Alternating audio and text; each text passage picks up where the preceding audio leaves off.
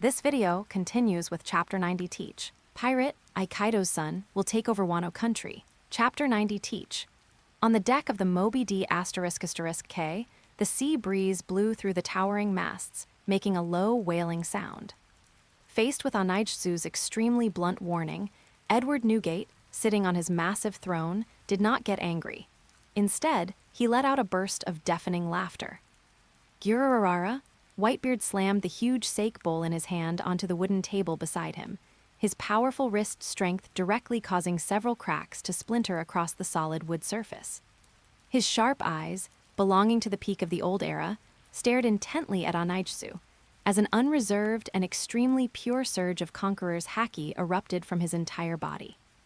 The Marine's patience is running thin, the world government's liquidation. Whitebeard snorted coldly, his rugged voice drowning out the roar of the waves. Brat from the beast family, you calculate politics and interests far too clearly. But on this old man's ship, there is only one rule. As long as I have a single breath left, no one on this sea can touch a single hair on my son's heads. Even if the entire Marineford forces were to set out, I would sink them all to the bottom of the sea. This was the absolute confidence and dominance belonging to the world's strongest man. Onigetsu stood his ground, the hem of his black suit fluttering in the air currents, blasted out by Whitebeard. He knew very well that Whitebeard indeed possessed such power, but it was also precisely this character of protecting his own at all costs that ultimately led to the tragedy of the Marineford War. Whitebeard withdrew his haki, his gaze passing over Onigetsu and landing on Yamato and Ace, who were chatting heatedly not far away. Seeing the two young people laughing loudly without any guile, a hint of gentleness flashed in the old man's eyes. Compared to a cold-blooded capitalist like you, whose head is full of schemes and who treats the entire world as a chessboard for transactions, the other brat from your family is much more pleasing to the eye. Whitebeard suddenly raised his voice and shouted directly toward Yamato. Hey, Yamato, what's the point of staying in that factory full of the stench of money? Why not stay on my ship? I think your personality matches well with this kid Ace. You two make quite a good pair. As soon as he said this, the deck of the Moby D **K fell silent for a second. Marco and the other division commanders all wore smiles as if watching a show, while Ace spat out the mouthful of sake he had just taken, coughing violently. Huh, a good pair? Yamato stood up abruptly, grabbing her Pig-Iron Wolf Fang Club Aken from the ground, her fair cheeks flushing slightly from excitement. She shouted at Whitebeard, Old Man Whitebeard, stop talking nonsense. Who would want to be a pair with this fire-playing idiot who can't even control his Heishoku? And having one father is already troublesome enough. How could I possibly want another one? Almost at the same time, Onigetsu's extremely cold voice also rang out. Captain Whitebeard, considering your advanced age, I'll pretend I didn't hear your poaching attempt just now. Yamato is a core member of Beast Heavy Industries. It's impossible for her to leave. Being rejected by both of them simultaneously, and even quite mercilessly, Whitebeard did not get angry. Instead, he burst into extremely hearty laughter once again. Guiyue, your tempers are each more stubborn than the last. Fine, since you're unwilling, I won't force it. This sea was always meant to be free. Whitebeard waved his hand with a laugh, proactively ending the topic. The atmosphere on the deck eased accordingly, and the crew of the Whitebeard pirates began to bring out more drinks and food, preparing to entertain this group of special guests. However, Onigetsu's attention was no longer on Whitebeard. His observation haki swept through the crowd on the deck with extreme sharpness. Finally, his gaze passed through several tall pirates and locked with extreme precision onto a figure sitting on a barrel at the very back of the crowd. It was an extremely rugged, somewhat stout man. He wore an open shirt, revealing a chest covered in hair, and was missing several teeth. At this moment, he was holding a huge cherry pie in both hands, chewing on it with absolutely no regard for his image, his eyes looking simple and even somewhat foolish. Marshal D-Teach. Issho, standing behind Onigetsu, also shifted half a step forward almost imperceptibly. He still kept his eyes closed, but his fingers gripping his cane sword tightened involuntarily. Lord Guiyue? Issho lowered his voice, his tone carrying an extremely rare sense of wariness and gravity. My observation Haki has sensed something extremely uncomfortable. That man hiding at the very back of the crowd, eating a pie. Issho paused for a moment, seemingly weighing his words. His heartbeat and presence are extremely steady, a seamless disguise. But within my perception, deep in his heart, there hides an extremely twisted and intensely dense malice. The feeling is like a mud puddle that appears to be only a few inches deep on the surface, but underneath, it connects to a bottomless black hole capable of devouring everything. Compared to Lord Whitebeard's open dominance, this ambition hidden in the shadows is even more chilling. Your intuition is very accurate, Mr. Issho. A cold arc curled at the corner of Anaijsu's mouth.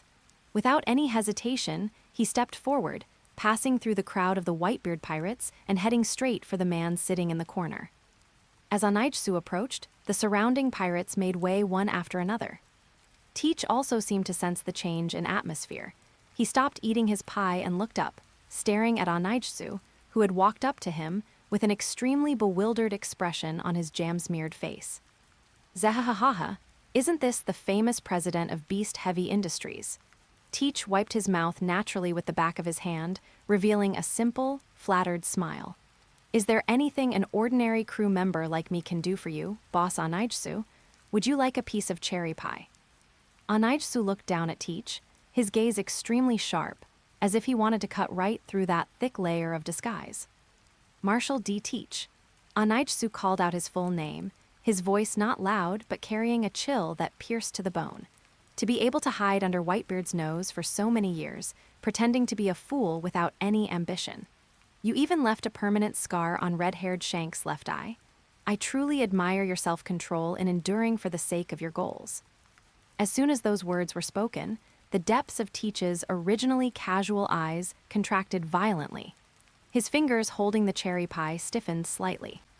Just as Teach was about to speak, or perhaps prepare to make some extremely dangerous response. Hey, why is it so lively here?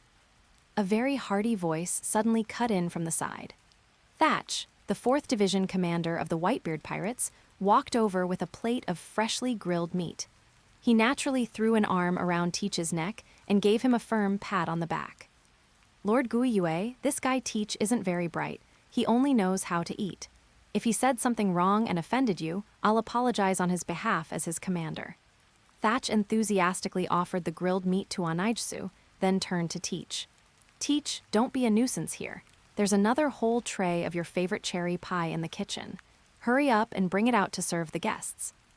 Right, cherry pie. The gloom in Teach's eyes instantly vanished, and he returned to his extremely simple-looking laugh. Zehahaha, Captain Thatch is right, I'll head to the kitchen now. Boss Anaijsu, you guys chat. With that, Teach stood up very quickly, and with his head bowed, walked briskly past Anaijsu, disappearing behind the wooden door leading to the lower decks. Anaijsu did not stop him. He looked at Thatch's defenseless, smiling face, then at the direction where Teach had disappeared. Let's go, Mr. Issho. Anaijsu turned around, his voice returning to absolute coldness. We've seen what we came to see. Next, this sea might descend into chaos once again. Chapter 91, Robin. The massive steel bow of the disaster cleaved through the black waves, sailing smoothly out of the Whitebeard pirate's sphere of influence. Inside the command room, there was only the faint hum of the plasma engines. Anaijsu sat in a large leather swivel chair, flipping through the production reports of Beast Heavy Industries' various munitions factories for the month. Just then, an encrypted den mushy on his desk, coated in a pure black shell and specifically used for connecting to the underground intelligence network, emitted a rapid buru sound. Anaijsu put down the reports and pressed the answer button. The den mushy mimicked the rigorous expression of an intelligence officer. Your Excellency President, our intelligence network in the first half of the Grand Line has sent back the latest news. The specific location of the target you previously ordered a secret global search for has been confirmed. Speak, Anaitsu's voice was devoid of any emotion. Devil Child Nico Robin. She is currently using the alias Miss All Sunday and is hiding in the Alabasta Kingdom, a superpower in the first half of the Grand Line. Intelligence shows she is currently working for Crocodile, the Sand Crocodile, who is also one of the 7 warlords of the sea. serving as the vice president of a secret criminal organization called Baroque Works. Alabasta, Crocodile. Onichisu's fingers tapped lightly on the desk twice. Send the eternal pose coordinates for Alabasta to the navigator. Notify the entire fleet to change course immediately. After hanging up the Den Mushi, Yamato, who was standing nearby, leaned in. She looked at the extremely old bounty poster, synchronized by the intelligence officer via fax machine. It showed a photo of an 8-year-old girl with a bounty as high as 79 million berries. 79 million berries? Yamato scratched the horns on her head. While that's high for an ordinary person in the New World, a bounty like that would only be enough to guard the gates for beast-heavy industries. Onichisu, are we specifically changing course to find this woman just to capture her and hand her over to the Marine for the bounty? The Marine bounty. Yamato, your horizons still need to be broadened. Onichisu stood up and casually tossed the bounty poster onto the desk, his silver eyes reflecting a cold and frantic calculation.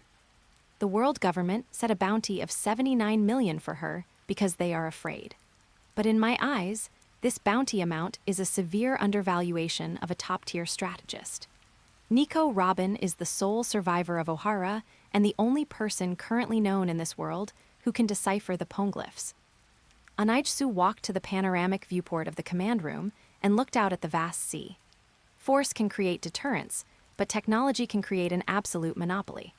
The blueprints for the ancient weapons, Pluton, and Poseidon, and the ancient technology from 800 years ago are all recorded on those stones. Mastering Nico Robin is equivalent to mastering the technological monopoly of beast-heavy industries over the entire world for the next century. This isn't a matter of tens of millions of berries. This is a top-tier, intellectual asset enough to buy half the world.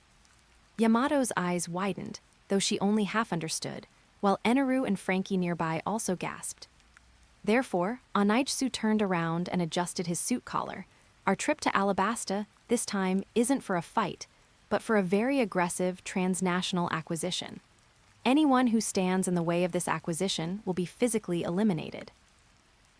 3 days later, Alabasta Kingdom, the port city of Nanohana. The disaster sailed into the port in an extremely high-profile manner.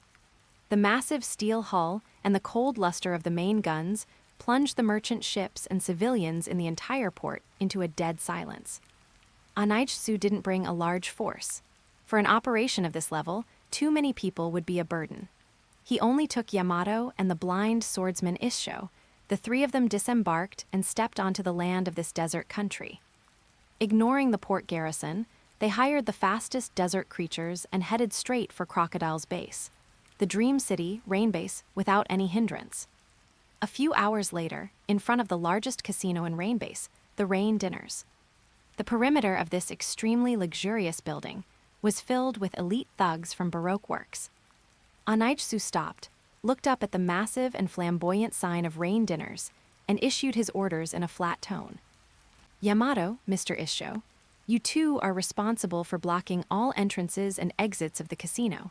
Take over the underground vault and clear out all armed personnel. Not a single fly is allowed out, and not a single berries is allowed to be lost. Leave it to me. Yamato swung her cast-iron wolf fang club with great excitement and charged straight for the main entrance. I understand. Issho slowly drew half of his gravity blade, and an extremely heavy, invisible gravitational field instantly covered the entire perimeter of the casino. The hearts of the people here are filled with evil and darkness. It truly is a place that should be cleansed. Thump, thump, thump. The moment the gravitational field descended, dozens of armed thugs at the entrance didn't even have time to scream before being pinned to the ground by this terrifying physical pressure, fainting in extreme pain. Meanwhile, Yamato smashed the solid gold casino doors with a single strike and charged inside violently. Amidst the sound of collapsing buildings and screams, Onichisu walked into the casino calmly with his hands in his pockets. Without stopping, his observation Haki accurately pinpointed the space at the deepest part of the casino's basement. Heading down the extremely luxurious spiral staircase, over a dozen Baroque Works agents who tried to stop him had their consciousness shattered by a highly concentrated burst of Heishoku before they could even get within 3 meters of Anaijutsu, collapsing all over the hallway. Anaijutsu reached the end of the underground corridor. Blocking his way was a half-meter-thick superalloy security door. This was the final line of defense for Crocodile's VIP room. Anaijutsu didn't even draw his sword. He raised his right leg, and the pitch-black high-level armament haki, Ryuo, instantly covered the surface of his leather shoe as he delivered a simple and brutal kick. Boom! Accompanied by a deafening roar, the superalloy security door, capable of withstanding cannon fire, was violently torn from its frame by absolute force. The metal door, weighing several tons, flew backward and slammed into the basement wall, causing the entire underground space to shake violently. Amidst the swirling dust, stepping over the metal fragments scattered across the floor, Anaijutsu slowly entered the spacious VIP office, which carried a cold atmosphere. In the center of the office, sitting behind a large desk, Crocodile, the Sand Crocodile and one of the 7 warlords of the sea, looked at the kicked-in door in shock, the cigar in his hand dropping onto the desk. Behind Crocodile, a tall woman wearing a deep purple trench coat and a cowboy hat widened her eyes slightly, staring at the intruder with extreme vigilance. Sand Crocodile. Anaijutsu stepped on and extinguished the cigar that had fallen to the floor, his silver eyes coldly locking onto Crocodile before shifting his gaze to Robin behind him. On behalf of Beast Heavy Industries, I am here to take over your chief vice president. And while I'm at it, to take over your soon-to-be bankrupt company. Chapter 92, Defeating Crocodile. Thick smoke and dust filled the extremely spacious underground VIP room. Crocodile sat behind his massive desk. His pupils, which had slightly dilated from shock, quickly contracted upon seeing the intruder. A dangerous sneer was forced onto his perpetually gloomy face. I was wondering who was bold enough to kick down my door in Alabasta, Crocodile said as he slowly stood up, his solid gold poison hook reflecting a cold, sharp glint in the dim light. So it's the president of Beast Heavy Industries, who's been making quite a name for himself in the underworld lately. What's the matter? As a fellow member of the 7 warlords of the sea, shouldn't Wano Country's Calamity be in the New World counting his money instead of coming to the desert in the first half of the Grand Line to seek death? Nico Robin, standing behind Crocodile, remained silent. Her incredibly keen survival instincts had been screaming a frantic warning from the moment Anaijutsu stepped into the room.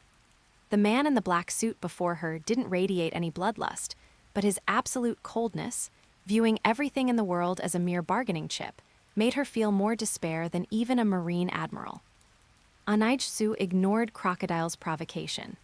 He stepped forward, his leather shoes making dull thuds as he walked over the shattered metal door panels, coming to a stop directly in front of the desk. Sand Crocodile, I believe I made myself clear. I am here to take over this company, Anaijutsu said, pulling a cigar from the inside of his suit and lighting it with perfect composure. Hand over Nico Robin behind you, then take those subordinates of yours playing gangster games in the desert and get out of Alabasta. This is my ultimatum to a colleague. Utterly arrogant, several veins bulged on Crocodile's forehead. He had spent years painstakingly operating in Alabasta, and his utopia plan was finally reaching its final stage. He would not allow anyone to ruin it. Anaijutsu, do you think having a few weapon factories gives you the right to give orders on these seas? This is Alabasta. Millions of citizens see me as the national hero who will save this country. Crocodile spread his arms, a righteous sneer forced onto his dark face. You want me to give up this superpower just as I'm about to save it from a foolish king? I am the guardian deity of this desert. Do you really think I'll just leave? Anaijutsu took a drag of his cigar and very slowly exhaled a cloud of white smoke. Through the swirling mist, his silver eyes looked at Crocodile, who was desperately maintaining his facade, with a gaze of pure disdain and mockery. Save the country, guardian deity of the desert? Anaijutsu's voice echoed in the basement, coldly tearing away Crocodile's hypocritical mask. Drop the cheap savior act, Sand Crocodile. After years of meticulous planning and instigating a civil war involving millions, did you really think I'd believe you were interested in this desert ruin that's been plagued by drought and can't even put together a single complete industrial assembly line? Holding his cigar, Anaitsu ruthlessly exposed the top secret hidden beneath Alabasta. You're lurking here not for some king's throne. What you want is the poneglyph hidden beneath the Alubarna royal tomb and the location of the ancient weapon, Pluton, recorded upon it. At the mention of Pluton, the sneer on Crocodile's face instantly froze. His previously confident expression developed obvious cracks, and his pupils constricted violently. This absolute secret, which even the high-ranking officers of Baroque works didn't know, had been casually revealed by the man before him. Standing behind him, Robin also clenched her fists, extreme shock flashing in her eyes. How do you know about such things? After the initial shock, Crocodile, having been completely exposed, fell into a fit of humiliated rage. He discarded his hypocritical national hero persona, and his solid gold poison hook slammed onto the solid wood desk. Since you know everything, there's no way I can let you leave here alive. Crocodile's face was distorted, his tone filled with fanaticism and killing intent. That's right. Once I obtain Pluton, I'll possess the ultimate power to destroy an island in a single strike. At that point, what would a dried-up country like this matter? With absolute military force, I will establish a true military superpower that even the world government won't be able to interfere with. And you actually think you can take the only woman who can decipher the location of Pluton from me? Arrogant brat, die in the desert with your hubris. Desert Spada. Crocodile's reason completely collapsed. His right arm instantly turned into sand, and without any testing, he directly unleashed a lethal move of the Logia-type sand fruit. A sharp, massive high-pressure sand blade, capable of splitting the entire basement in two, violently sliced through the desk and cleaved down toward Anaitsu's face. Robin quickly retreated, pressing herself tightly against the wall. Faced with this vicious slash, Anaitsu remained standing in place. He didn't draw the black blade, shusui at his waist, nor did he even drop the cigar in his hand. He simply raised his left hand with total composure. Armament, an incredibly dense, deep armament haki that seemed to swallow light instantly coated Anaitsu's palm. Following that, the high-grade armament haki, Ryuo, flowed rapidly outward from his fingertips, forming an invisible and extremely hard defensive wall in front of his palm. Bang! The sharp desert spada slammed hard against the space in front of Anaitsu's palm. The sand blade, capable of cutting through rock, lost all its kinetic energy the moment it contacted the Ryuo defensive wall. It collapsed helplessly into a pile of ordinary sand, sliding off Anaitsu's suit sleeve and onto the floor. What? Crocodile's pupils shook violently. He couldn't comprehend a defensive method that completely ignored devil fruit abilities. Too slow and too weak, Anaitsu stated the facts coldly as he lowered his left hand. You've relied too much on the elementalization of your Logia fruit and completely abandoned the development of your physical fitness and haki. Staying in the first half of the Grand Line for so long has made you forget the most basic laws of survival in the New World. Don't look down on me, ground death. Crocodile roared, his right hand slamming onto the ground. The power of the sand fruit was fully unleashed, and the floor tiles and walls of the entire basement instantly began to rapidly turn into sand and dry out, attempting to drain every drop of moisture from Anaitsu's body. Anaitsu made no move to dodge. He casually lifted his right foot and then stomped heavily onto the sandy ground before him. Boom! A violent surge of armament haki blasted directly into the ground through Anaitsu's foot. The internal destruction of high-grade Ryuo crudely cut off the transmission of the sand fruit's ability. The drying effect that had just reached Anaitsu's feet was instantly and forcibly halted. In the next second, Anaitsu's body broke the sound barrier, leaving a black afterimage in his place. Bang! A dull sonic boom exploded in Crocodile's ears. Before he could even elementalize his body, Anaitsu had appeared before him like a ghost. A fist coated in pitch-black armament haki, carrying a gale that tore through the air, smashed precisely into Crocodile's abdomen. Cracked! The cringing sound of breaking bones rang out clearly within the basement. The high-grade Ryu directly bypassed Crocodile's proud sand defense, and the violent destructive power slammed unreservedly into his internal organs.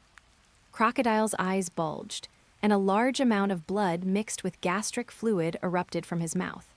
His tall body instantly hunched like a cooked shrimp, and his feet left the ground as he was sent flying backward like a cannonball.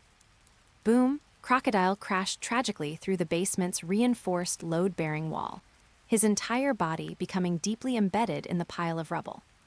One strike, no stalemate, no back and forth, just a pure, absolute physical one-shot from a higher dimension. Anaijsu calmly withdrew his fist and flicked a speck of dust from his sleeve. Stepping over the rubble, he slowly walked to the thoroughly defeated Crocodile, who couldn't even move a finger.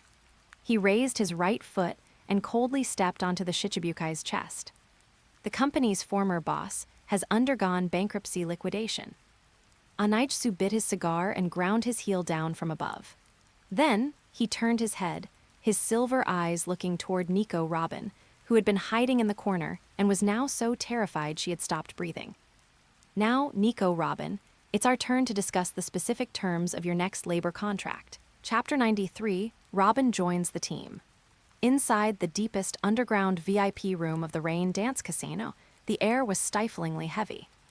Anaijsu's right foot was pressed firmly onto Crocodile's shattered chest. The former 7 warlords of the Sea Member had completely lost consciousness, blood trickling from the corner of his mouth onto the floor, surrounded by a scene of tragic, stony ruin. Anaijsu exhaled a puff of white smoke, his silver eyes looking calmly toward Nico Robin, who was huddled in the corner. This child of the devil, who had been on the run for 20 years, was now pressed tightly against the wall. Her breathing became extremely rapid as she watched the defeated Crocodile, who had been incapacitated with a single punch. Years of experience surviving in the underworld told her that in the face of a predator of this caliber, any lie or resistance was futile. She thought she was about to be killed or shackled in sea stone and handed over to Marineford in exchange for political favors.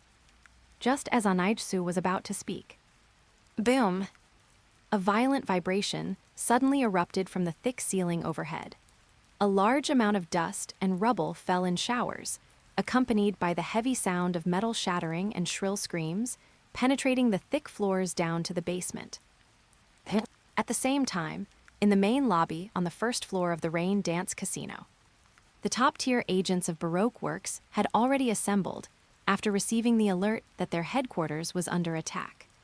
Mr. 1, his body covered in steel blades, Miss Doublefinger, covered in thorns, and Mr. 2 Bon Clay, along with other high-ranking officers, were charging furiously toward a man and a woman standing in the center of the hall. I don't care who you are, attacking the boss's base in Alabasta is unforgivable. Atomic spurt. Mr. 1 wasted no words. His arms instantly transformed into razor-sharp steel blades, and he spun at high speed, slashing lethally toward Yamato, who stood at the entrance. This slash, powerful enough to shred an entire building, was the source of the fearsome reputation he had built in the West Blue. Yamato held the cast-iron Wolf Fang Club, a ken, in one hand and yawned with boredom, as she watched the steel blades rushing toward her. Too weak, you don't even have the right to make me use Heishoku. Yamato didn't even take a defensive stance. She simply coated her Wolf Fang Club with a layer of highly condensed black armament haki and swung it forward casually. Clang crack. An ear-piercing metallic explosion echoed through the hall. The moment the Wolf Fang Club made contact with the steel blades, Mr. 1's proud steel body from the Dice fruit was directly crushed by brute force and armament haki, resulting in massive dents and fractures. Mr. 1's eyes bulged. Before he could even feel the pain, he was sent flying backward at high speed, tragically crashing through 4 marble support pillars in the casino before falling unconscious in the ruins. One hit, Baroque Works' strongest assassin was physically scrapped. Daz, Miss Doublefinger, and Mr. 2 turned pale with shock and immediately changed direction to besiege Yamato. Oh my, everyone shouting so loudly is quite rude. The blind swordsman Issho, who had been standing by the side, slowly drew half of his gravity blade. V-Woom, a terrifying gravity field, completely invisible to the naked eye, abruptly descended upon the entire casino lobby. Miss Doublefinger, Mr. 2, and the dozens of billions following them couldn't even take a single step. The immense gravity acted directly on their bones and internal organs. Bang, bang, bang! All the officers were slammed face first onto the ground in a pathetic state. The hard marble floor cracked inch by inch under the pressure, sinking into a massive crater. They struggled desperately, but couldn't even lift a finger, eventually rolling their eyes and passing out one after another under the extreme pressure. From start to finish, the battle lasted less than 10 seconds. The perimeter cleanup was completely finished. Back to the underground VIP room. The vibrations overhead subsided quickly. Onichsu brushed the dust off his shoulders and calmly took 2 steps forward, closing the distance between himself and Robin. Robin looked at the cracks in the ceiling, a layer of cold sweat breaking out on her forehead. She was smart. From the sounds alone, she could tell that the capable officers upstairs had been wiped out in an incredibly short amount of time. The combat power of beast-heavy industries had created a despair-inducing gap. It seems the trash outside has been cleared away. Onichsu stopped and looked directly into Robin's eyes. Now, no one can disturb our conversation, Nico Robin. Robin took a deep breath, forcing herself to calm down. She looked at Onichsu warily and asked, "You mentioned a labor contract. Does a behemoth like Beast Heavy Industries really care about my 79 million berry bounty? Or do you intend to capture me and hand me over to the world government in exchange for tax-exempt privileges? Don't measure my company with such cheap thinking." Onichsu pulled over an undamaged chair and sat down steadily, crossing his hands over his knees. The world government set a 79 million bounty on you because they are terrified of the knowledge in your head. But in my view, that is a grave insult to a top-tier technical talent. I don't need to beg for scraps from the world government. What I want is your ability to decipher poneglyphs. Onichsu's voice was cold, filled with absolute logic. Force only determines how much territory you can seize, but technology and knowledge determine how long you can monopolize the world. The blueprints for ancient weapons and the ancient technology of the Void Century are all recorded on those stones. I need you to decipher them for me. That is my sole purpose for traveling halfway across the world to come here. Robin bit her lip hard. She had heard countless people express their ambition for the poneglyphs, but never had anyone demanded it of her with such blunt, naked logic of capital and technological monopoly. "Why should I agree to this?" Robin asked with great difficulty, her eyes reflecting 20 years of deep-seated despair. "Everyone who has taken me in or tried to use me eventually betrayed me out of fear of the world government's buster call. Crocodile was the same. He only saw me as a tool to find Pluton. Once he had it, I would have been executed immediately. In this world, no one can bear the cost of harboring the child of the devil. That's because the employers you found before were all too weak."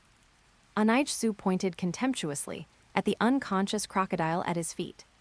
"He fears the world government because he only dares to hide in the sand playing gangster games. I am different." Onichsu stood up, and a highly condensed, incredibly heavy wave of Heishoku haki radiated from his body. This haki held no killing intent, yet it was filled with absolute dominance and unquestionable power. "I am the president of Beast Heavy Industries. In my hands, I hold arsenals capable of arming more than half the nations in the New World. Under my command are top-tier combatants who can make even Admiral Kizaru back down. Even the current Fleet Admiral Sengoku must humiliatingly choose to compromise when speaking with me." Onichsu leaned in close to Robin, his silver eyes radiating absolute control. "All the world government can give you is a permanent bounty and endless pursuit. What I can offer you is a formal labor contract and an absolutely secure platform." Onichsu clearly laid out his terms. "Join Beast Heavy Industries as the chief strategic decipherer. The knowledge in your head will be for my use. In exchange, our absolute power will be the most indestructible shield you've ever had. As long as my company hasn't gone bankrupt, and as long as I don't give the word, no one and no force on the sea can touch a hair on your head. Even if the Marineford's buster call arrives at our doorstep, I can send their entire fleet to the bottom of the ocean. Absolute confidence, absolute strength, and absolute physical shield." Robin looked at the tall, cold, and highly rational man before her. She could feel that he wasn't talking about empty concepts like trust, friendship, or dreams. He only spoke of value, transactions, and security. But it was precisely this cold capital contract, built on a foundation of absolute strength, that strangely pierced through Robin's hardest inner defenses. After 20 years on the run, she was tired of hypocritical protection and betrayals that could come at any moment. What she needed most right now wasn't warm companions, but a truly powerful towering tree that even the world government could do nothing against. And beast-heavy industries fit that condition perfectly. Robin looked at Crocodile underfoot, then at the kicked-in superalloy door. She slowly relaxed her tense shoulders, and a rare smile of relief appeared on her face, which was usually guarded and cold. It was her unique smile, tinged with a touch of mischief and mystery. A labor contract built on absolute strength? Robin elegantly extended her right hand, tucking her loose black hair behind her ear. It's a truly arrogant and irresistible proposal, Mr. President. If the security level of beast-heavy industries is truly as you say, then my brain is now acquired by you. A very wise transaction. Anaitsu didn't reach out to shake her hand.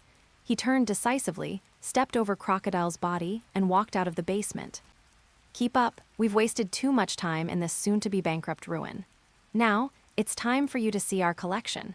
We've stored quite a few poneglyphs waiting to be interpreted. Robin followed quietly behind Anaitsu.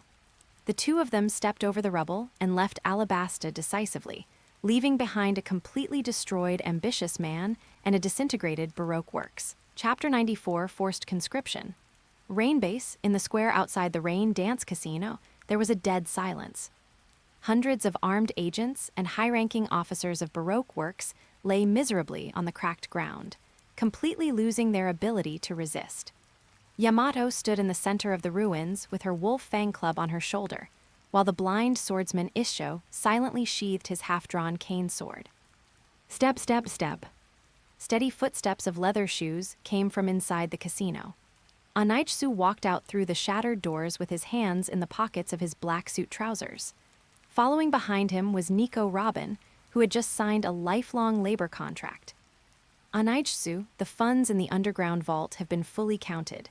It's enough to buy half of Alabasta, Yamato reported excitedly. Anaitsu nodded slightly, preparing to order the fleet to take over the assets. Puru puru puru, puru puru puru. The exclusive, secure den den mushi inside Anaitsu's suit rang piercingly. Anaitsu calmly pulled out the navy blue den den mushi and pressed the answer button. Anaitsu, as soon as the connection was made, Fleet Admiral Sengoku's furious roar exploded, making the surrounding air hum slightly. What on earth are you doing in Alabasta? Marineford's warships just detected a powerful Heishoku clash in Rainbase. Do you realize that attacking Crocodile, a fellow member of the 7 warlords of the sea, without cause is a serious violation and a unilateral breach of the agreement? Fleet Admiral Sengoku, your intelligence system is slow. Facing the questioning of the Marine's Supreme Commander, Anaitsu showed no panic, his tone cold and righteous. I didn't attack a colleague without cause. I'm just helping the world government liquidate an extremely dangerous, non-performing asset. Non-performing asset? What nonsense are you talking about? Sengoku suppressed his anger. Anaitsu didn't answer directly, but reached out his hand toward Robin behind him. Robin stepped forward understandingly and handed a thick file to Anaitsu. This contained all the core secrets of Baroque works she held as the vice president. Just then, dense hoofbeats and orderly footsteps came from the outskirts of the square. Pell, the vice commander of the Alabasta Royal Guard, descended from the sky in his falcon form. Following closely behind were hundreds of the kingdom's standing army stationed nearby. Simultaneously, a Marineford captain who had been tracking Baroque works clues also arrived quickly with a squad of Marines. When they saw the rain dance in ruins and the officers lying all over the ground, everyone was stunned. What's going on? Pell angrily drew his longsword and pointed it at Anaitsu. Who are you? How dare you attack our national hero, Crocodile in Alabasta? Anaitsu didn't even look at Pell. He casually tossed the thick file directly toward the Marines and Pell. Open your eyes and see clearly. This is your so-called national hero. The documents scattered on the ground, clearly stamped with the Baroque work seal. Dance powder usage records. a list of assassinated Kingdom Army generals. The Operation Utopia plan to incite a full-scale civil war between the rebel army and the Royal Guard. Pell picked up a few pages with trembling hands, his face turning pale as he saw the detailed plan to usurp the country. The Marine captain quickly flipped through the documents, his expression equally grim. Anaitsu continued coldly into the den mushi. Did you hear that, Sengoku? Crocodile used his status as one of the Shichibukai as a cover to form an assassin organization, illegally used dance powder to cause a drought, and attempted to completely overthrow Alabasta, a major member nation of the world government. Not only that. Anaitsu's voice rose slightly, hitting Sengoku's most sensitive nerve. His ultimate goal for all of this was to seize the ancient weapon hidden beneath Alabasta, Pluton. Pluton, on the other end of the den mushi, Sengoku gasped sharply. The sound of files being knocked off his desk could even be heard clearly.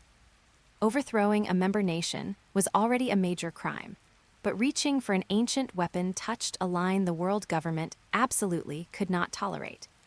The evidence is conclusive, with both witnesses and physical proof, Anaitsu stated coldly. He attempted to establish a military powerhouse outside the world government's control, which seriously damaged the business environment of this sea. Therefore, I legally performed a physical liquidation on him. Sengoku, shouldn't you thank me for removing a ticking time bomb for you, instead of questioning me? Sengoku fell into a long silence on the other end. He realized with frustration that every word Anaitsu said was logical. If Crocodile's conspiracy had succeeded, Marineford would have faced serious accountability for dereliction of duty. Anaitsu had brutally cut short the crisis.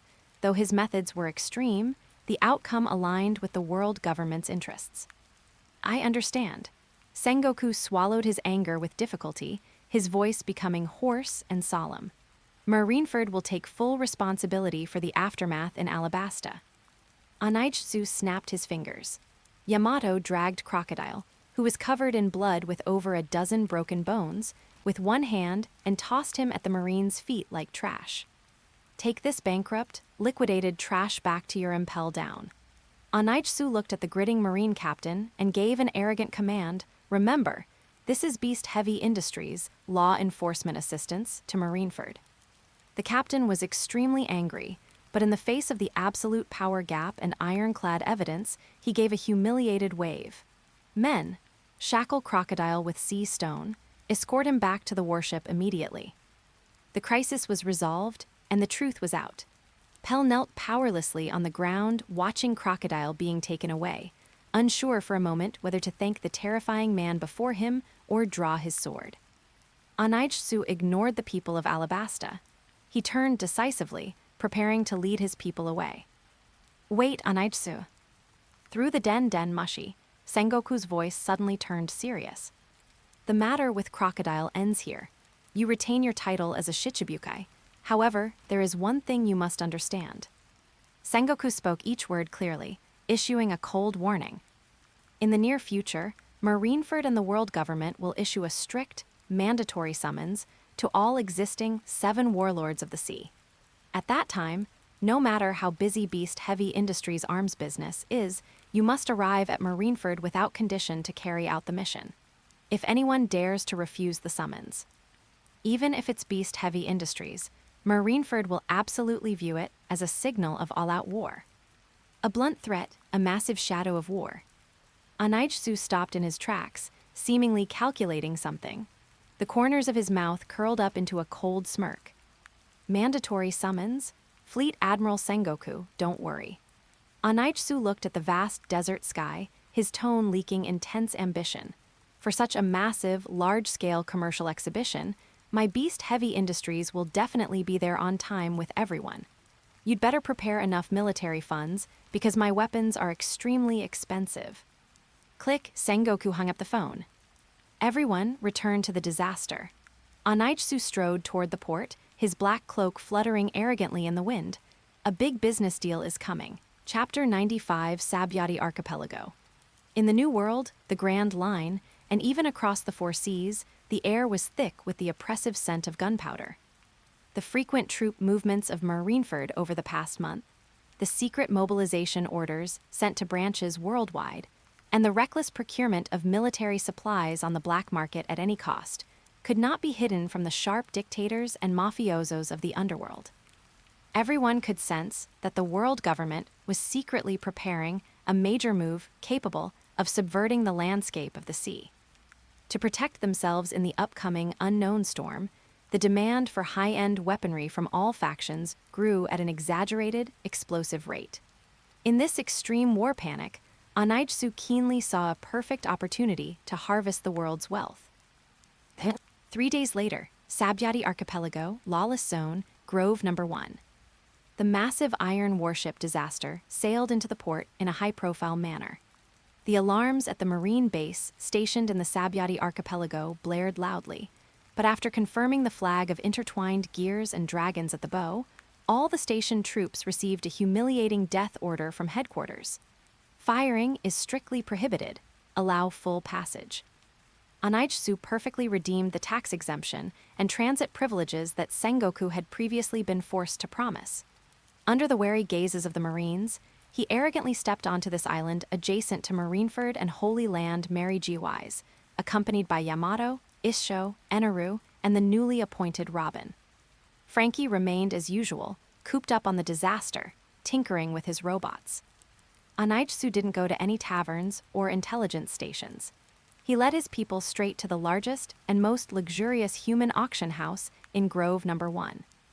Bang! Yamato roughly kicked open the doors of the auction venue. Facing the dozens of armed guards rushing out and the venue owner's face full of anger, Anaitsu didn't even stop his pace, merely giving a cold instruction to Eneru behind him. Clear the area. From now on, this venue is unilaterally requisitioned by Beast Heavy Industries indefinitely. In less than 5 minutes, all the original gang guards had their limbs broken and were thrown out the door. The original slave auction stage was completely dismantled. Cold metal display stands and blinding high-power searchlights were efficiently set up. This evil place, originally used for human trafficking, was violently transformed into a Beast Heavy Industries new weaponry exhibition filled with a cold industrial atmosphere. Soon, news of the exhibition's opening spread rapidly through the Sabaody Archipelago via underground channels. Those gathered outside the venue were not greenhorn supernova pirates who only knew how to fight and kill. Instead, they were the lone shark kings of the underworld, dictatorial kings of non-affiliated nations in the New World, and major chamber of commerce moguls with massive funds. Each of them was followed by dozens of fully armed elite guards, carrying heavy leather suitcases filled with gold and rare berries. Beast Heavy Industries arms. I heard even Marineford is secretly trying to buy them. If I can get a batch of cutting-edge weapons here, my country won't have to fear the infiltration of the Revolutionary Army. A fat king of a non-affiliated nation said urgently, wiping away cold sweat.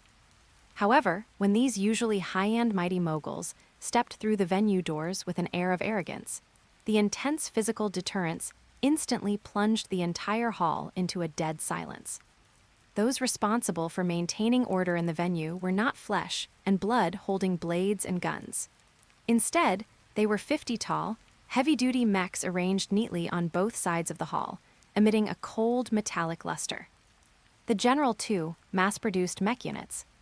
The thick Wapol metal armor shimmered with a faint blue light under the searchlights.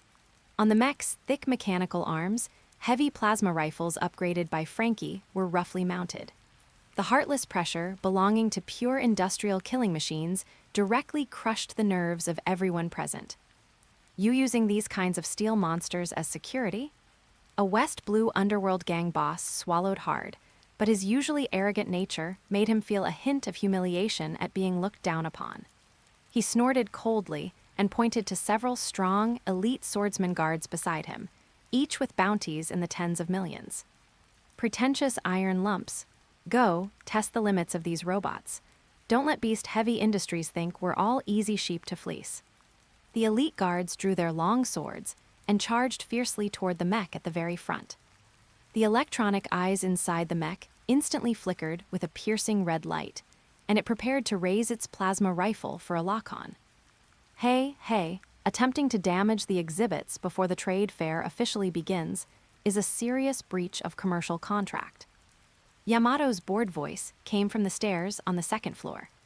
She carried the Pig Iron Wolf Fang Club Aiken on one shoulder, not even using Heishoku or Ryu. Facing the rushing elite guards, Yamato casually gripped the handle with one hand and delivered a simple, brutal strike through the air from top to bottom. Whoosh boom. A violent physical shockwave, almost tangible, exploded outward in a fan shape centered on Yamato's Wolf Fang Club. Those arrogant elite guards were hit directly by this terrifying wind pressure before they could even get within 3 meters of the mech. Crack, crack, the sound of dense bone fractures rang out. Several guards spat out blood violently, their bodies flying backward at an exaggerated speed like kites with broken strings. Bang, bang, bang. They smashed through the venue's thick bulletproof glass doors, flying dozens of meters out onto the street before completely losing consciousness. A mere casual basic attack's wind pressure resulted in an instant kill. The entire hall was deathly silent. One could hear a pin drop. Yamato disdainfully shouldered the Wolf Fang Club again, looking down at the underworld moguls who were now completely terrified. If you want to buy something, find a seat and sit down quietly. If you dare to draw your weapons again, Yamato grinned, showing a menacing smile, I'll stuff your heads into this mech's exhaust pipe.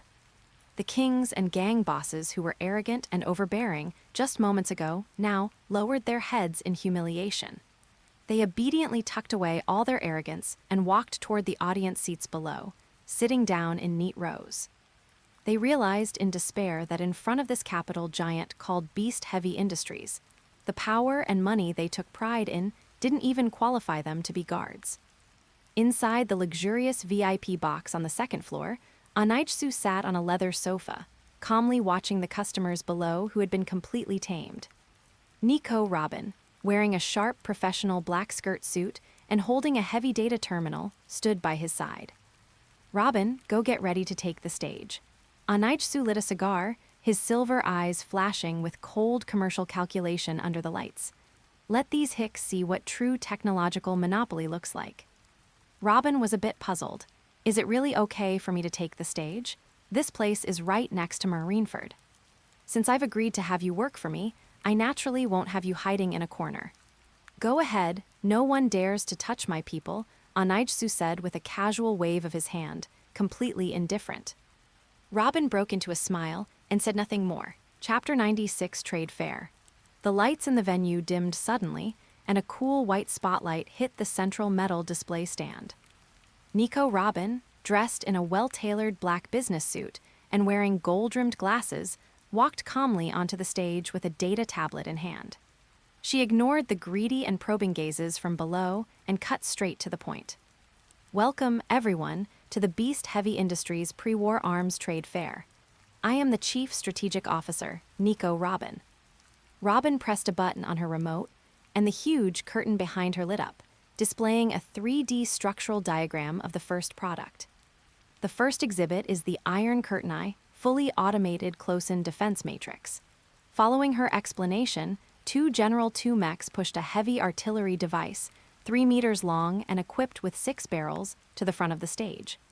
The turret's casing was a matte dark gray, with complex sensors connected to its base. Robin looked at the data on her tablet, her voice carrying clearly throughout the venue. The turret casing is integrally molded from high-grade Wapol metal, featuring built-in all-weather thermal imaging, infrared, and miniature life sign locking radar. The operating system eliminates manual intervention delays, using a fire control program independently written by Beast Heavy Industries. She paused and announced parameters that left the entire audience breathless. Once autonomous defense mode is activated, it will lock onto all moving living entities within a 2-kilometer radius not on the whitelist. It fires 30 depleted uranium armor-piercing shells at a rate of 6,000 rounds per minute. You only need to deploy one at each of the 4 corners of your palace to create a crossfire network with absolutely no physical blind spots. Any elite assassins attempting a nighttime infiltration, or pirates with a bounty under 50 million berries, will be completely shredded into mincemeat in midair. The starting price is 200 million berries per unit. A deathly silence fell over the audience. A king of a non-affiliated nation from the South Blue stared intently at the cold machine, dense cold sweat breaking out on his forehead. He ruled a medium-sized country, and to guard against rebel assassinations, he spent nearly 1 billion berries annually to maintain a royal guard of 500 swordsmen and fighters. Each of these guards had undergone 10 years of brutal training and was the power shield he took pride in. But now, a brutal calculation was running through the king's mind. If the rebels purchased 4 of these iron curtain machines and set them up in front of their positions, how long could his 500 elite guards, who had cost 10 years of effort to train, last if they charged? The answer was less than a minute. 10 years of hard-practiced martial arts, experience on the edge of a blade, and absolute loyalty to the royal family amounted to 0 in the face of a steel torrent of 6,000 rounds per minute. The value of flesh and blood was ruthlessly crushed by industrial gears, rendered worthless. Before the dignitaries below could recover from the shock of the collapse of traditional defense systems, Robin switched the holographic screen again. The second exhibit is the Special Ammunition Series, codename Witcher Low Concentration C Stone Armor-Piercing Shells. A cross-section of a bullet, magnified hundreds of times, appeared on the screen. The tip of the bullet showed a dark, deep-sea blue. We extracted high-purity sea stone powder and plated it onto the outer layer of the armor-piercing bullet's core using a special process. Robin's tone was as if she were introducing an ordinary office supply. These bullets do not require special cannons and are compatible with 80% of the standard rifles currently circulating on the sea. Once it hits a devil fruit user, the trace amounts of sea stone will instantly spread through blood circulation, causing 10 seconds of total body weakness and directly bypassing the elemental defense of Logia-type users. Robin looked up and scanned the room, 50 million berries per box of 10,000 rounds. This is a consumable that will change the battlefield ecosystem. This time, it was the turn of the underworld mob bosses to break down. A West Blue Mafia godfather sitting in the front row unconsciously squeezed his solid gold cane until it deformed. Just last month, he had spent a full 600 million berries, plus control of 3 bustling districts, to recruit a thug who had eaten a Zoan-type devil fruit as the family's gold medal enforcer. This enforcer was invulnerable and possessed immense strength, serving as his strategic nuclear weapon to deter other gangs. But Beast Heavy Industries' box of bullets shattered his illusions. 50 million berries a box, 10,000 rounds. This meant a rival gang only needed to find 100 street punks without any martial arts training, give them ordinary rifles and these bullets, and spray them blindly. As long as a single bullet grazed the skin of his 600 million berry enforcer, that arrogant monster would turn into a pile of mush, at their mercy. This was a dimensional strike brought by a technological gap. Sacred devil fruit abilities were completely dragged down from their pedestal by cheap industrial assembly lines. As long as one had the money to buy Beast Heavy Industries ammunition, even a weak civilian could easily hunt down high-end mighty ability users. A deep sense of helplessness gripped the hearts of everyone present. The assets they were proud of, the armies they had painstakingly trained, the experts they had recruited for huge sums, became as laughably worthless as scrap paper in the face of these mass-produced military products. Next is the core heavy firepower of this trade fair. Robin took half a step back. A single-soldier heavy cannon with a futuristic design and a barrel flickering with dangerous, ghostly blue light was carried onto the stage by 3 sailors. Buyers, please look. Robin aimed the cannon at a half-meter-thick piece of military-grade homogeneous bulletproof steel plate used for testing at the edge of the stage. King of Disasterii, portable plasma cannon. There was no deafening gunpowder explosion, no lingering smoke. Only a low hum produced by high-frequency energy accumulation, causing a sharp pain in the eardrums of everyone present. A blinding, ghostly blue high-heat beam erupted instantly from the barrel, piercing straight through the half-meter-thick steel plate.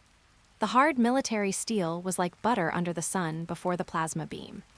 Glowing red molten iron dripped from the smooth cut onto the insulated floor, making a hair-raising hissing sound and instantly burning deep pits. Charging time takes only 5 seconds, with an effective range of 2 nautical miles. The core temperature of the instantaneous burst is enough to cut through the keel of any known warship. Robin patted the barrel, which was still radiating heat waves, a weapon that 2 ordinary privates can easily move. Starting price, 500 million berries per unit. The entire venue, once again, fell into a deathly silence that lasted for half a minute. What followed was not amazement, but a burst of rapid gasping caused by extreme fear. A king who had long relied on a massive fleet to maintain maritime hegemony slumped dejectedly into his velvet seat. His nation's pride, the First Fleet, consisted of 50 large wooden sailing ships equipped with 3 layers of heavy cannons. It was a maritime Great Wall built over 3 generations by his grandfather and father, exhausting the nation's resources. However, this plasma cannon, which required only 2 people to carry and run, completely announced the end of the era of big ships and giant guns. The enemy didn't even need to build massive warships.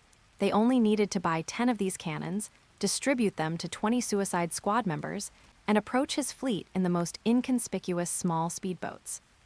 With 1 volley from 2 nautical miles away, his First Fleet, built with the national strength of 3 generations, would have its keels cut and all sink to the bottom of the sea within 5 seconds. The rules of maritime hegemony had been completely rewritten by beast-heavy industries.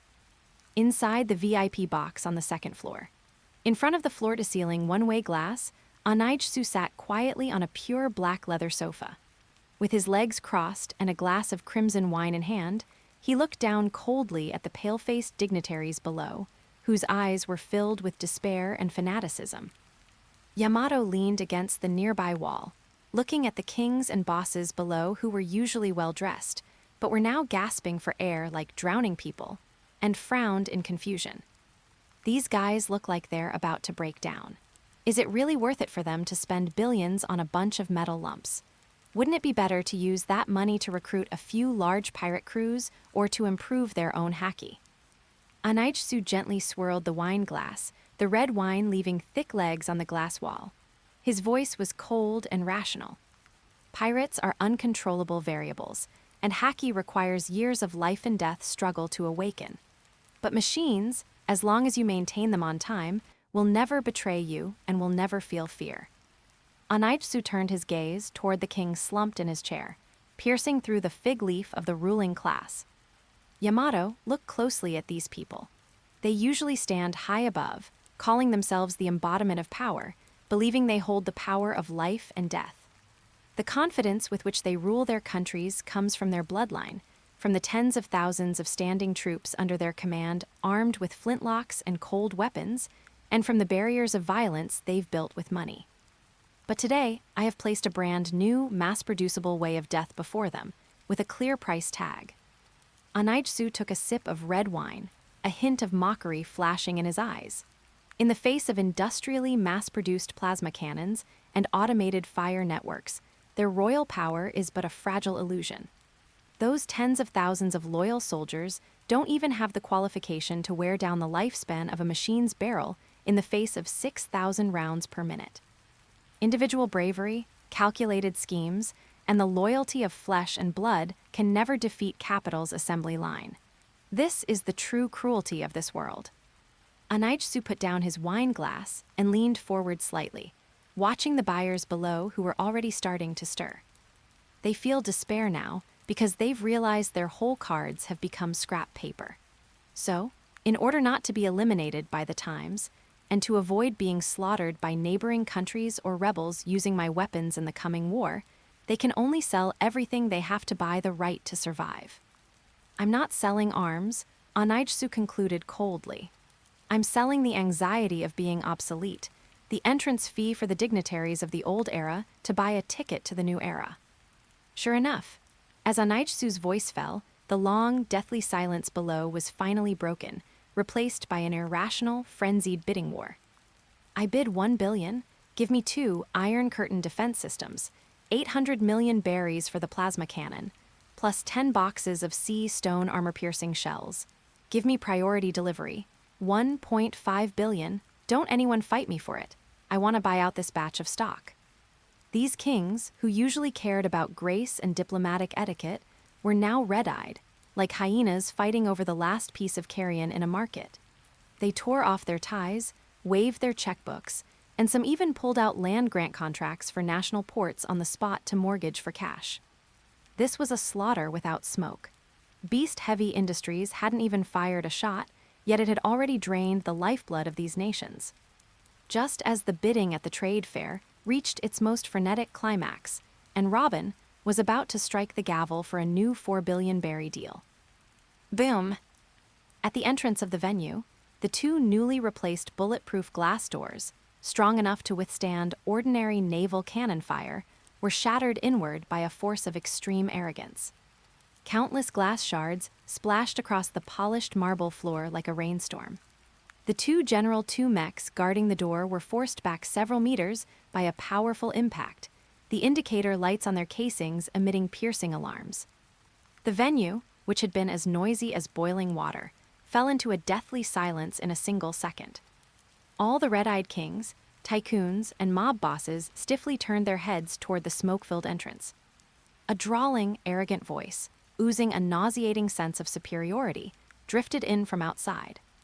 4 billion, just to buy these few pieces of scrap metal on the stage. The games of lower-class people are truly boring enough to make one nauseous. Accompanied by the sound of footsteps on the floor, a man wearing a transparent resin bubble helmet and a puffy white jumpsuit, holding a thick iron chain attached to a slave, swaggered across the glass shards on the floor and into the venue. Behind this man followed 5 government agents in crisp white suits, wearing strangely patterned masks. Celestial dragons, and the highest intelligence agency directly under the world nobles, CP0. Chapter 97, Attacking the Celestial Dragons. Celestial dragons, descendants of the creators, the absolute ruling class possessing the highest privileges in this world. The moment that bloated man, wearing a transparent resin bubble helmet and a white spacesuit, stepped into the venue, the feverish bidding filling the air came to a screeching halt, as if someone had instantly cut the power.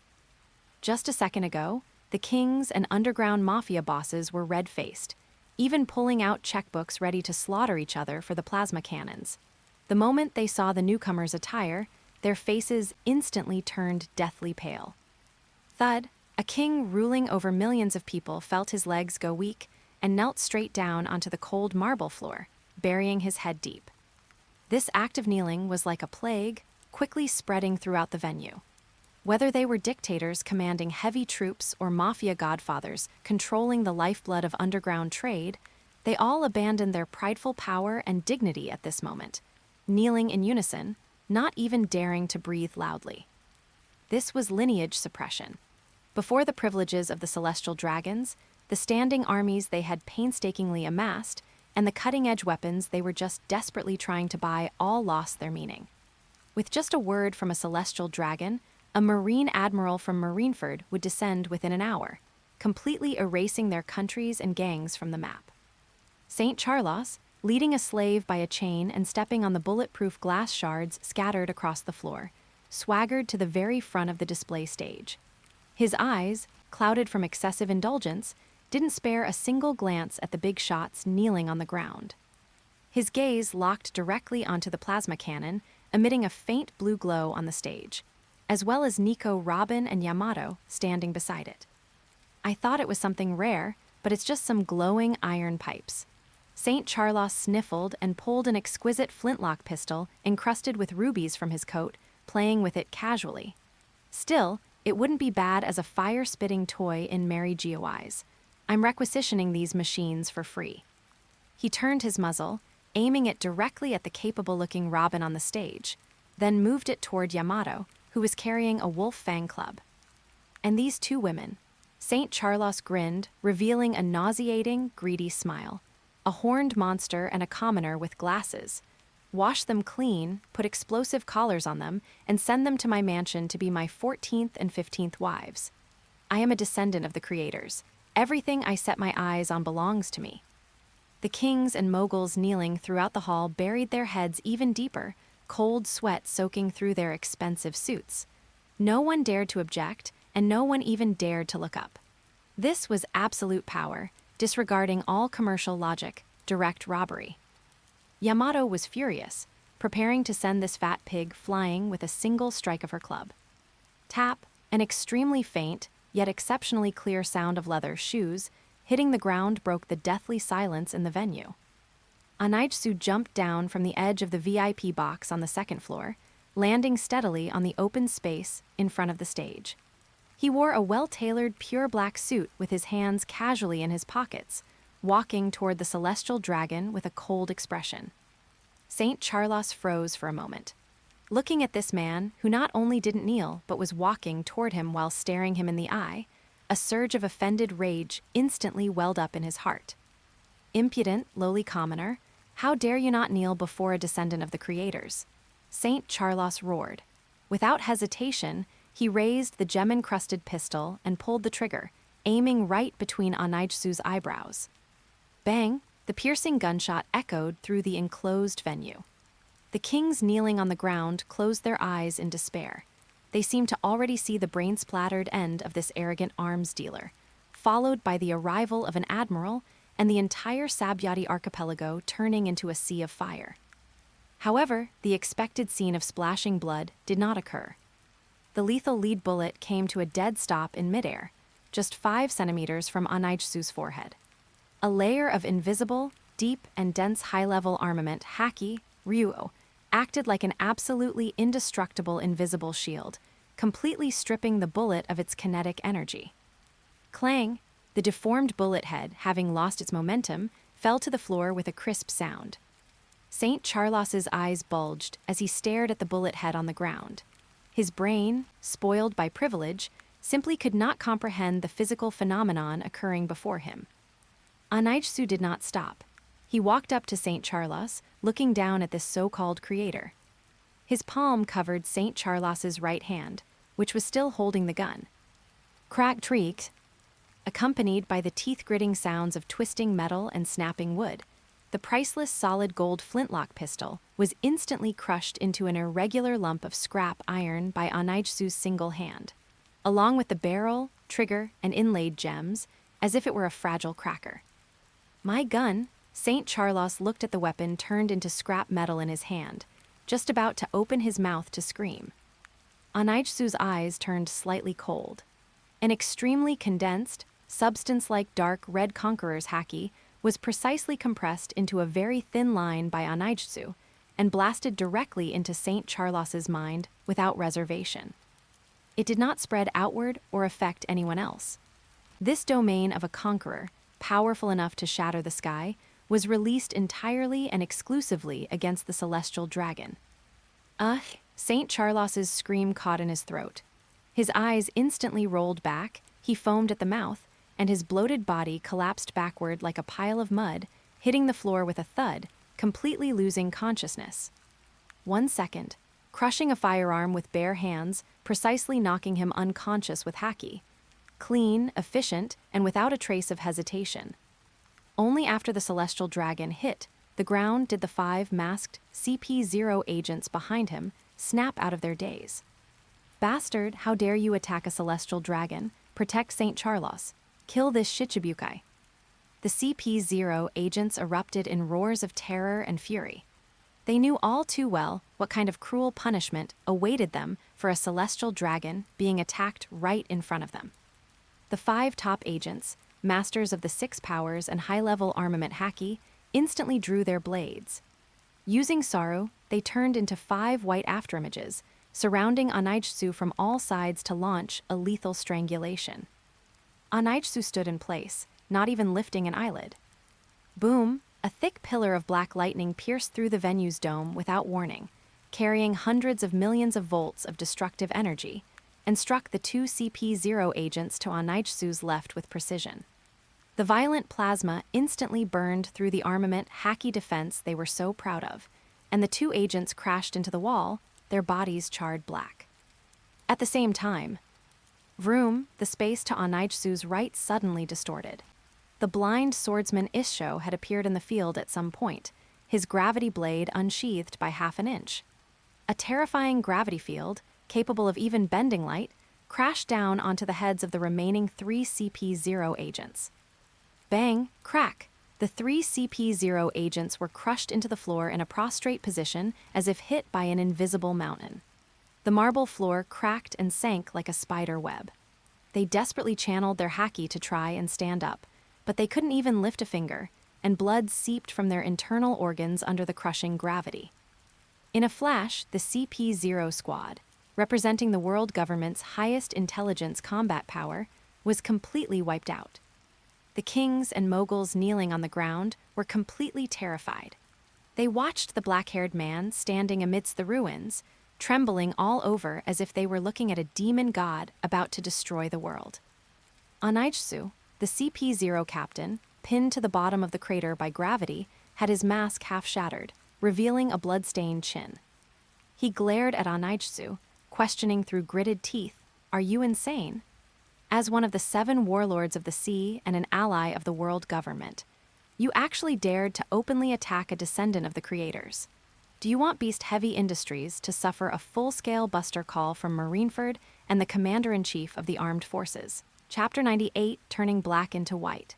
Facing the CP0 captain's stern and severe accusations, Anaitsu pulled a pristine white handkerchief from his suit pocket and slowly wiped the metal fragments from his fingertips, left over from crushing the pistol earlier. He lowered his head, looking down at the CP0 agents pinned to the bottom of the crater by gravity. His silver eyes reflected an absolute rationality and an absurd coldness, his tone perfectly calm. "Captain, your professional quality and situational judgment make me feel concerned for the world government's intelligence agencies." Anaitsu casually tossed the dirty handkerchief onto the face of the unconscious Saint Charlos. "First, allow me to correct your wording. I did not attack Lord Saint Charlos. As a legal partner of the world government, I was merely performing emergency security duties." Anaitsu pointed at the lump of pure gold scrap metal on the ground. This noble celestial dragon was holding a low-quality firearm that lacked a safety mechanism and was highly prone to accidental discharge. In this exhibition hall filled with explosive munitions, playing with a gun is an extremely high-risk behavior. To protect the life and property of a descendant of the creators, I had to take emergency measures to eliminate this hidden danger for him. Hearing this, the CP0 captain was so enraged he spat out a mouthful of blood. You call crushing his gun eliminating a danger. Then what do you call using Conqueror's haki to knock him unconscious? Is that protection too? Of course, Anaitsu replied, putting his hands back into his pockets as if it were the most natural thing in the world. After I took away his dangerous toy, Lord Saint Charlos experienced intense emotional fluctuations and became unsteady on his feet. To prevent him from falling in such a cluttered environment, which could lead to bumps or a mild concussion, I cautiously applied a measured dose of Heishoku physical anesthesia. This was merely a free medical intervention to ensure he could enter a deep, safe sleep. Anaitsu scanned the crowd of buyers kneeling and trembling on the ground, before letting his gaze fall back onto the CP0 captain. Therefore, this was a flawless protection operation. How did it become an attack coming from your mouth? Anaitsu let out a condescending sneer. On the contrary, it is because of the incompetence of you CP0 agents that a noble celestial dragon was exposed to such a dangerous firearm. If the Gorosei were to investigate, the ones sent to a military court should be you, shouldn't it? Silence, a suffocating silence. Everyone present was so shocked by this brazen, yet logically airtight bandits' rhetoric that their scalps felt numb. Turning a physical assault into a security service, crushing a gun into eliminating a danger, and even turning around to bite back at CP0. Just as the CP0 captain was about to faint from rage. Swish boom. A blinding golden laser pierced through the remaining dome of the venue without warning, landing precisely in the center of the stage. Sabaody Archipelago was only a step away from the Marine headquarters, Marineford. As soon as the alarm for an attack on a celestial dragon was raised, the Marine's highest combat power descended at the speed of light. Light particles rapidly converged, and Admiral Kizaru, wearing his yellow striped suit and Marine Justice cloak, manifested with his hands in his pockets. Oh my, what a scary scene.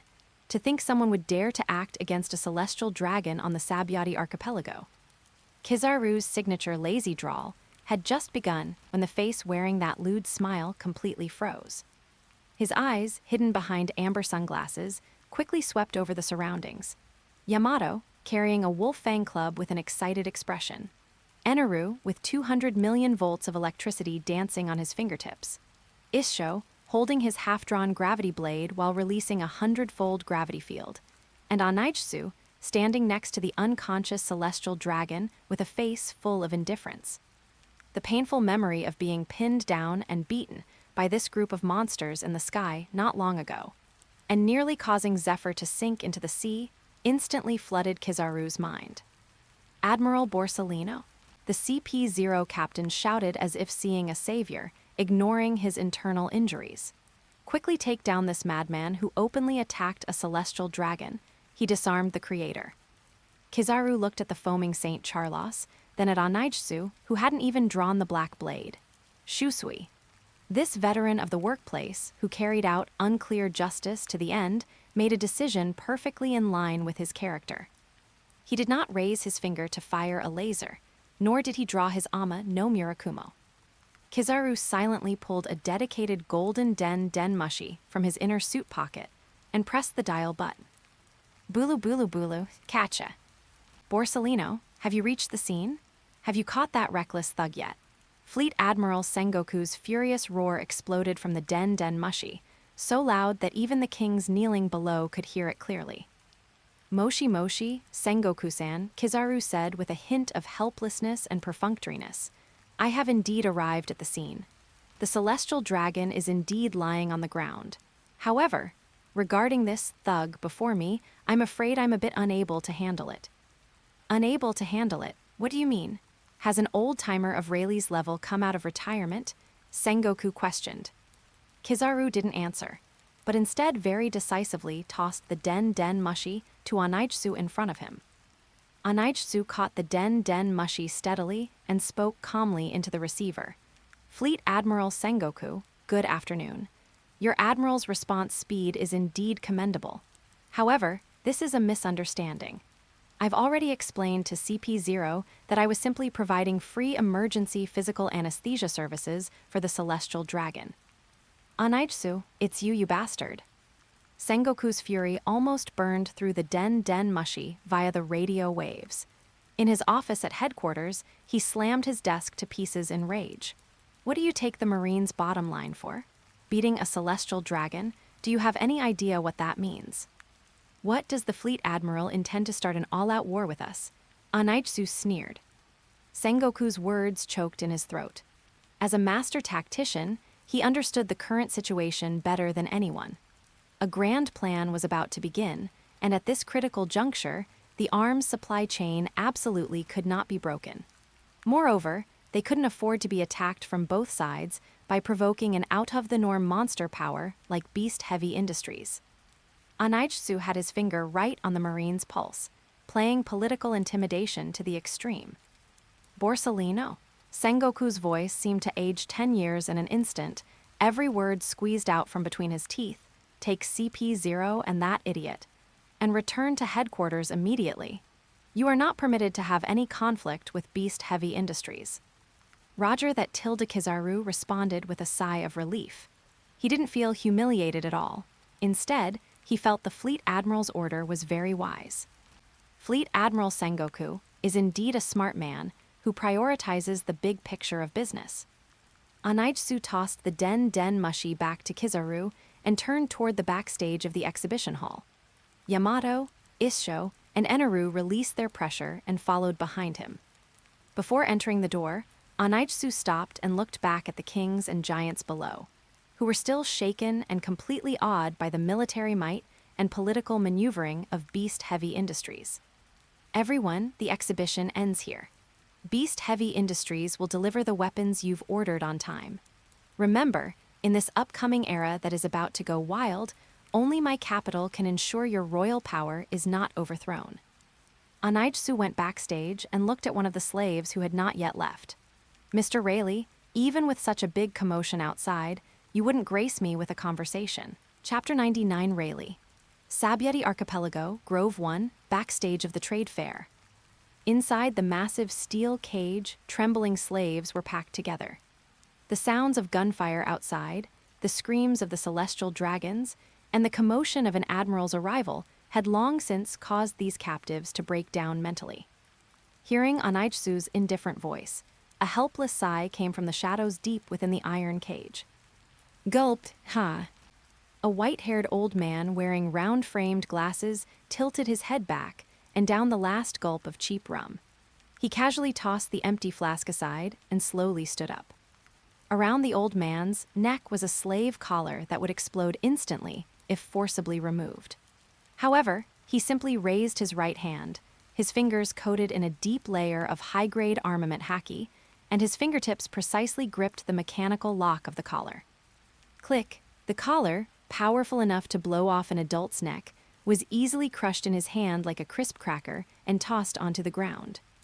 Pluton Silver's Rayleigh stepped over the cowering slaves and walked to the edge of the cage, looking at Anaitsu through the thick iron bars. When did such an unreasonable young man appear on the sea? Rayleigh adjusted his glasses, his gaze sweeping over the people behind Anaitsu, finally landing on the blind swordsmen Issho and Eneru. You've smashed through the auction, heavily injured the celestial dragons, and forced back a marine admiral. Now, you won't even let go of this retired old man who just wanted to sell himself for some gambling money. Yamato's eyes immediately lit up upon seeing Rayleigh, and she tightened her grip on her wolf fang club. You are Pirate King Roger's right hand, Pluton Rayleigh? I want to fight you. These old bones of mine are no match for you, Rayleigh said with a smile, waving his hand. Yamato, stop it. We're not here to fight today, we're here to talk business. Anaitsu raised his hand to stop the eager Yamato. He looked at this living fossil of the old era. His eyes held no fanatical reverence of a pirate, only the absolute rationality of assessing an asset's value. Disguising yourself as a slave and using the auction rules to reverse rob the buyers. Mr. Rayleigh, this business model for earning gambling funds is too inefficient. Anaitsu took out a cigar and lit it. You possess top-tier haki and the insight of following the Pirate King, yet you waste your time on a few 100,000 berries of pocket money. This is a severe misallocation of resources. Rayleigh narrowed his eyes slightly. He had seen countless arrogant rookies, but this man before him, known as the son of Kaido, didn't have the slightest air of a common pirate. On behalf of Beast Heavy Industries, I formally invite you to join us. Anaitsu exhaled a puff of white smoke and threw down his chips. Serve as my chief navigation consultant and coding engineer. Your base salary will be 10,000 times what you currently scam for gambling money, plus dividends from 3 arsenal production lines in the New World. Rayleigh was stunned for a moment, then let out a hearty laugh. Ha ha ha, Kaido certainly sired an extraordinary son. However, I've been retired for a long time. Rayleigh smiled and waved his hand, rejecting the astronomical contract without hesitation. These old bones of mine can't handle the clock-in rules of a big company. Drinking a bit of wine, doing some coding, and watching you youngsters stir things up on the sea is my current pleasure. Refusing a high-premium acquisition. It seems the remnants of the old era truly lack modern business thinking. Anaitsu didn't push. He changed the subject and posed a second question. Since you're unwilling to join, how about answering a question? I'll pay a consultation fee. Rayleigh laughed. Tell me first. What exactly is the One Piece that Roger left at Laugh Tale? Is it a mountain of physical gold, an ancient weapon capable of destroying the world, or a piece of historical truth with no actual economic value? Rayleigh's smile gradually faded, and his gaze became profound. You are a businessman, Anaitsu. Rayleigh watched him calmly. A businessman cares about return on investment, but I can only tell you that if you want to know the true value of that treasure, you must set sail yourself and reach the end of this sea to see it with your own eyes. That is the romance of pirates. I won't rob you of the joy of discovery here. Perhaps we were too early back then, but your capital might bring a different answer to this world. Anaitsu scoffed at this riddle-like answer. Romance and adventure cannot mask a lack of information.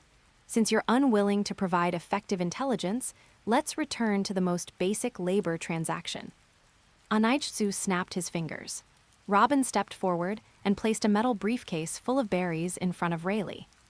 This is the full advance payment. Anaitsu turned to walk away. How about coating my ship for me?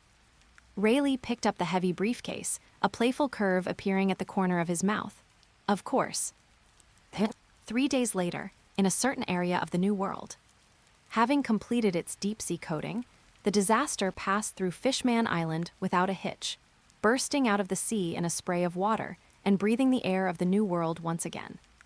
Inside the command room, Anaitsu was reviewing the recent production reports from the arsenals. The deterrent effect of the battle at the Sabaody Archipelago was fermenting, and arms orders from the underworld were flying in like snowflakes. Boss, there's urgent intelligence. Robin walked quickly into the command room, holding a recently decrypted telegram from the underground darknet, her expression unusually solemn. A horrific act of betrayal and murder has occurred within the Whitebeard pirates. Thatch, the 4th Division commander, has been killed.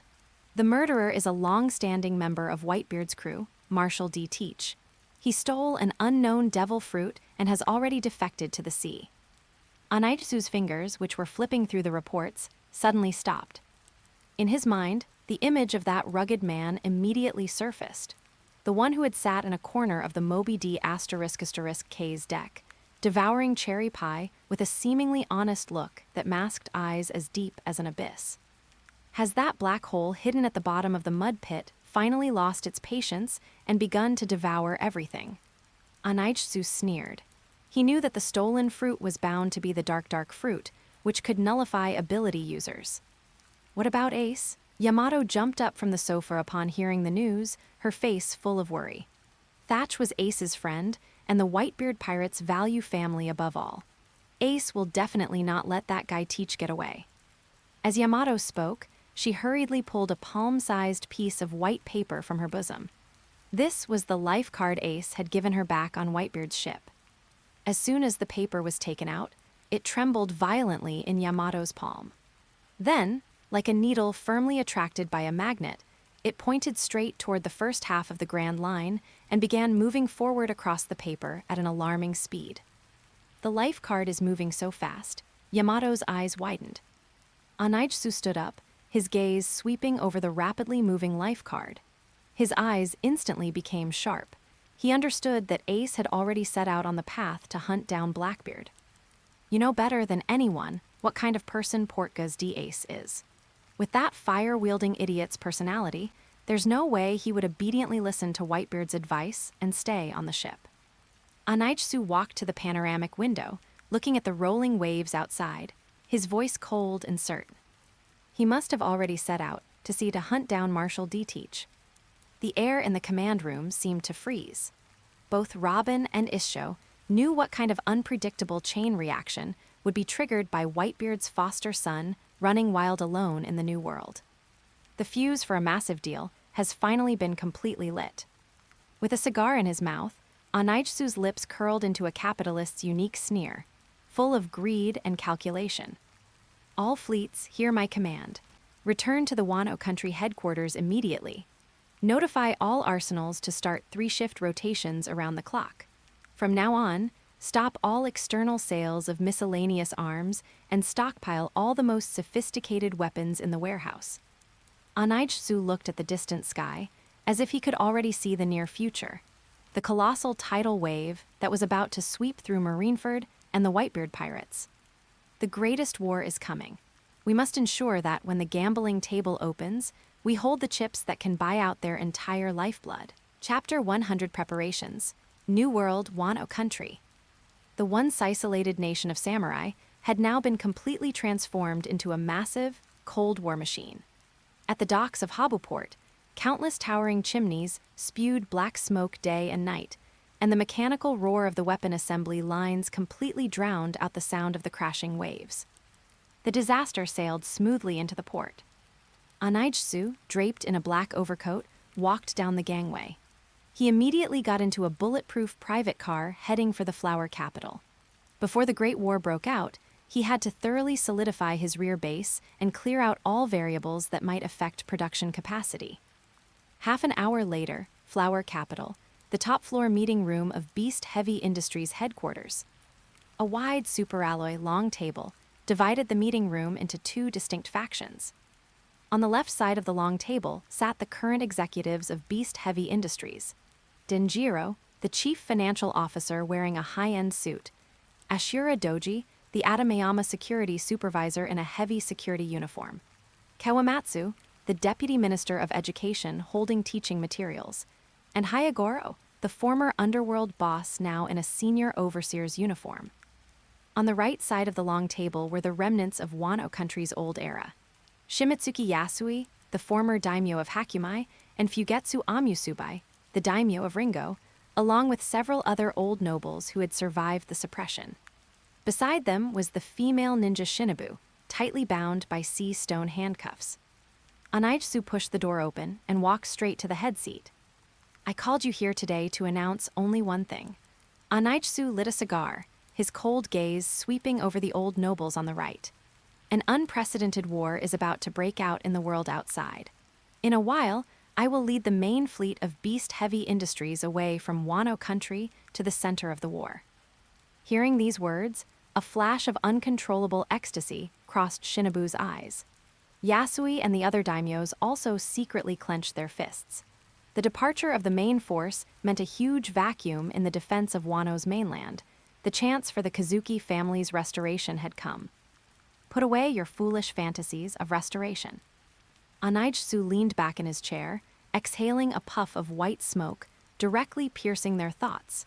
Since I dare to take the main force away, it means I don't care at all about whatever little tricks you try in the rear. Because your samurai antics are worthless in the face of modern industry. Anaitsu, don't get ahead of yourself. Shinobu suddenly stood up, roaring as she dragged the heavy sea stone chains.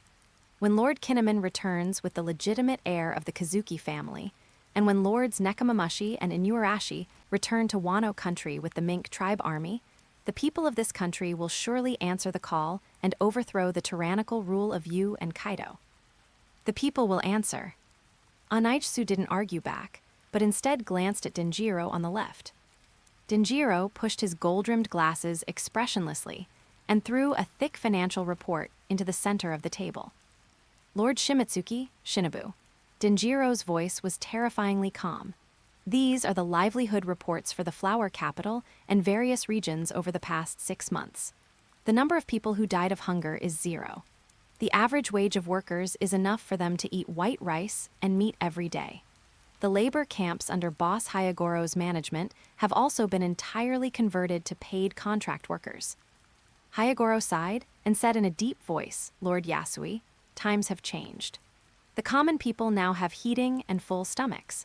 We old bones can die for Lord Odin's kindness, but you cannot force those civilians who have just started living good lives to abandon their wives and children to die for a name from 20 years ago. You traitors, that is food given in contempt. Shinobu screamed in a breakdown, pointing at Denjiro and Ashura Doji. You wear beasts' dog collars around your necks. How do you have the face to face Lord Odin's spirit in heaven? Loyalty and righteousness cannot buy productivity, Shinobu. Ashura Doji interrupted her coldly. Watching the camp of the old era being completely torn apart from within by capital and interests, Shimitsuki Yasui closed his eyes in pain.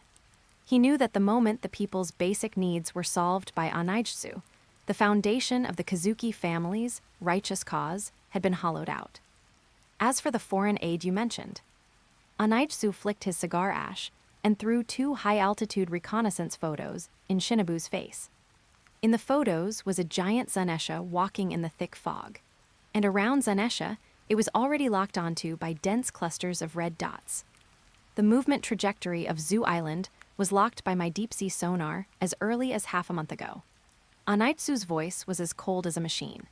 If Nekomamushi and Inuarashi stay honestly on the elephant's back, they can live a few days longer.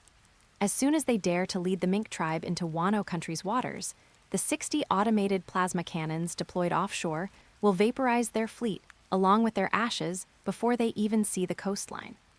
Shinobu's face turned deathly pale instantly. All hope vanished in the face of absolute technological suppression. Finally, regarding the management regulations for you local daimyos.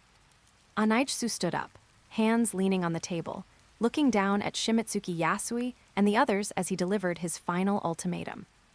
While I am away, you had better stay quietly in your own residences. Anaijutsu's eyes were icy. I hope this period of labor reform will make you understand the situation. The air in the meeting room froze instantly. Shimotsuki Yasui and the others felt cold all over, as if they had fallen into an ice cellar. You demon, you've destroyed our family honor. Shimotsuki Yasui bit his lip until blood flowed, yet even the courage to draw his sword had been completely crushed by the toxic gas gates throughout the city. I am a businessman who values efficiency. Anaijutsu straightened his suit tie and turned toward the door. Your lives are now just collateral on my ledger. I'll find someone to supervise you later. The hidden dangers in the rear were held down tightly and unilaterally under the dual deterrence of capitalist bribery and industrial slaughter. Next, it was time to meet the most uncontrollable war machine in these waters. Onigashima, inside the Skull Dome. The pungent smell of alcohol permeated the air. The massive Four Emperors beast Kaido was holding a giant sake gourd, drinking deeply with his head tilted back. Several broken iron pillars were scattered at his feet, clearly the result of a recent vent of his exuberant energy. I'm so bored. Kaido let out a drunken burp, his eyes bloodshot as he looked at Anaijutsu entering the hall. Anaijutsu, you've managed my territory like an iron barrel. There isn't even a pirate brave enough to come and challenge me anymore. Without a top-tier war, what's the point of me being alive? I might as well just jump into the sea and die. Put the wine down, Kaido. Anaijutsu walked up to Kaido, facing his father, the man known as the strongest creature in the world. I just returned from the Grand Line. Whitebeard's foster son, Ace, has already set out alone to hunt down the traitor Teach. Anaijutsu looked at Kaido and dropped the bombshell that was enough to make a pirate emperor's blood boil. I'm afraid this matter is a scheme by the Marine. Marineford is secretly mobilizing elites from all over the world, preparing for Whitebeard's full-scale retaliation. The world government's highest combat power is about to assemble at Marineford. Oh, Kaido stopped drinking. His massive body trembled slightly, and a terrifying conqueror's haki leaked out uncontrollably, causing dense cracks to appear on the stone pillars in the hall. Is that old man Whitebeard finally going to risk his life against the Marine? Wororaro, this is the best funeral that comes once in 1,000 years. Kaido suddenly stood up and grabbed his 8 precepts nearby. I'll muster my troops right now and go crush Marineford. Don't be in such a hurry. Anaijutsu let out a cold shout, his high-level armament haki directly pushing back the aura emitted by Kaido. Anaijutsu looked into Kaido's violent eyes and unfolded his war blueprint. Whitebeard and the Marine are both behemoths of the old era. Let them bleed their last drop of blood at Marineford first. Entering the fray too early will only make you a target for both sides to focus their fire on. Anaijutsu opened his palm and clenched it tightly.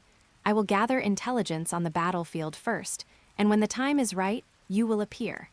It will surely bring the most perfect war to this world. Anaijutsu's silver eyes flickered with the greed of a capitalist swallowing everything. I will bring the disaster, fully loaded with munitions, and descend upon the battlefield with you, the strongest creature in the world. We can let Beast Heavy Industries and the Beast's pirates be crowned as the sole kings upon the ruins of the old era.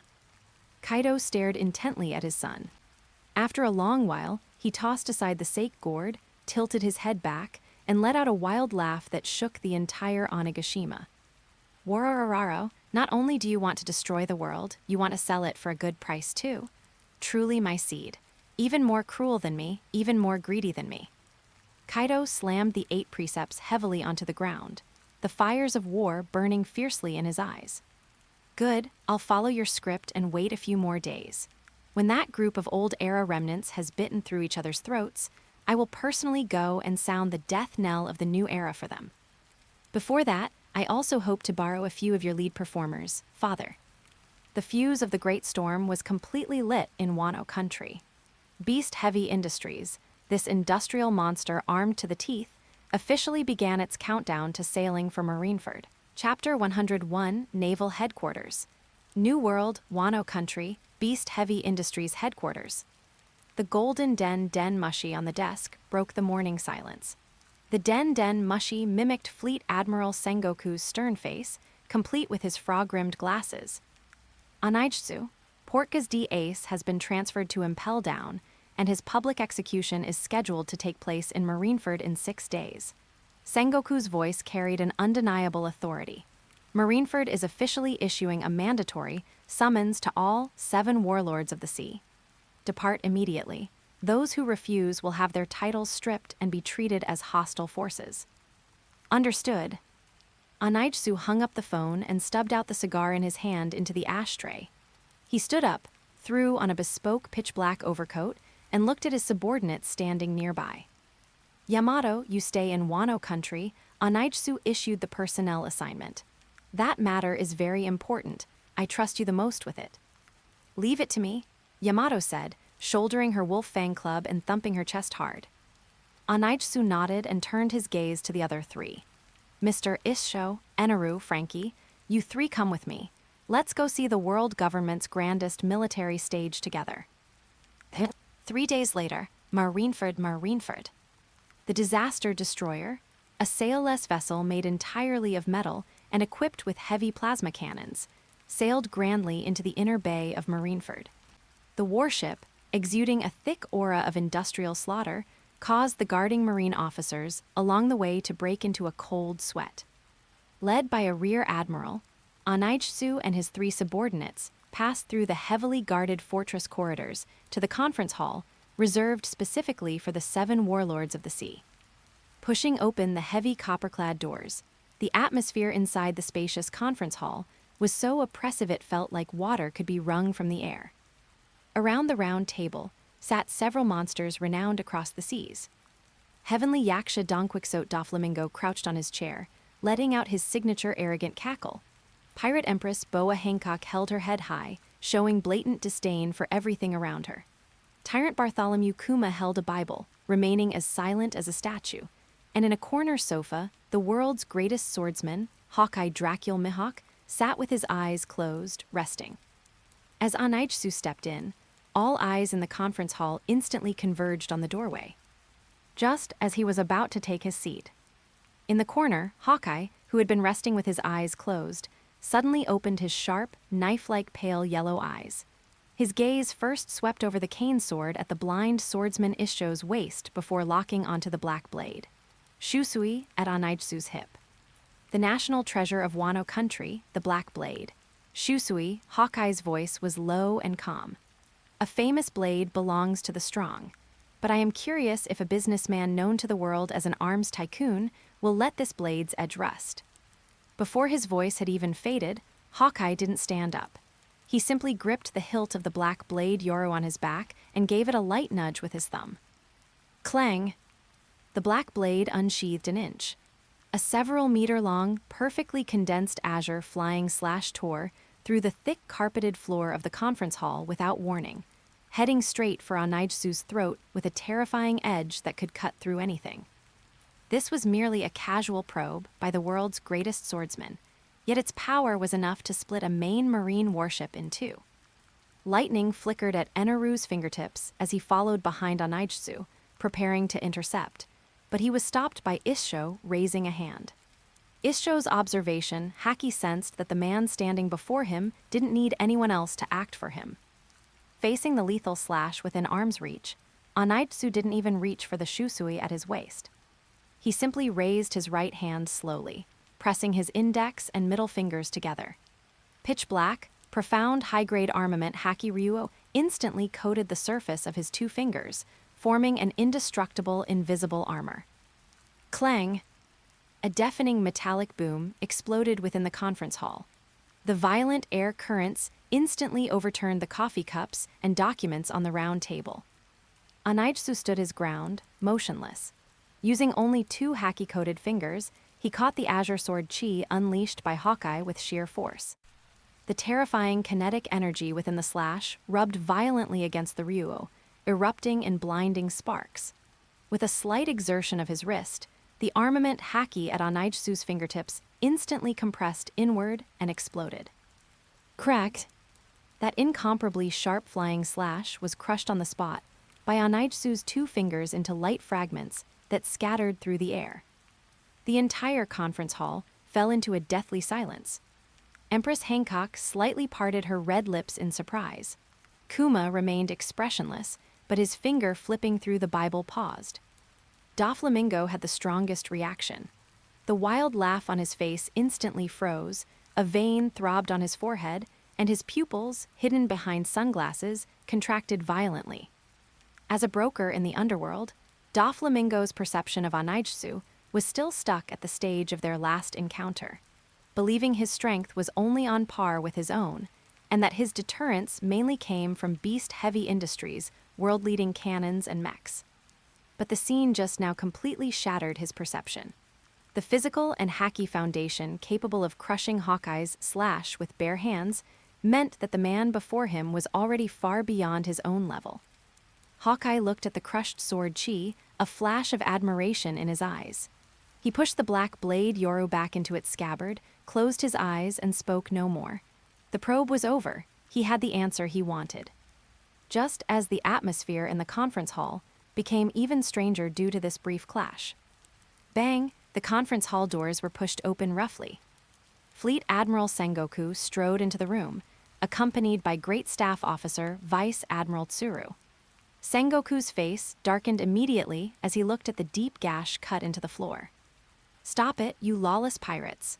Sengoku glared at everyone. "The war hasn't even started, and you want to tear down the reception hall of Marineford first? Everyone, sit down immediately." Facing the Fleet Admiral's roar, the pirates each reined in their auras. Anaitsu smoothed a crease on his suit cuff and calmly sat down on the main sofa. Frankie's massive cyborg body stood to his left, while Issho and Eneru flanked him on the right, forming an absolute security barrier. Anaitsu pulled a cigar from his pocket, lit it, and leaned back against the sofa, calmly staring at Sengoku through the rising curls of smoke. "Fleet Admiral Sengoku, you have quite a temper." Holding his cigar, Anaitsu pointed to the 3 subordinates standing behind him, his voice carrying the arrogance and pressure unique to a capital oligarch. "Beast Heavy Industries is very busy. But not only did I show up in person, I also brought the 3 highest-paid core executives from my company. This lineup is enough to wipe a superpower off the map in a single day." A cold smirk tugged at the corner of Anaitsu's mouth as he exhaled a puff of white smoke. "Bringing so many people to your publicity event, Sengoku, hasn't my Beast Heavy Industries given Marineford more than enough face?" Chapter 102, The Great Battle begins. Marineford, the Marine headquarters. 100,000 elite Marines had completed their formation at the Crescent Bay Plaza. Heavy artillery was lined up along the coastline, the sunlight reflecting off the Wapol alloy armor with a cold, metallic glint. Beneath the execution platform, the Shichibukai's formation was already in place. Anaitsu stood at the edge of the group, hands in the pockets of his black suit, his gaze sweeping across the Marine defensive line, standing in readiness. Beside him was Admiral Kizaru, wearing his justice coat with arms crossed over his chest. "Admiral Borsellino," Anaitsu said casually, looking at the empty shackles on the execution platform with a gossiping tone. "My intelligence network intercepted a piece of news. I heard that your supposedly impregnable Impel Down suffered a serious security system failure this morning. Even the 6th level was breached. The star of today's public execution wouldn't happen to be hijacked and lost on the way, would he?" "Oh my, Beast Heavy Industries' intelligence network is truly terrifying." Kizaru pursed his lips and adjusted his tinted sunglasses, his tone as lazy as ever. "A few troublesome rats did indeed sneak into Impel Down, but Warden Magellan is already handling it. The prisoner is currently being escorted and shouldn't be late." HMPH, utter nonsense. A cold, hard snort of anger came from nearby. Wearing his marine cap and a rose pin to his chest, Akinu strode toward the 3 admirals' exclusive seats below the execution platform. He glanced coldly at Anaitsu, his eyes filled with hatred for pirates. They were just a few rats who didn't know their place and crawled into the sewers. They have already been thoroughly crushed by absolute justice. Fire Fist Ace will be brought to the execution platform shortly. Akinu clenched his fists, a faint red glow of lava shimmering on the backs of his hands. President of Beast Heavy Industries, you'd better put away your businessman's probing. In the upcoming battle of annihilation, you just need to stand there as a deterrent. Don't get in the way. Of course, Admiral Sakazuki. Onichsu nonchalantly brushed his sleeve. I am merely a munitions supplier.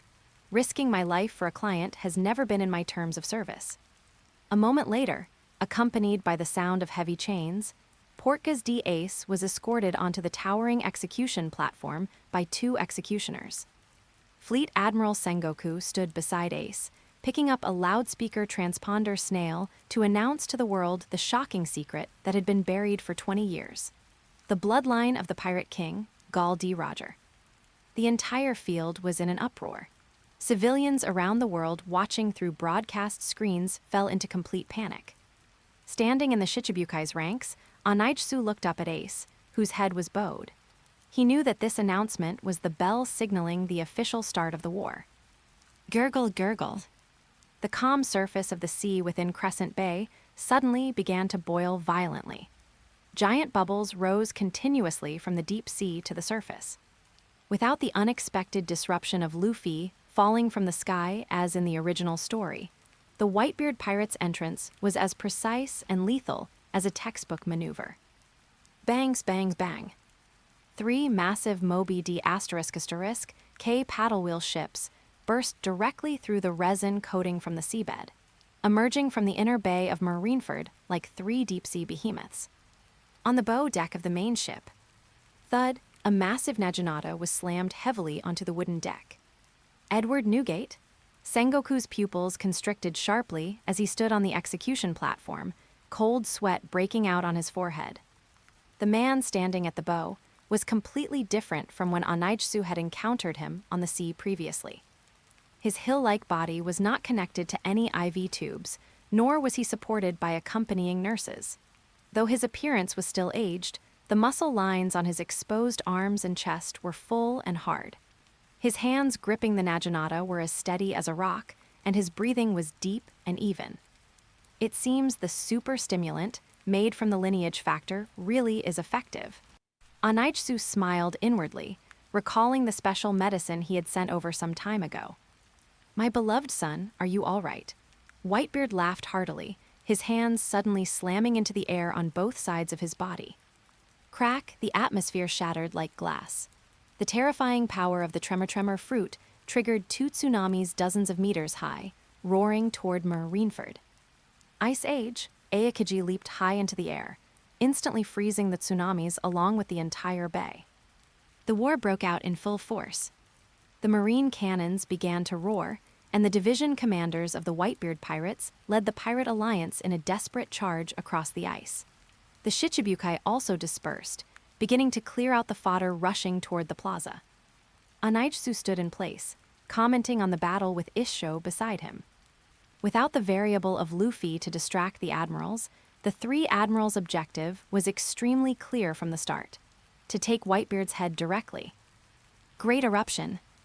Akinu was the first to strike. His cold personality would never allow pirates to be arrogant at Marineford. His right arm completely transformed into boiling magma as he swung out a massive lava meteorite, large enough to melt an iceberg, aimed straight at Whitebeard on the Moby D** K. The scorching heat caused the surrounding air to warp. Facing this destructive blow, the no longer railing Whitebeard's eyes flashed with a hint of the violence belonging to the world's strongest man. Sakazuki, you little fire-playing brat, you aren't qualified to bark in front of me. Whitebeard gripped Murakumajiri's hilt with one hand, his legs bending slightly. His massive body leaped directly from the Moby D** K with an agility completely unbefitting his size, charging toward the giant lava meteorite. What? Akinu's expression changed slightly. In midair, a layer of high-level armament haki, so deep it could devour light, instantly wrapped around the blade of Whitebeard's Naginata. Immediately after, dark red Heishoku lightning crackled on the blade like a swarm of dancing serpents. Conqueror's haki infusion. This is a technique that only the true top-tier powerhouses can master. In the original story, due to illness and old age, Whitebeard could barely use Heishoku during the Marineford War, let alone infusion. But now, with his state restored, he showed the absolute dominance of this sea without reservation. Boom! The blade of the Naginata and the lava meteorite collided head-on in midair. Murakumajiri, enveloped in Heishoku and the power of vibration, sliced through Akinu's proud great eruption down the middle without any hindrance, like cutting through soft mud. The scorching magma was directly shattered by the violent haki, scattering as a rain of fire across the sky. This is impossible. Akinu's pupils shook violently. He never expected Whitebeard to be able to unleash such pure and peak power. After shattering the magma, Whitebeard's downward momentum increased rather than decreased. Carrying the weight of a mountain, his massive body appeared directly above Akinu, hands gripping the Naginata tight, slashing down fiercely toward Akinu's head. Akinu gritted his teeth and crossed his arms, pushing his armament haki to the limit in an attempt to withstand the blow. Cracked! The blade struck Akinu's haki-covered arms. With a tooth-aching sound of bone shattering, Akinu's proud high-level armament defense collapsed after barely half a second under Whitebeard's strike, which was layered with Conqueror's haki infusion and vibration power. Bang! The massive force slammed Akinu directly from the air into the ground.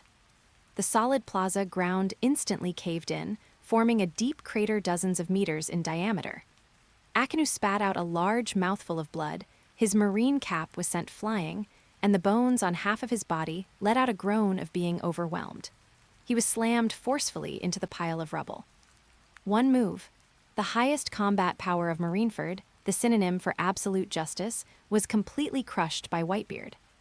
The Marine officers across the field watched Admiral Akinu spitting blood in the crater. Their morale instantly plummeted to rock bottom, their faces filled with unconcealable fear.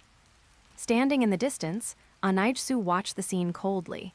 He took out his pocket watch to check the time. Only 5 minutes into the opening, and a Marine admiral is already wounded. Anaijsu put away his pocket watch, a capitalist's cold sneer curling at the corner of his mouth. It seems the final direction of this war will be decided much faster than I expected. Sengoku, are you ready? Chapter 103, All-Out Attack. Inside the deep pit, scorching steam surged into the sky. Akinu pushed aside the rubble above his head and slowly stood up. Half of his face was stained red with blood, and his admiral's uniform was torn, revealing the bulky muscles beneath. He didn't let out a single cry of pain, the killing intent in his eyes almost tangible. Having his line of defense crushed head-on by a single move from Whitebeard was a disgrace to Marineford and a stain on his absolute justice. An admiral is not a sandbag for you pirates to show off your strength on. A lazy voice rang out in midair. Kizaru transformed into countless dazzling light particles, appearing diagonally above Whitebeard. Crossing his hands, blinding starlight gathered at his fingertips. Yasakani no Magatama. Dense laser beams poured down like a rainstorm, sealing off all of Whitebeard's evasion space. Simultaneously, the air to Whitebeard's left plummeted to absolute zero. Aokiji slid in on ice, his right arm completely transformed into a giant ice bird. Ice block, pheasant beak. The massive ice bird flapped its wings, carrying a chill that could freeze everything as it lunged straight for Whitebeard's left flank. Akinu didn't pause either. He exerted force through his legs, shattering the ground as he transformed into a reverse-flying meteorite. The magma on his right arm boiled to the extreme. Great eruption. Marineford's 3 highest combat powers, after their brief setback, instantly abandoned the so-called rules of one-on-one combat. Relying on years of unspoken understanding, they launched a fatal coordinated assault on Whitebeard from 3 directions. Facing this combined attack capable of instantly destroying an island, Whitebeard did not retreat a single step. He took a deep breath, his chest swelling high. The Naginata Murakumajiri spun half a circle in his hand, and armament haki instantly hardened the blade. Don't get too ahead of yourselves, you marine brats. Whitebeard shattered the oncoming giant ice bird with one slash, then clenched his left fist, glowing with the white halo of the tremor fruit, and punched the rain of lasers in the sky.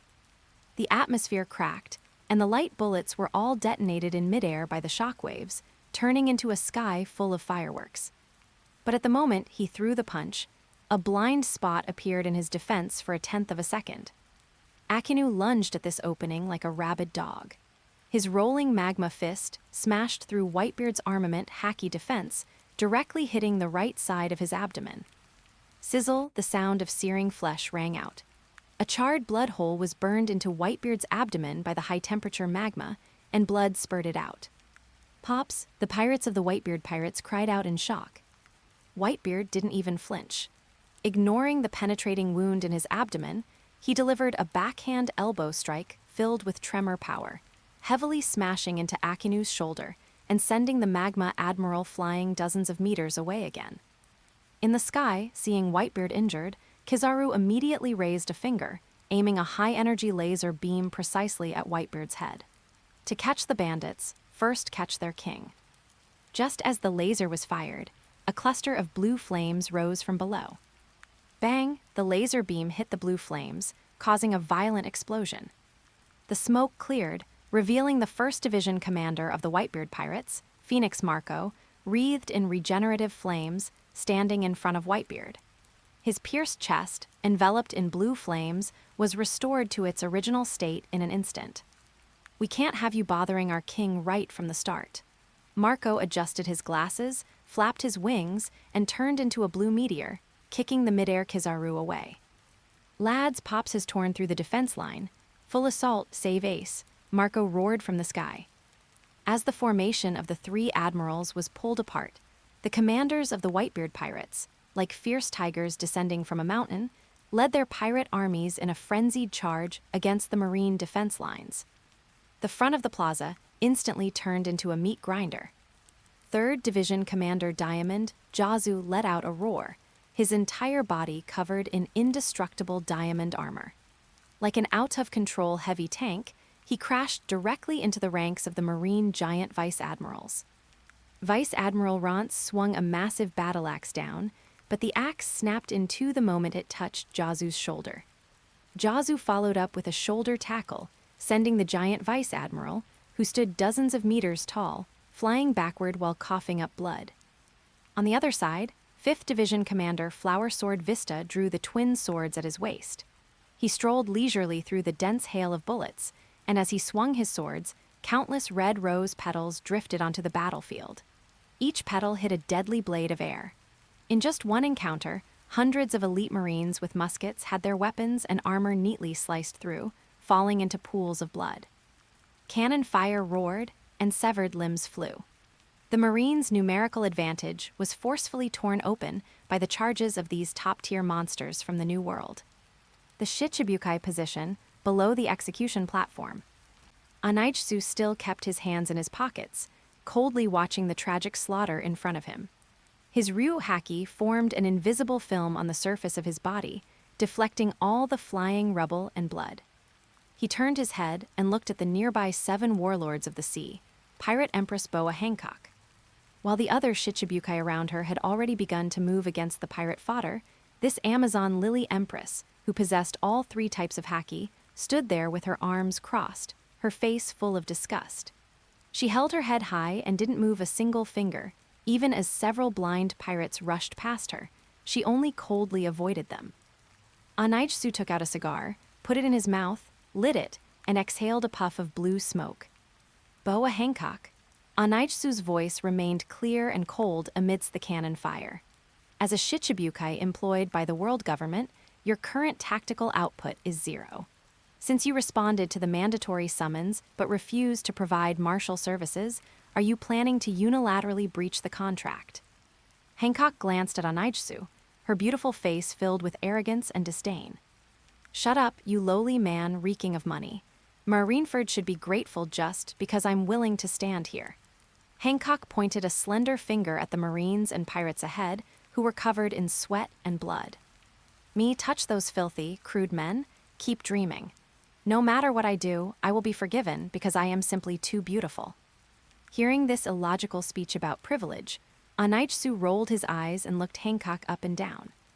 A severe lack of contractual spirit, relying entirely on a scarce resource, beauty, to evade labor obligations. Holding his cigar, Anaitsu gave his final assessment. choosing to preserve your own strength is rational. However, Fleet Admiral Sengoku is no benevolent philanthropist. If you don't provide equivalent labor, then during the post-war settlement, Amazon Lily's tax-exempt status and legal looting rights will likely be directly liquidated by Marineford. I hope the treasury of your Amazon Lily has enough cash to pay the penalty for breach of contract. Hancock's brow furrowed slightly. Although she was willful, she also knew the significance of the Shichibukai title for the protection of Amazon Lily. Just as the Empress was hesitating whether to kick a few Marines to go through the motions. Fufafufafu, a mass of pink feathered coat descended from the sky. Doflamingo stepped on a pirate's corpse, thin lines nearly invisible to the naked eye entwined between his fingers, as he looked at Anaijsu with a wild laugh. Well said, President of Beast Heavy Industries. You accuse that woman of not working, but what about yourself? Aside from smoking a cigar here, you don't seem to have any intention of drawing your sword. Could it be that a monster like you is waiting for some more valuable prey? Anaijsu flicked away the ash, his silver eyes looking at Whitebeard, who was currently wreaking havoc ahead. Don't compare me to her, Anaijsu replied coldly. When the time is right, I will naturally make my move. Chapter 104 Rescue Failed. At Marineford Plaza, the meat grinder of war had already been running at full speed for 2 hours. The ice was completely dyed dark red, with severed limbs and broken swords mixed together. Over half of the Marine elite forces were casualties. After destroying dozens of pirate ships, 3 units of the Pacifista Squad were also forcibly dismantled by New World pirates using human wave tactics, emitting a pungent smell of engine oil and electrical sparks. The high-end battlefield in front of the execution platform had turned into a deadly wasteland where no living being dared to approach. Huff, huff, Whitebeard gripped Murakumajiri, his chest heaving violently. Even though his physical condition had recovered somewhat, continuously fighting multiple Marine admirals at high intensity still cost him dearly. His left shoulder was pierced by a laser, and a terrifying wound scorched by magma remained on his abdomen. The Marines' top combatants on the opposite side also paid a heavy price. Akinu knelt in the rubble, spitting out mouthfuls of blood mixed with organ fragments, his left arm hanging limply at his side. It had been forcefully dislocated by a punch from Whitebeard imbued with shockwave power. Blood leaked from the corner of Aokiji's mouth, and the ice covering half his body was riddled with cracks. Kizaru panted in midair, his originally sharp yellow suit torn by several deep, bone-chilling sword wounds. Both sides' stamina and haki were approaching their limits. We can't drag this on any longer. My boys are reaching their limit. Whitebeard glanced at the pirate alliance behind him, which had suffered heavy casualties, a flash of determination in his eyes. He thrust Murakumajiri into the ice, freeing his hands. Hardening his arms with armament haki, Whitebeard suddenly grabbed the air in front of him and yanked the entire space toward both sides, like tearing a piece of cloth. Get out of my way. With an ear-shattering roar, the entire island of Marineford tilted severely. A visible white shockwave surged forward in a fan shape. Dozens of giant vice admirals and thousands of defense soldiers blocking the front were directly blown into the air by this irresistible physical force. The hard plaza ground collapsed instantly, and Whitebeard's strike plowed a wide path dozens of meters across, leading straight to the execution platform. The path is open. Cover the commanders. The pirate alliance let out an earth-shaking roar. Don't even think about passing. Several vice admirals led the remaining elites in an attempt to plug the gap. Brilliant Punk, 3rd Division Commander Diamond, Jazu turned his entire body into dazzling diamonds, his massive frame like a heavy bulldozer without brakes, crashing straight through the path Whitebeard had cleared. He smashed the artillery and steel defense lines along the way, forcefully widening the flanks of the passage. Flower Sword Vista followed closely behind. Swinging his dual swords, the rose petals fluttering through the air turned into a dense net of slashes, slaying all the Marine musketeers trying to flank from both sides, completely sealing off the airspace. Now's the time, leave it to me. Cyan flames of regeneration burst in midair. 1st Division Commander Marco transformed into his phoenix form, using the perfect gap created below to push his speed to the limit. He tucked his wings, diving like a blue meteor straight down that blood-soaked path toward the towering execution platform. 50 meters from the platform, 30 meters, 10 meters. Ace lowered his head, watching that familiar cyan flame, a glimmer of hope flashing in his eyes. Just as Marco was about to touch the edge of the wooden execution platform. Bang! A dull sonic boom exploded above the platform. A burly figure leaped into the air without warning, blocking the Phoenix's path. No flashy effects from a devil fruit, just a simple, unadorned iron fist. The marine hero, Monkey D. Garp. The fist, coated in thick armament haki, tore through the air and slammed hard into Marco's head. The cyan flames instantly dispersed. Without even a scream, Marco plummeted to the ground like a meteor shot down at high speed. Boom, a massive crater was smashed into the ice. Marco reverted to human form at the bottom, blood trickling from his forehead, unable to stand for a long while. Garp landed on the edge of the platform, arms crossed, looking down at the pirates with a complex gaze, like an insurmountable steel fortress. An all-out tactical breakthrough was unilaterally crushed by the Marines' absolute foundation. On the platform, Sengoku adjusted his frog-rimmed glasses. Looking at the Marine elites lying in pools of blood below and the three gasping admirals, he keenly realized the battle could no longer continue as a war of attrition. The resilience of the Whitebeard pirates had exceeded the pre-war staff's assessment. Losses had to be cut immediately. Sengoku picked up the loudspeaker transponder snail and coldly issued the final command. Executioners, carry out the sentence immediately. Yes, receiving the order, the two executioners raised their sharp blades high.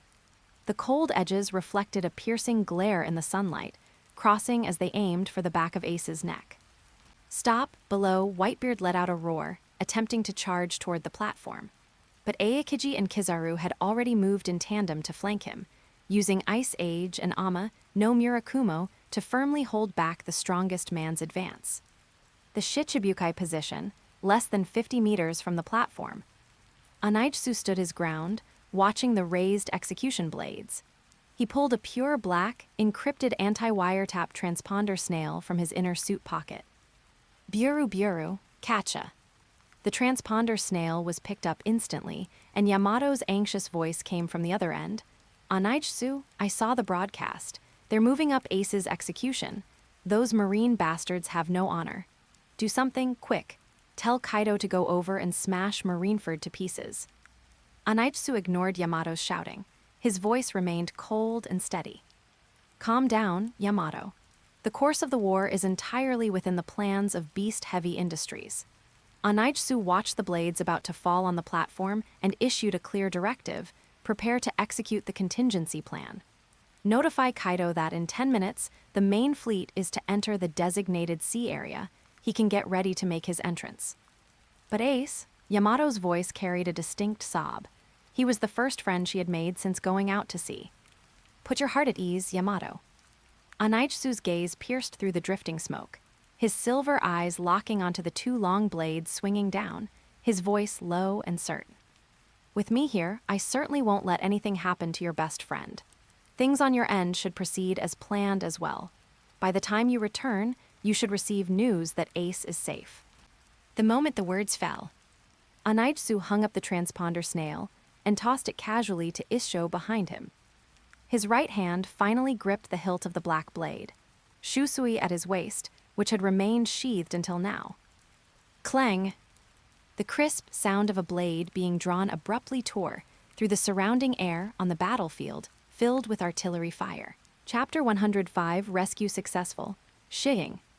The blade of the black blade Shusui was fully drawn, with dark red Heishoku lightning dancing wildly across its pitch-black surface. Ghost Moon made no preparatory motion. The moment he swung the blade, it was a full-power slash. A razor-thin, condensed jet-black sword aura traversed dozens of meters, shooting straight for the top of the execution platform.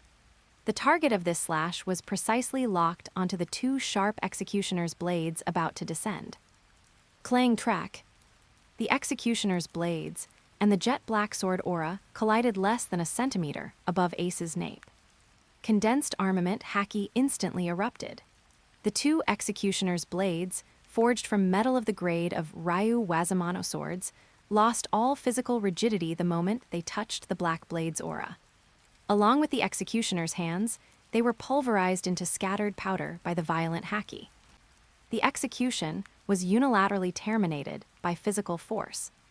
"Bastard, Ghost Moon," Sengoku roared, his furious voice shaking the entire execution platform as he watched the executioner's blades shatter before his eyes.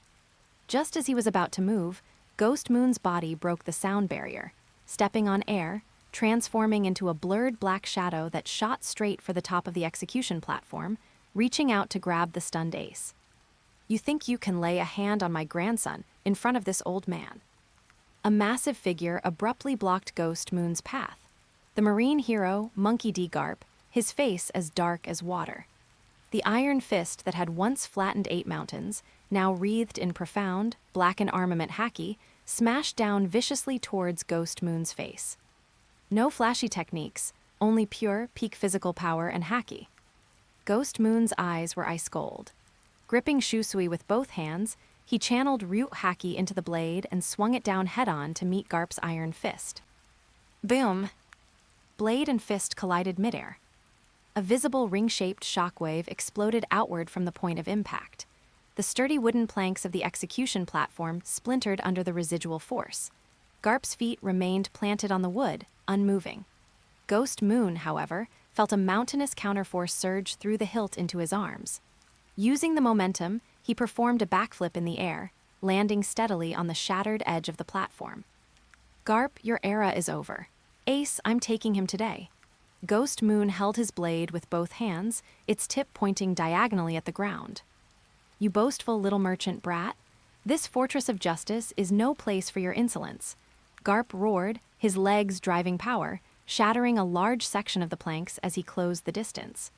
A second iron fist aimed straight for Ghost Moon's heart. At the same time, a blinding golden light erupted from Fleet Admiral Sengoku's body. His form rapidly expanded, transforming into a tall, golden Buddha statue. A golden palm rose, its center aimed at Ghost Moon, ready to unleash a terrifying shockwave capable of causing tsunamis. Buddha impact. Just as Sengoku was about to thrust his palm forward, and Garp's iron fist was about to connect. An invisible gravitational field, powerful enough to distort light, descended from the sky without warning, precisely covering the entire area of the execution platform where Sengoku and Garp stood. Crack, crack, crack. The already cracked structure of the execution platform groaned under the pressure of hundredfold gravity.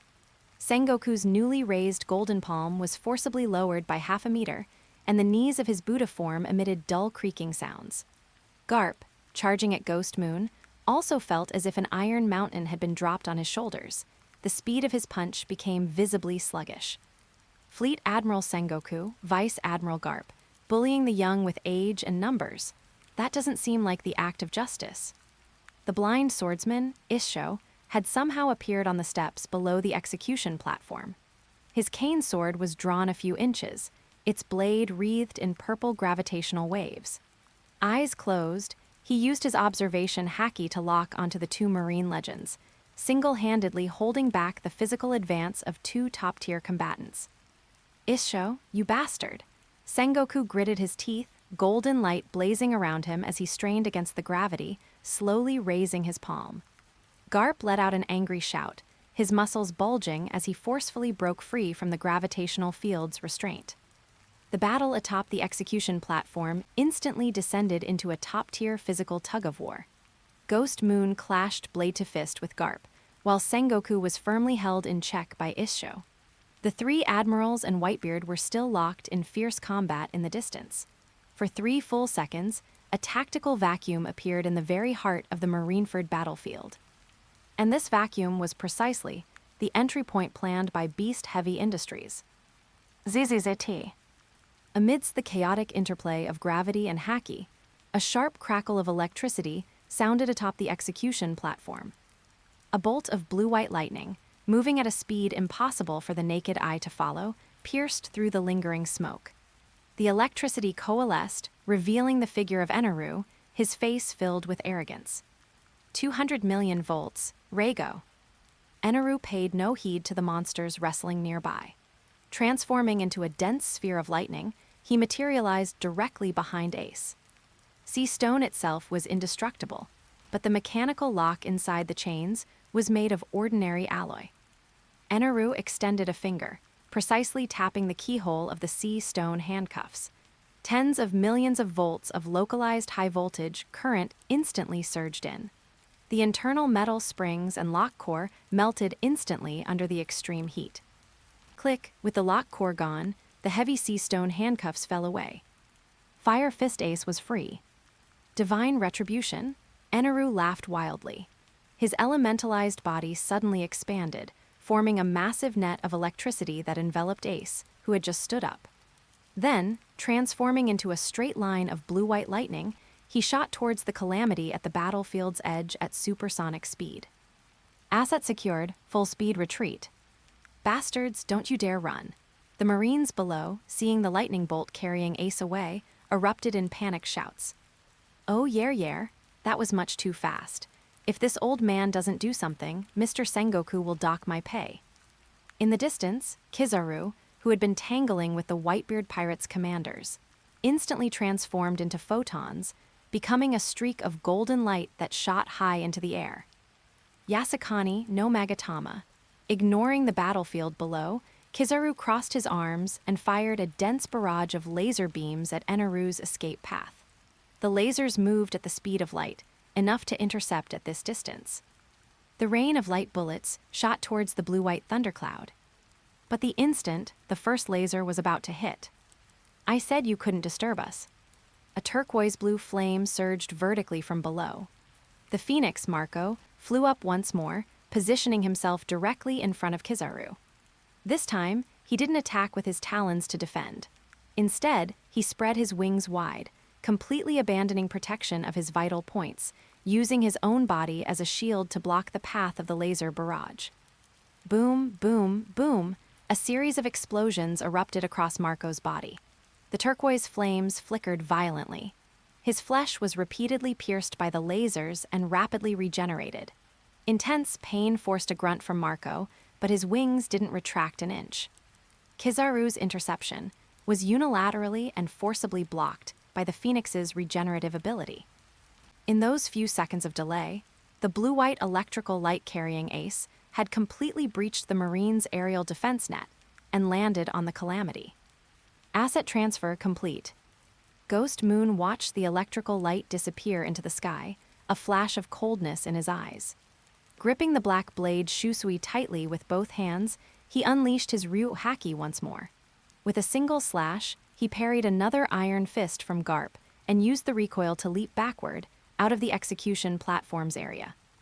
Issho also sheathed his cane sword. Freed from the gravitational suppression, the execution platform let out a final groan before collapsing completely into a pile of rubble. Ace had been successfully rescued. This globally watched public execution, with the precise physical intervention of beast-heavy industries, had turned into a complete and utter farce. Chapter 106 Blackbeard. The execution platform completely collapsed, reduced to a pile of shattered wood and rising dust. The public execution target had been forcibly snatched away in broad daylight. This was the greatest humiliation suffered by Marineford since its establishment. All forces, listen up. Abandon defensive formations. Shift to an all-out extermination battle. We absolutely cannot let these pirates and the scum from beast-heavy industries leave Marineford alive. From within the ruins, Sengoku's colossal golden Buddha form let out a deafening roar. A golden shockwave blasted forth unreservedly from his palms, pulverizing the dozens of pirates attempting to cover the retreat ahead, along with the ice beneath them. The fleet admiral had officially entered the fray. My face, it's been thoroughly lost today.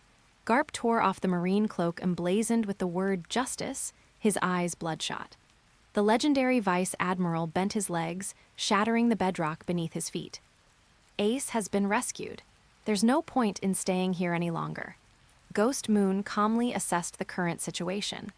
Holding the black blade Shusui in one hand, he stepped on the air, using moonwalk to glide backwards, preparing to disengage from the main battlefield. but he had underestimated the explosive power of the old man, known as the Marine Hero. Boom, a sonic boom cloud erupted where Garp had been standing. Garp's speed defied common physics. His entire body shot forward like a heavy shell fired from a cannon, traversing dozens of meters in an instant to appear directly above Ghost Moon. "Give my grandson back." Garp roared, his iron fist wrapped in pitch-black armament haki, descending with an air-rending shriek towards Ghost Moon's chest. Unavoidable. Ghost Moon's eyes turned cold. Gripping Shusui with both hands, he held it horizontally before his chest, unleashing his high-level Ryu to its fullest. Simultaneously, the formidable vitality belonging to his mythical Zoan bloodline began circulating at high speed within him, his muscle fibers tensing to their absolute limit in an instant. BOOMs. The iron fist slammed heavily against the side of the black blade. A terrifying penetrating force directly shattered the Ryu defense on Ghost Moon's surface. An overwhelming, mountainous force ignored the blade's obstruction, traveling along the sword and crashing unreservedly into Ghost Moon's chest cavity. Ghost Moon tasted iron in his throat, a mouthful of blood spraying out.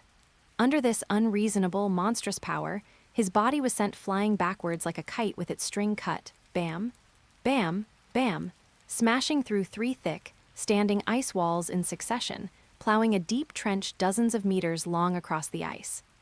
Lord Guiyue, Issho, who was in the midst of retreating, had a slight change in expression. For an ordinary great pirate, that punch would have been enough to shatter internal organs and render them combat ineffective on the spot. But amidst THE Chinese letter, Chinese letter, Chinese letter, Chinese letter, Chinese letter, Chinese letter, Chinese letter, Chinese letter, Chinese letter, flying ice and smoke, a foot clad in a leather shoe stomped down hard on the ground, forcibly halting the backward momentum. Ghost Moon pushed himself up with one hand, slowly straightening his body. The inhuman regenerative power of the mythical Zoan, combined with the Oni race's exceptionally robust physical constitution, allowed him to endure this fatal physical damage. The internal organs and bones that had sustained minute cracks were healing at a visible rate. Ghost Moon raised the back of his hand, casually wiping the blood from the corner of his mouth. His silver eyes remained cold and unflinching, even his breathing hadn't faltered. Looking at Garp, who was preparing to exert force again in the distance, Ghost Moon silently offered his evaluation. The strength of the Marine Hero truly lives up to its reputation. However, this level of injury is within the error tolerance of a Zoan-type physique. "You can still stand after taking my full-power punch? You monster brat." Garp gritted his teeth, his legs gathering strength once more. "Mr. Issho, hand over the defense line." Ghost Moon did not intend to prolong the fight. "Understood." The blind swordsman Issho, half a step behind, drew his cane sword. A massive field of reverse gravity surged skyward, colliding head-on with Garp's charging path. Garp's figure jerked to a halt midair, the haki on his fist and the gravity waves violently grating against each other, erupting in blinding sparks. Seizing this 1-second obstruction, Ghost Moon turned and slashed out a pitch-black flying slash, cleaving through 2 pacifistas attempting to flank them from the side. The heavy mechanical wreckage crashed to the ground. The 2 men fought while retreating, heading with clear purpose straight for Marineford's inner bay. "Don't even think about escaping." Great eruption. Akinu roared, shaking off the surrounding pirates. A colossal magma fist spanned 100 meters, sealing off Ghost Moon and Issho's escape route. Just as the magma was about to engulf the 2 of them. On the surface of the inner bay, the warship Calamity, constructed entirely from Wapol alloy, emitted a deep mechanical whirring sound. "Super, you marine bastards, taste the wrath of the industrial age." Frankie, standing on the Calamity's command tower, slammed his palm down hard on the red button on the main console. The armor plates on both sides of the warship rapidly folded open, revealing 12 plasma cannons and 16 high-frequency rotary machine guns. There was no smoke from ignited gunpowder, only pure high-energy beams and a dense rain of armor-piercing rounds. Hum, boom, boom, boom, boom, boom. Eerie blue plasma beams instantly pierced through Akinu's magma fist, vaporizing the searing lava into gas. Immediately after, a metal storm with a firing rate of 8,000 rounds per minute plowed a 10-meter-wide absolute isolation zone across the ice behind Ghost Moon. The elite Marines at the forefront were instantly torn to shreds the moment they made contact with the firepower net. The physical suppression of steel forcibly halted the Marines' pursuit. Ghost Moon and Isho stepped onto the shattered ice chunks, landing steadily on the Calamity's deck. The Marines were pinned down on the other side of the isolation zone by the Calamity's heavy firepower. Sengoku watched the warship, which could submerge at any moment, yet couldn't spare any extra forces to intercept it, because directly ahead of him, the figure known as the world's strongest man had completely blocked the path of the Marines' main force. Whitebeard Edward Newgate, looking at his sons who had suffered heavy casualties around him, let out a low chuckle from his chest. "Ace is safe, my era, ends here." Whitebeard turned, his back to the members of the Whitebeard pirates, facing the 100,000 Marines and the 3 admirals. He planted his Naginata, Murakumajiri, into the ice, crossing his arms over his chest. "All of you listen. This is the final order I give as your captain. Full retreat, return to the New World, you must live." Pops, Marco, and the others halted, their eyes wide with anguish. "I am a relic of the old era. In this new era, there is no ship that can carry me." Whitebeard's arm muscles bulged violently. The aura of armament Haki and the glow of the tremor fruit ignited simultaneously. He brought his clenched fists down hard on the air before him.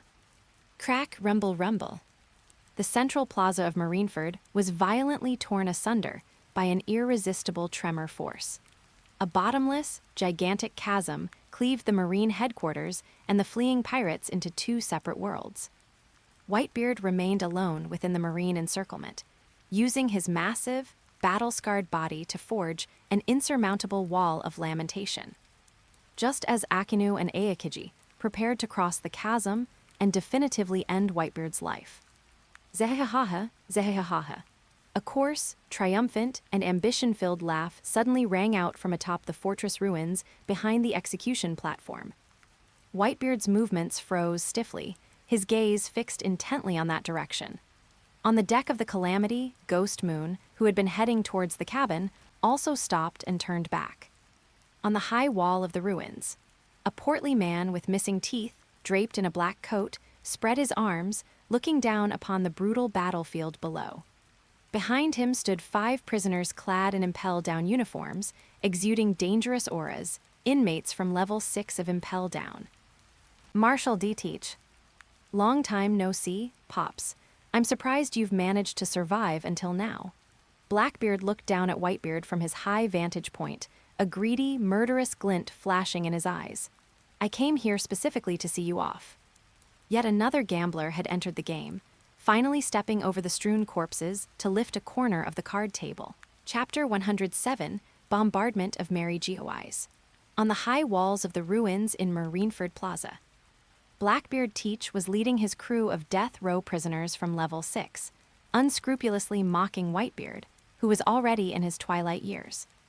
"Zehehaha, Pops, before my dark fruit, that vibration you're so proud of is useless." Teach opened his right hand, which was emitting black gas.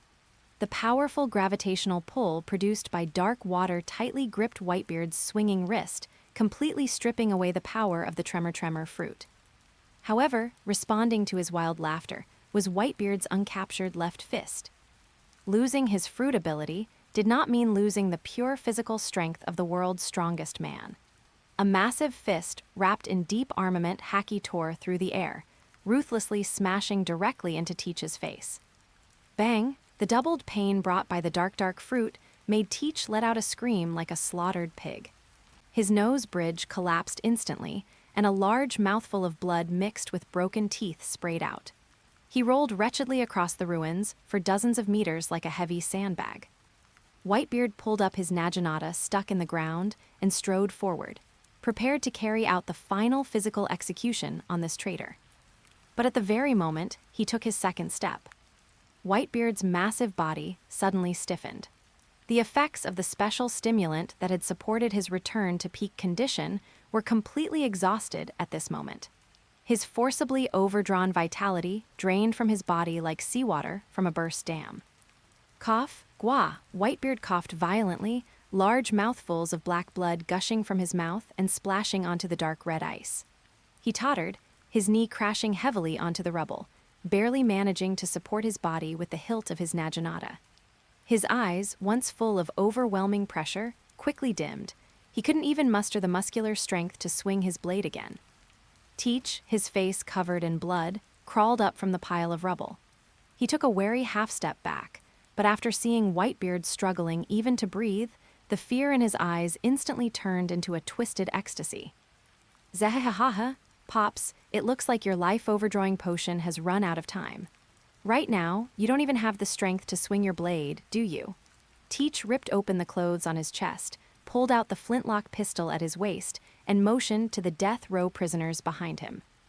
Boys' fire sent him on his final journey. Dense gunfire and the dull thuds of blade slashes intertwined over the ruins. A barrage of lead bullets ruthlessly pierced Whitebeard's defenseless, massive body. The man who had ruled an era completely stopped breathing amidst the choking gunpowder smoke, but his riddled body remained pinned upright on the rubble, refusing to fall. The old era had completely come to an end. Teach put away his gun and waved a hand to pull down a massive black cloth, completely covering himself and Whitebeard's remains.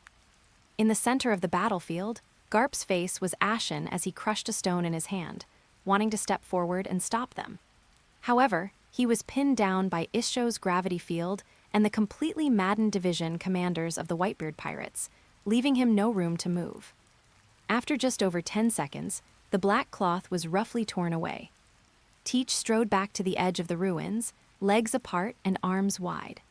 Black dark water surged in his left hand, while a white halo representing the power of the tremor fruit flared on his right fist.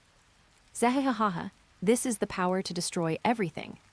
Teach laughed loudly and slammed his right hand into the air beside him. Crack! The atmosphere shattered. A violent shockwave completely collapsed the remaining half of Marineford's main fortress building, sending massive stones crashing into the inner bay and triggering a violent tsunami. Watch closely, world. Teach looked down from above at the scarred Sengoku and Garp below, his eyes full of swelling ambition.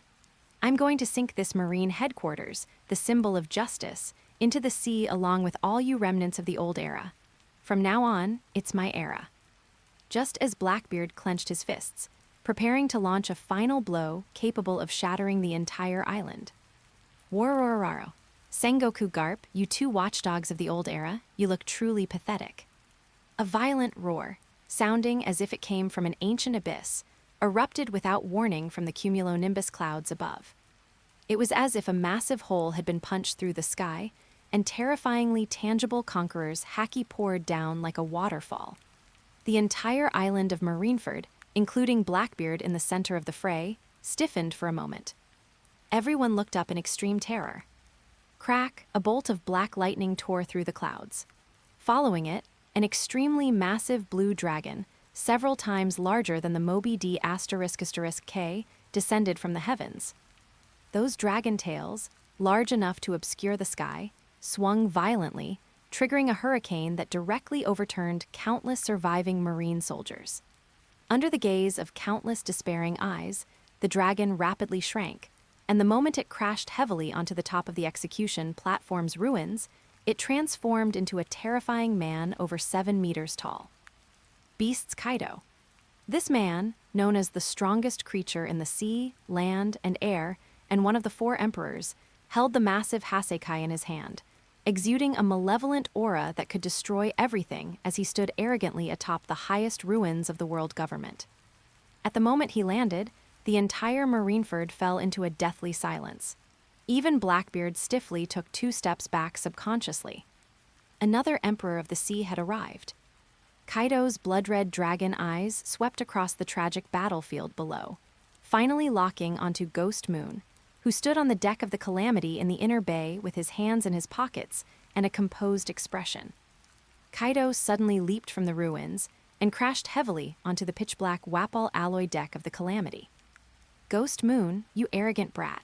Kaido let out a low growl of dissatisfaction, his massive shadow directly enveloping Ghost Moon. "Didn't you tell me on the phone that there was a grand stage to end an era? I've been waiting until I'm nearly crazy. So why did you let me enter so late? The war is almost over, finished by Whitebeard and these trashes. Are you playing me?" Kaido's breath carried the pungent smell of alcohol and sulfur. He slammed his thick wolf fang club heavily onto the deck, making the Calamity's main turret shake violently. Facing this father who could go berserk at any moment, Ghost Moon still showed no fear. He casually stubbed out his cigar butt on the deck railing, his silver eyes flashing with cold and frenzied business calculation under the lights. "Kaido, this cheap job of cleaning up the battlefield is certainly not suitable for the strongest creature as a finale performance." Ghost Moon walked to the edge of the deck and looked down condescendingly at Sengoku and the 100,000 Marines below. "Look at these Marine officers, look at those pirates struggling for their last breath. Do you think the war is over? Don't be mistaken. This is only the beginning of our beasts declaring war on the old order of this world." Kaido was stunned for a moment, the violent killing intent in his eyes forced back by these extremely arrogant words. Ghost Moon ignored Kaido's reaction. He turned to look at Frankie, who stood before the control console, equally dumbfounded by the series of changes. "Master Frankie."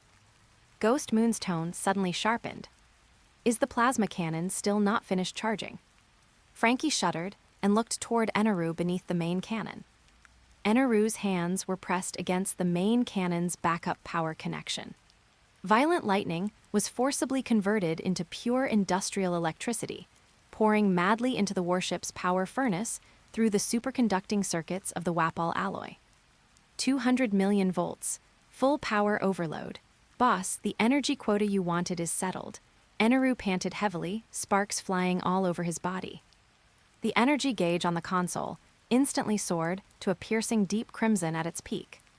Frankie, seeing this, slammed down the fire button. Vroom, within the Calamity's massive hull, the largest plasma cannon emitted a low, deafening sound of energy converging. Ghost Moon raised his hand, very slowly and clearly pointing his fingertip in one direction. That direction was not toward the Marines below, nor Blackbeard, nor any of the four emperors. Instead, it was toward the rear of Marineford, across the endless sea and mist, atop the 10,000-meter red line, the Holy Land Mary Geoise, the hub symbolizing the world's highest power and sacred inviolability. Fire, Bombard Mary Geoise. Smash those fat-headed descendants of the creators, along with their sacred ruins built on lies, into pieces. I want the whole world to see clearly who the monopolist of the new era is. As soon as these words were spoken. At this moment, the hearts of everyone still fighting, and every buyer and civilian watching the broadcast, stopped beating in unison. Their thoughts had completely stalled, unable to process the information of bombarding the Holy Land, a concept that shouldn't even exist in the logic of this world. What, even Kaido, standing beside Ghost Moon, felt his body stiffen subconsciously, a rare occurrence. He had originally thought himself the most insane tyrant in the world. But until this moment, looking in the direction Ghost Moon pointed, Kaido realized with great sorrow that his ambition, before this monster of a son, was like that of a well-behaved kindergartner. Super, super. In a state of extreme fear and excitement, every part of Frankie's body trembled violently. He watched the energy gauge on the console rise madly, looked at the peak of the world order at the end of Ghost Moon's fingertip, and finally let out the loudest and most insane laugh of his life. This is the true Grand Storm, plasma main cannon, full power fire. Boom! The Calamity's main cannon roared in full force at this instant. An extremely condensed, dazzling ethereal blue plasma ray instantly pierced through the cumulonimbus clouds hanging over Marineford. These rays did not fall onto the battlefield below, but converged into a destructive beam capable of instantly annihilating a medium-sized nation, crossing the sea and slamming straight into the Holy Land Mary Geoise atop the 10,000-meter red line. Black lightning exploded atop the red line, and the blinding glow could be seen clearly even from Marineford. That sacred ruin, symbolizing 800 years of absolute rule, underwent a tragic and even subversive cleansing at this moment. The continuous clusters of celestial dragons' mansions collapsed and melted under this strike, turning into a sea of fire and ash. God was physically crushed. Silence, a suffocating silence. Every underground mafia boss and king of non-affiliated nations watching the live broadcast felt their hearts stop and collapsed into their chairs the moment they saw Mary Geoise wiped out on the screen. They understood that from now on, all commercial rules and political orders of this world had been torn to shreds by this single shot from beast-heavy industries. In Marineford's inner bay, Fleet Admiral Sengoku nearly collapsed into the rubble. Garp also closed his eyes in pain. This shot had completely severed the Marine headquarters' political trump cards. Atop the ruins of the execution platform, Blackbeard Teach, who had just acquired dual-fruit abilities, froze for half a second before suddenly erupting into a coarse, ambitious laugh. Zehehaha, zehehaha, Ghost Moon, you bastard are a complete and utter lunatic. Teach spread his arms, looking at the fire burning atop the red line, his eyes flashing with irrepressible excitement and approval. I was just thinking about sinking Marineford into the sea, and you've already fired a cannon and leveled Mary Geoise. At this moment, as the entire world trembled before this absolute force and madness. On the deck of the Calamity, the ethereal blue energy afterglow from the plasma main cannon's firing had not yet completely dissipated. Ghost Moon stood with his hands in his pockets, looking coldly at the flames burning atop the red line. Tap, tap, tap. Amidst this silence, the slow, rhythmic sound of leather shoes clicking came abruptly from the dust of the ruins atop the Calamity's main mast, which had been instantly pierced by the plasma ray. The dust cleared. At the top of the main mast, where the banner of beast-heavy industries had once hung, 5 figures were now standing, defying the laws of physics. They were 5 elderly men who looked extremely ordinary, even somewhat aged. However, even as they just stood there quietly, the space around them underwent severe physical distortion. Black Heishoku lightning danced wildly around them, and the pressure, surpassing that of marine admirals or even the 4 emperors, instantly silenced the entire Marineford battlefield. The highest authority of the world government, the Gorosei, had descended upon the battlefield together. This was not just a war of annihilation against a pirate. This was the highest level of political forced liquidation against beast-heavy industries, against Ghost Moon, against this arms tycoon who sought to monopolize the world order. Zehehaha, Waroraro. At the moment the Gorosei arrived, the looks in the eyes of Kaido and Blackbeard Teach were replaced by a twisted, even frenzied greed. They knew that the largest cake of this sea had been personally served by this lunatic named Ghost Moon. And Ghost Moon simply kept his hands in his pockets, his silver eyes looking coldly and calmly at the 5 old men standing atop the mast amidst the ethereal blue energy afterglow. Now the game truly begins. Chapter 108 Vegapunk. The latter half of the Grand Line, the New World. Winter Island Climate, Future Island Egghead. At this moment, the battle at Marineford was raging fiercely. The eyes of the world government, the lenses of the broadcast transponder snails, and the highest combat power of the Marine headquarters were all pinned down at the Summit War. To deal with the Whitebeard pirates, a large number of elite fleets from the Marine G-14 branch stationed near Egghead were redeployed. The originally tight coastal defense network now only had a few conventional warships conducting routine patrols in the sea mist. This was the perfect time, according to beast-heavy industries' plan, when the defenses were at their weakest. Shu, in the waters surrounding Egghead, a special beast-heavy industries submarine coated with optical stealth plating silently surfaced, docking in a blind spot of the mechanical coastline. The hatch opened. The seawater around the island began to churn as dozens of massive, heavily armored cyborg sea beasts detected the heat source of the intruders. They surfaced one after another, red lights glowing in their mechanical maws as they prepared to fire lasers. A cloud of purple gas drifted out of the hatch first, spreading rapidly across the surface of the sea. Shirorororo, no matter how much Wapol alloy you add, as long as the biological brain hasn't been completely replaced by chips, you can't escape the physical laws of suffocation.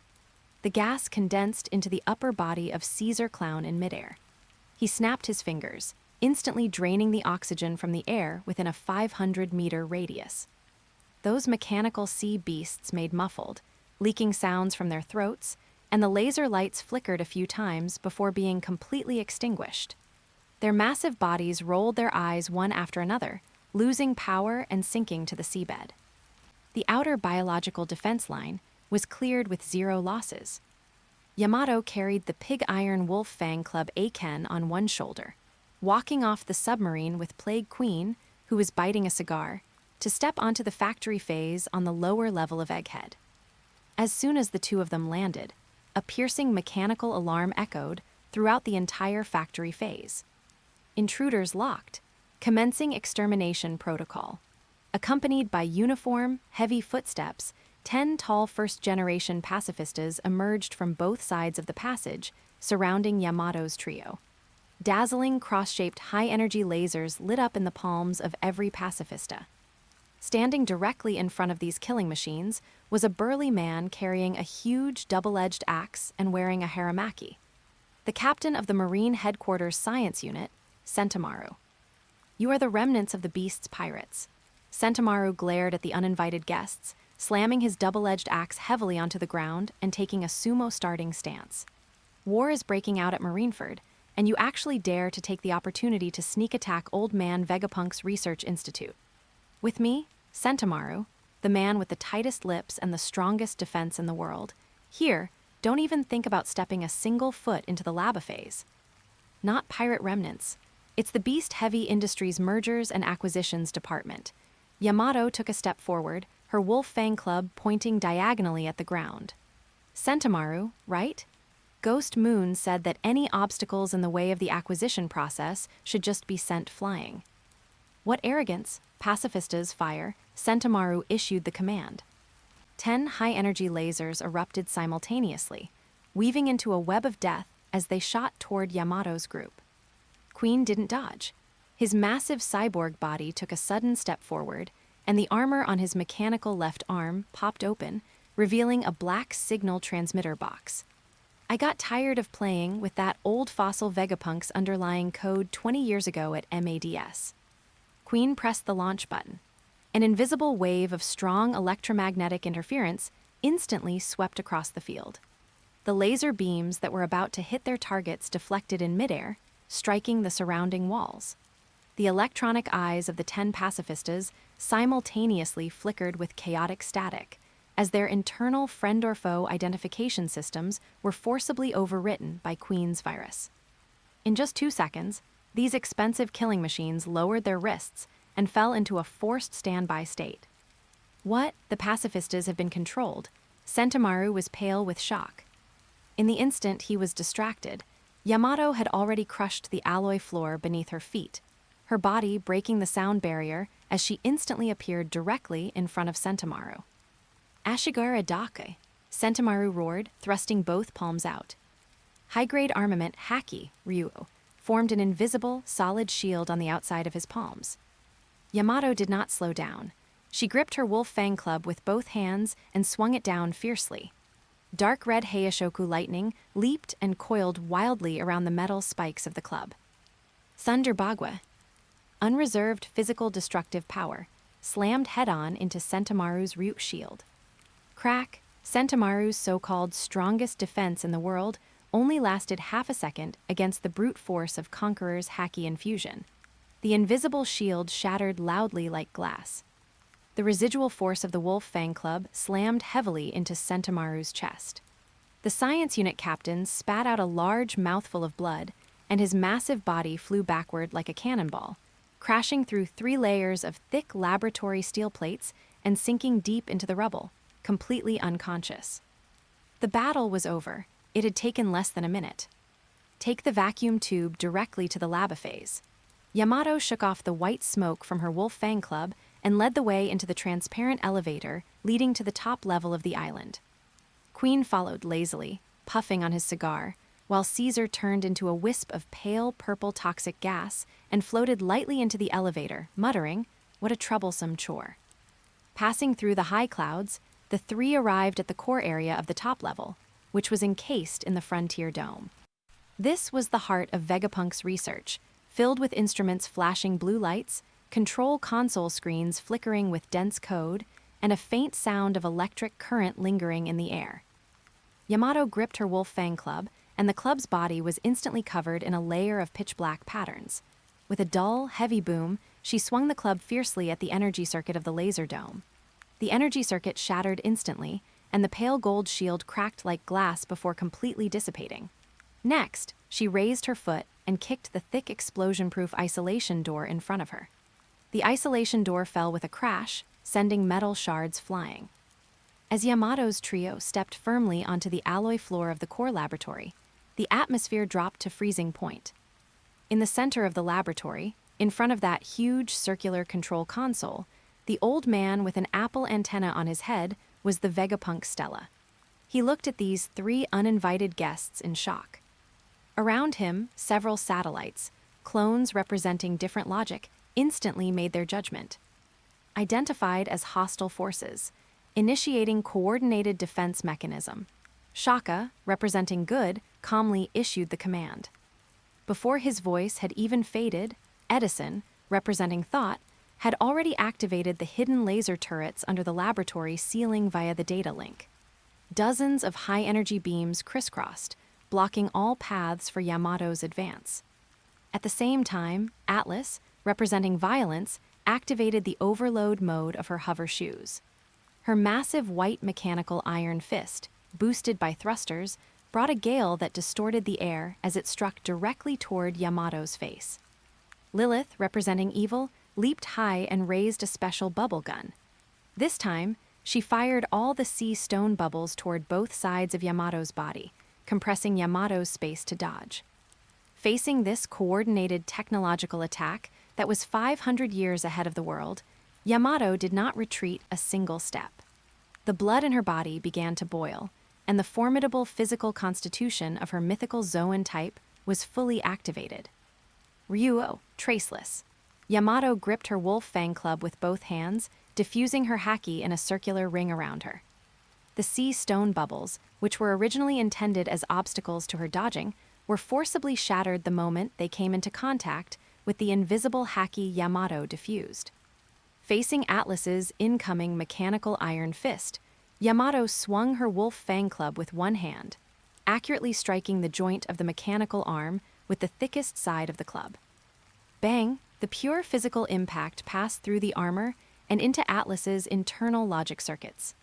Atlas emitted a burst of electronic static, and her massive body flew backward rapidly under this unreasonable monstrous strength, smashing into the wall along with the laser turrets Edison had deployed, reduced to scrap.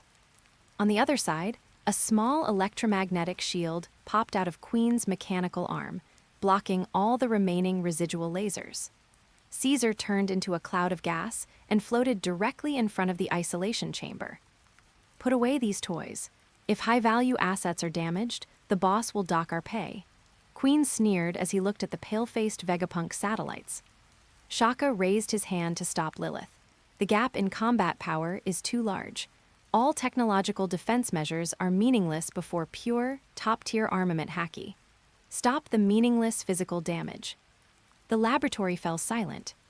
Yamato hoisted the wolf fang club back onto her shoulder and walked straight up to the Vegapunk Stella. So, you must have heard our conversation in the lower phase. What do you think of our acquisition proposal? Acquisition? Vegapunk gritted his teeth. My technology is for the future of bringing peace and energy to humanity, not for you to manufacture killing machines. But the world government only wants to use your technology to kill people, and they even plan to kill you. Yamato interrupted him coldly, directly throwing out the trump card Ghost Moon had given her. We know what you've been secretly studying. The history of the Void Century, right? The world government CP0 will find out sooner or later. It's only a matter of time before they eliminate you. Vegapunk's pupils contracted sharply, and several of his clones also instantly fell into a deathly silence. Yamato took a photo out of her coat and slapped it onto the control console in front of Vegapunk. In the photo, the survivor of O'Hara, Nico Robin, was reading a poneglyph in the underground of Wano Country. The Nico Robin in the photo is now the Chief Strategy Officer of Beast Heavy Industries. Yamato looked at the shocked scientist. Ghost Moon's promise to you is absolute military protection and research funds free from scrutiny. You can continue your research into the truth of that 100 years in Wano Country without ever having to look at the world government's face again. Vegapunk looked at the photo of Robin, and his defenses wavered slightly. But as a pure scholar, he still held doubts about the capitalistic nature behind Ghost Moon. Go to Wano Country? Vegapunk let out a long sigh. Even so, is the environment there really suitable for my research? That's just a country polluted by factory gases, lacking even the most basic research equipment. At the mention of Wano Country, Yamato's tone became incredibly certain. She even leaned forward because of the topic, bringing a stronger sense of pressure to the scientist. Vegapunk, your perception of Wano Country is still stuck in that old era ruled by Orochi. The current Wano Country is the industrial heart of Beast Heavy Industries, and it's the only place in this world where you can realize your dreams. Yamato looked into his eyes and began to list Wano Country's absolute advantages. First is the absolute monopoly on raw materials. The source of sea stone is right in Wano Country. There, you can have unlimited, duty-free sea stone raw materials for research and weapon development without needing to go through government quota approvals like you do now. Then there's the excellent physical isolation. Wano Country's closed, high-altitude terrain, combined with Beast Heavy Industries' 24/7 energy shields and Lord Isho's gravity defense network, makes it an absolute military fortress that even the world government has to respect, and even the three admirals cannot easily invade. Your research will not be interrupted here. Finally, and most crucially, is the acquisition of core energy. The boss has already completed the modification of the energy circuits beneath Wano Country. It possesses the world's unique pyrobloin and special metal deposits, which can provide the most stable physical environment and energy supply for your upcoming Mother Flame experiments. In Wano Country, you can not only continue your historical research, and as part of this deal, Nico Robin is waiting for you in Wano Country, where you can share information with each other. But you can also realize your ultimate dream, giving the entire world infinite, sustainable, free energy. Yamato loudly delivered the final blow.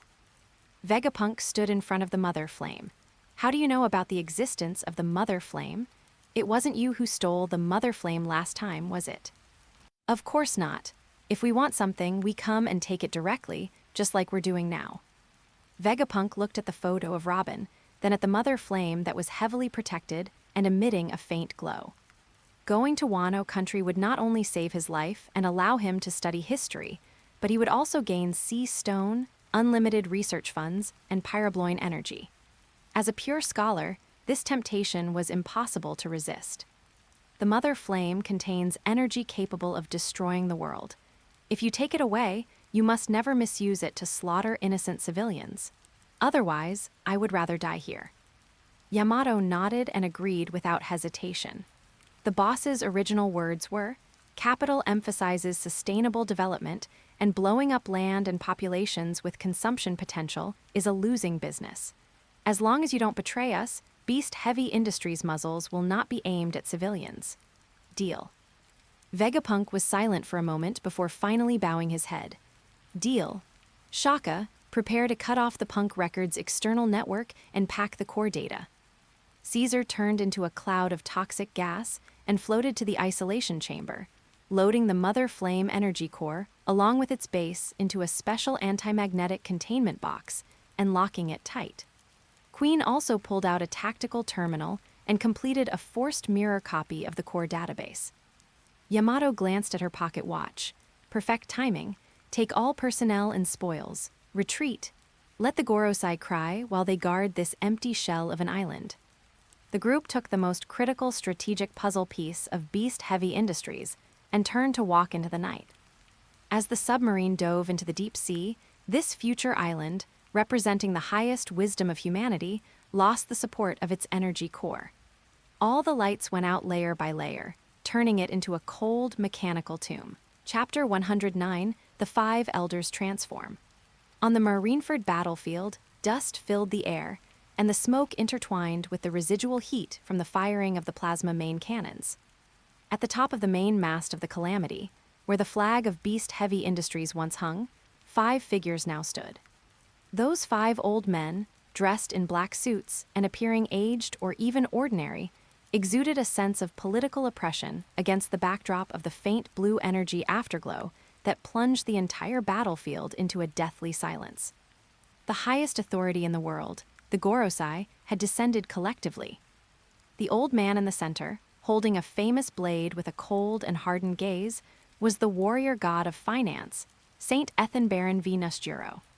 His cold eyes pierced through the smoke, locking straight onto Ghost Moon, who stood on the deck of the Calamity with his hands in his pockets and silver eyes as indifferent as ice. Ghost Moon, you are more than just a pirate. Saint Nusjuro's voice was devoid of any emotion. You are a dangerous individual attempting to monopolize the world order and hoping to tear the rules to shreds.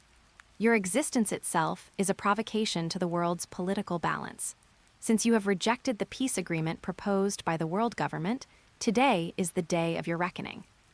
The moment his words fell, the famous blade in the old man's hand, the Shodai Kaitsu, let out a crisp and piercing hum. A killing intent as deep as a black hole instantly covered the entire Calamity. Just as Saint Nusjuro prepared to lift his blade and launch a fatal slash that would split the entire warship in 2. Bulu bulu, bulu bulu, catcha.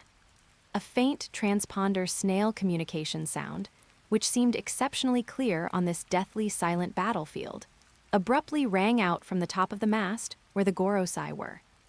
That was the highest-level encrypted communication device belonging directly to the Gorosei, which only rang when a serious emergency capable of subverting the world situation occurred. The Gorosei's movements all froze. The golden transponder snail, which had been angrily mimicking Sengoku's expression, suddenly transformed into a state of unprecedented madness and despair the moment it was answered. Go Gorosei-sama, emergency, highest-level emergency intelligence. From the transponder snail came the voice of the CP-0 chief, which had completely broken down and even carried a sob. Egghead Island, just now, suffered a severe attack. Vegapunk's Stella has been abducted. All research data, patent ownership, and... Get to the point, you fool, roared Saint Topman Warcury, the most hot-tempered warrior god of justice. And the Mother Flame Energy Core, all of it has been stolen. The hijackers left behind a hostile takeover completion notice from Beast Heavy Industries. The sound from the transponder snail was abruptly cut off. In all of Marineford, and even across the entire world watching through the broadcast screens, hearts collectively stopped beating for a moment. Their thoughts had completely stalled, unable to process information that shouldn't even exist within the logic of this world. Vegapunk, the scientific genius 500 years ahead of the world. Beast Heavy Industries, while shelling the Holy Land, had actually struck secretly and seized the world government's technological lifeblood. This wasn't just a war. This was a hostile corporate takeover in the nature of a dimensional strike. At the top of the mast, the Gorosei, who had just been as cold as ice and ready to settle accounts with Ghost Moon, now saw their faces undergo a distorted, even frenzied change in the blue energy afterglow. That political arrogance and composure that stood above all living beings was shattered by this single piece of intelligence, leaving only the purest, most primal despair and rage. They hated Whitebeard because he broke the order. They loathed Blackbeard because he exploited the rules. But at this moment, they erupted with a hatred and killing intent toward this madman named Ghost Moon that exceeded the sum of all previous enemies, a hatred carved into their very marrow. The gazes coming from the top of the red line made them feel like they had needles in their backs. Under the high pressure, all 5 of them became frenzied. You ungrateful madman, you capitalistic brat, Saint Warcury roared loudly, his voice becoming hoarse and distorted with rage. Not only did you destroy the Creator's residence, you actually dared to touch God's property. What do you take Beast Heavy Industries for? What do you take us for? The 5 old men, under the watchful eyes of the entire world through the broadcast screens, cast aside all political disguises. Their aged, even somewhat ordinary bodies began to deform in a way that violated the laws of physics. Catcha, catcha, the sound of breaking bones and expanding muscles spread clearly throughout the field. Black, solid conquerors haki rolled down like a waterfall, while the admirals were still fighting desperately in the distance, and the Whitebeard pirates and the marine were tearing at each other below. The buyers, civilians, and underworld bosses watching through the broadcast screens looked at their monitors in horror. The 5 people who were originally the pinnacle of world power in their hearts transformed in this instant into a group of monsters that shouldn't exist in human thought. Saint Topman Warcury transformed into the Fengxi, his size comparable to a giant sea king, with rough and hard skin like ink-colored rock, giant dark gold tusks, and conqueror's haki swirling around him. Saint Ethenbaron Venus Juro transformed into the Bakatsu Centaur, a human torso on a skeletal horse body, with pitch-black bull horns on his head, holding the Shodai Kaitsu, and the chilling air of the underworld swirling around him. Saint Marcus Mars transformed into the Itsumaid, his raptor wings dark crimson and glowing with a scorching halo, a raptor's face with a sharp beak and dense haki surrounding him. Saint Jagartia Saturn transformed into the Juki, a human torso on a spider body, with thick pitch-black bull horns, a hideous face, and blood-red eyes. Saint Shepherd Jupiter transformed into the Sandworm, his body thick and long, dark brown all over with a slimy surface, surrounded by toxic mist and possessing a powerful natural suction. 5 Yakai forms of the 4 Emperors level, or even surpassing the 4 Emperors, descended upon the ruins of the highest power in Marineford. Their monstrous eyes stared down at Ghost Moon, and that destructive pressure instantly turned the entire battlefield into a vacuum filled with lethal toxic gas. This scene was broadcast to all parts of the world through the live feed. The civilians, Chamber of Commerce giants, and kings watching through the screens across the world suffered cardiac arrests at this moment, collapsing into their chairs. They understood that from now on, all order and credit in this world would likely have to be rebuilt. The Gorosei, who were originally their nominal highest point of power, and the sacred, inviolable center of rule, completely fell from their pedestal in their hearts, turning into a group of extremely evil monsters filled with murderous fury. The world's credit collapsed at this moment. The hearts of the people fell into an unprecedented, subversive chaos. Zehahaha, zehahaha. At the moment the Gorosei transformed into monsters and descended, Blackbeard Teach, who had still been shocked by that cannon blast, saw his fear replaced by a distorted, even frenzied greed the moment the Gorosei's true faces were exposed. He knew that the largest cake in the sea had been personally placed on the table by this madman named Ghost Moon. As for Ghost Moon, he simply stood with his hands in his pockets, his silver eyes looking coldly and calmly at the 5 old men who had transformed into yakai forms atop the mast amidst the intertwined light of faint blue and dark red. Capital liquidation complete.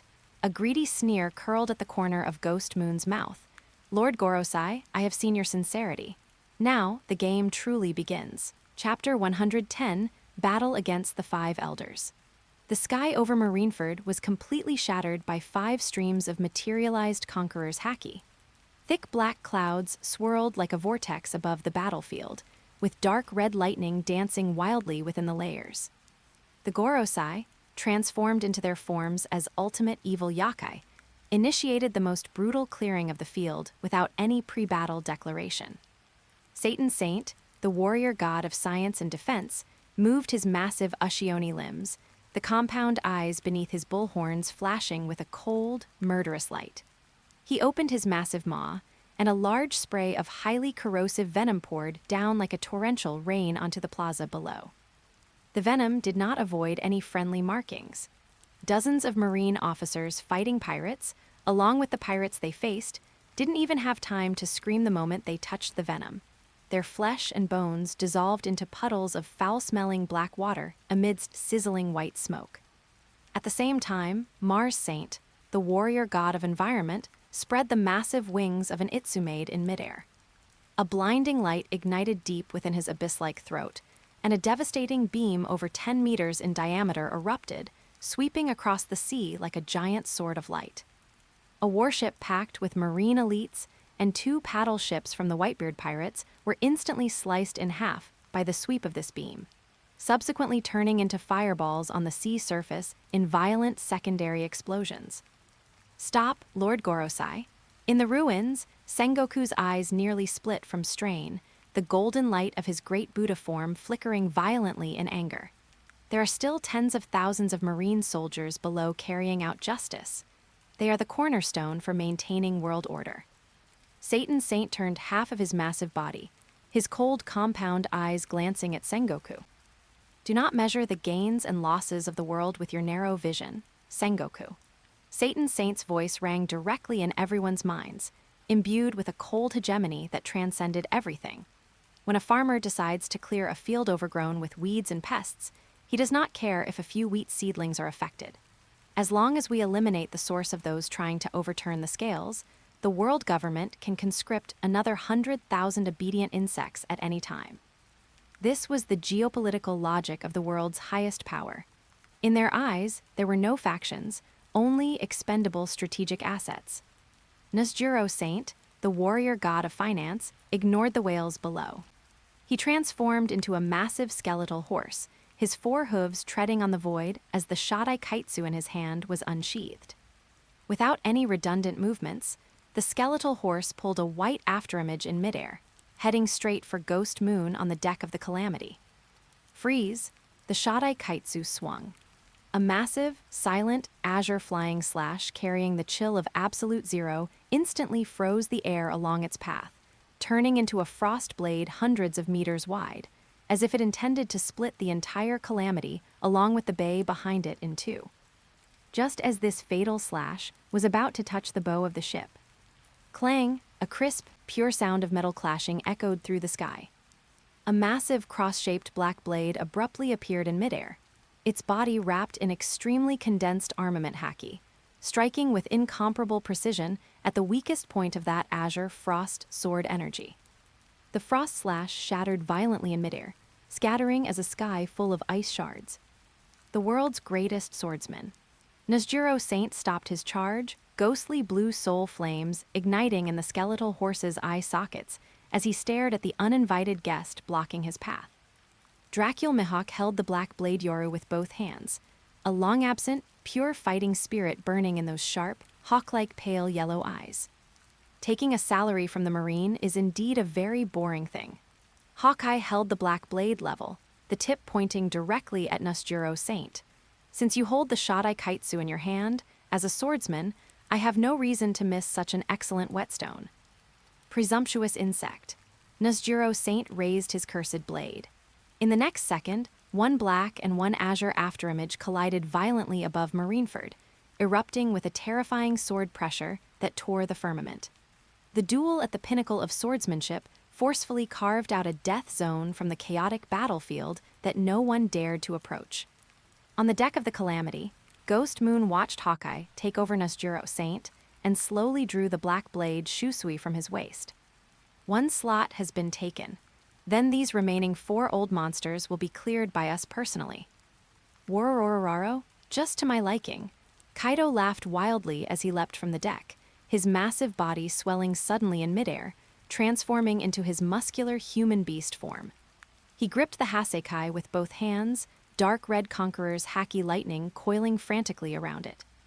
Conqueror of 3 worlds, Ragnaroku, Kaido was like a meteor, meeting the transformed giant wild boar Warcury Saint head-on. The Wolf Fang Club collided fiercely with those boar tusks, whose hardness even surpassed sea stone. The collision of pure monstrous strength triggered a Category 12 hurricane, directly blowing away the surrounding seawater. In the sky, Mars Saint prepared to spit another devastating beam. A black meteor suddenly fell from the clouds high above. We can't let you demolish the beast's ship. Accompanied by a cold voice, King, the king of disaster and lead performer of the beast's pirates who followed Kaido, spread his black wings burning with flames and charged into the battlefield, stepping on sonic boom clouds. He drew the serrated longsword at his waist, carrying the Lunarian tribe flames that ignored all defenses, and engaged in a brutal ultra-high-speed air battle with Mars Saint. On the ground, Peter Saint, the warrior god of agriculture, transformed into a terrifying sandworm hundreds of meters long, opening an abyss-like giant mouth in an attempt to swallow the entire calamity directly from underground. 200 million volts. Amaru. Eneru transformed into a blue-white lightning giant and charged directly into the sandworm's giant mouth. The violent high-voltage current conducted frantically along the sandworm's mucus, conducting wildly across the ice surface and forcing Peter Saint to leap into the sky. At the same time, the blind swordsman Isho gripped his cane sword in a reverse hold. Gravity Blade, Raging Tiger. A massive horizontal gravity wave, like an invisible mountain, smashed heavily onto Saint's Ushioni body, pinning the head that was just about to spit venom firmly into the rubble and ruins. Ghost Moon used Moonwalk, his figure weaving at high speed between the massive bodies of the Gorosei.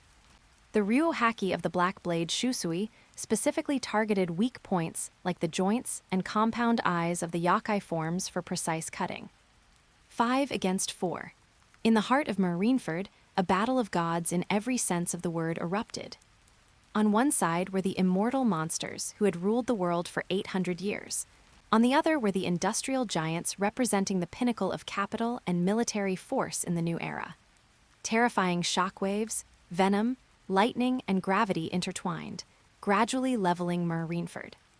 In this chaotic battle sufficient to reshape the world map, both sides actually reached an extremely tragic and subtle strategic stalemate in a short period of time. The trump cards of the Old Order met the iron wall of the new era. Chapter 111, Chaotic Battle 1. At the other end of the Marineford Plaza, cracks in the earth were spreading outward at a speed visible to the naked eye. High above, the hideous monster that the Gorosei had transformed into did not make Marshal D. Teach feel fear. Instead, it completely ignited the ambition deep within his bones. Zihahaha, did you see that, my little ones? Even the highest authority of the world government has turned into a monster that cannot see the light of day. The order of this world has collapsed. Teach stood at the highest point of the execution platform's ruins, spreading his arms wide. His left hand surged with darkness that devoured light, while his right hand was enveloped in a white, vibrating halo that tore through space. I have obtained the ability with the greatest destructive power. Marineford, the Gorosei, today I will send you all to the bottom of the sea. Teach laughed wildly, the muscles in his right arm bulging as he aimed at the dilapidated Marineford Plaza below and slammed down a quakeshock. Crack, the atmosphere shattered. A violent shockwave swept out in a fan shape. The already teetering main building of the marine fortress collapsed completely under this power, and massive boulders crashed into the inner bay, triggering a violent tsunami. The foundation of Marineford emitted a muffled thud, and the entire island began to tilt severely to one side. Don't even think about running wild here, you irredeemable piece of trash. A massive Buddha statue, emitting blinding golden light, rose from the ruins. Fleet Admiral Sengoku's eyes widened in rage as his giant golden palm pushed forward fiercely. Buddha impact. A circular golden shockwave whistled out, colliding head-on with the shockwave triggered by Teach. Two top-tier destructive forces collided frantically in midair, erupting with a deafening air blast. Zihahaha, Sengoku, your shockwave cannot stop my tremors. Teach raised both hands simultaneously, preparing to launch an even larger-scale destruction. Just in the gap, while Blackbeard was preparing to launch his next attack. Bang! The air beside Sengoku was forcibly stomped into an explosion, forming a visible ring of white sonic boom clouds. Garp's burly figure instantly left behind a blurred afterimage, crossing hundreds of meters with pure physical explosive power, and appeared directly above Teach. There were no flashy devil fruit light effects, only a pair of iron fists wrapped in deep, pitch-black high-level armament haki. Before the fists could fall, violent Dark-Red Conqueror's haki lightning tore through the air like wild pythons, weaving into a high-voltage electric grid along the shattered ice surface below. It descended upon Blackbeard's head a step earlier than Garp's physical body, grinding the surrounding ruins and rubble into dust. Fist-bone collision. Garp looked down from above, his graying hair standing on end in the gale, and swung a heavy, unreserved punch at Teach's arrogant face. In Teach's violently contracting pupils, the iron fist was reflected as it grew larger and larger. A fatal sense of crisis made the hair on his body stand on end. He let out a beast-like roar, instinctively raising his right fist, which was wrapped in a thick white halo of tremors, and smashed it forward with the force to tear apart the atmosphere. Boom, the top-tier Haki and the strongest devil fruit destructive power collided head-on. A piercing sound of shattering glass rang throughout the plaza. The white halo of the tremor fruit, which was enough to trigger a tsunami, did not even have the qualification to stalemate against Garp's iron fist, which had been tempered 1,000 times and layered with Conqueror's Haki infusion. After supporting it for only half a second, that halo was smashed and stripped away like a fragile ice shell. The iron fist, carrying the remaining force of destruction, landed squarely on Teach's cheekbone. Accompanied by the teeth-grinding sound of a skull fracturing, Teach's facial muscles distorted under the immense force, and a mouthful of thick blood mixed with broken teeth sprayed out. His massive body, like an out-of-control heavy shell, was blasted obliquely toward the ground, smashing through 3 layers of heavy Marineford Wapol alloy defensive lines in succession. Amidst the screeching sound of tearing metal, Teach sank deep into a crater in the ruins hundreds of meters away, plowing out a shocking blood-red trench. Captain, Burgess, Shiryu, and the other death row inmate officers saw this and immediately drew their weapons, preparing to surround and attack Garp in midair. "I'm not dead yet." Sengoku's massive Buddha form took a large stride forward, the blinding golden light illuminating half the plaza. His giant Buddha palm pushed forward flat, and a mountain-toppling golden shockwave whistled out along the ground, mercilessly slamming into the formation of death row inmate officers, forcibly sending them and the ruins beneath their feet flying dozens of steps back. In the smoke-filled deep crater, black mist began to spread like a venomous snake. Teach clutched his completely collapsed bridge of the nose, staggering to his feet. The unique double pain side effect of the dark fruit was frantically stimulating his nerves, causing the veins on his face to bulge with pain, and his originally arrogant face twisted like a demon. "It hurts like hell. You old geezer, you really hit hard." Teach squeezed out a resentful roar from the depths of his throat, the greed and killing intent in his eyes boiling over. He suddenly opened his left hand toward Garp, who had not yet landed in midair, and his palm surged with an endless darkness that devoured all light. Dark water. A massive gravitational field that defied physical common sense erupted instantly, forcibly sucking the surrounding boulders, weapon debris, and even the air into his palm. This black gravity locked onto Garp firmly, and the marine hero's figure in midair instantly lost its point of leverage, uncontrollably being pulled straight toward Teach's direction by this black vortex. A mad killing intent flashed in the depths of Teach's eyes as his right fist jerked backward. A blinding white halo of tremors gathered frantically and compressed at a high frequency on his broad fist. At this moment, the surrounding air emitted a groan of being overwhelmed. "Zihahaha," be crushed to pieces, Garp. Facing the gravity he could not break free from, Garp simply gave up resisting. He took a deep breath, his chest swelling high, and mobilized all of his high-level armament Haki without reservation. Deep black instantly covered his arms and chest, and dark red Conqueror's Haki lightning danced wildly on his body surface. Boom! Just at the moment when the distance between the two was less than half a meter, Teach's heavy quake punch slammed without any flare onto Garp's crossed arms. Pure physical defense, and the shockwave capable of destroying the island, collided in a tragic head-on clash. This time, the power of the tremor fruit was fully released. The terrifying power of the tremors penetrated Garp's rock-solid Haki defensive line and acted directly on his internal organs. Garp let out a muffled grunt of pain, a wisp of glaring blood spilling from the corner of his mouth. The ruined earth beneath his feet instantly turned into powder under the impact of the aftermath, and a semicircular giant crater dozens of meters deep collapsed with the two of them as the center. "I am invincible." Teach sensed the wavering of Garp's defense line, and his left hand suddenly increased the output of dark water, attempting to completely interfere with the flow of Garp's Haki, while his right knee bent, preparing to follow up with a fatal physical knee strike. But he underestimated the combat intuition and ruthlessness of this legend of the old era. Garp, having forcibly endured the internal quake injury, did not show the slightest retreat in his eyes. Instead, a fierce glint shone through.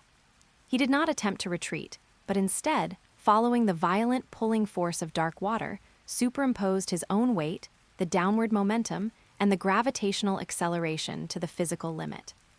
Garp dropped his crossed defensive arms, his right elbow raised high, and all his ryu haki, dense to the point of turning black, was poured into his elbow tip. Before Teach's knee strike could land, Garp's iron-hard elbow, carrying the screech of breaking the sound barrier, struck accurately and flawlessly onto Teach's defenseless throat cartilage. Crack, a bone-chilling sound of fracturing, exploded in the center of the battlefield. Teach's wild laughter was forcibly smashed back into his stomach. The excruciating pain of his windpipe fracturing, combined with the double damage side effect of the dark fruit, made his eyes instantly roll back, and his massive body tilted backward, completely losing its balance. In the deep crater in the distance, Teach clutched his throat, which was gushing blood, and writhed in pain among the rubble. The entire plaza had completely devolved into an illogical slaughterhouse. On the other side, the remnants of the Whitebeard pirates were fighting to the death against the Admiral's pursuit. Cover everyone's retreat. We must not let old man's efforts go to waste. Marco transformed into the Phoenix, covered in blood, his blue regeneration flames having become very weak. Blocking the direct front of the pirate coalition's retreat route was Admiral Akinu. At this moment, Sakazuki was severely injured. He had been smashed by Whitebeard's punch, which carried the power of tremors, cracking several ribs. The left side of his cheek was covered in blood. His marine uniform had long since burned to ashes, and with every breath, bloodied pieces of his internal organs sprayed from his mouth and nose. But this admiral's combat power had not diminished in the slightest. A bunch of irredeemable pirate remnants. All of you stay in Marineford. Akinu ignored the severe pain in his body, his right arm completely turning into churning magma. He strode forward, and with every step he took, the ice surface beneath his feet melted into boiling water. Fire Squad, concentrate fire. Curiel, the 10th Division commander, roared, and hundreds of lead bullets wrapped in armament haki shot toward Akinu. Akinu did not dodge.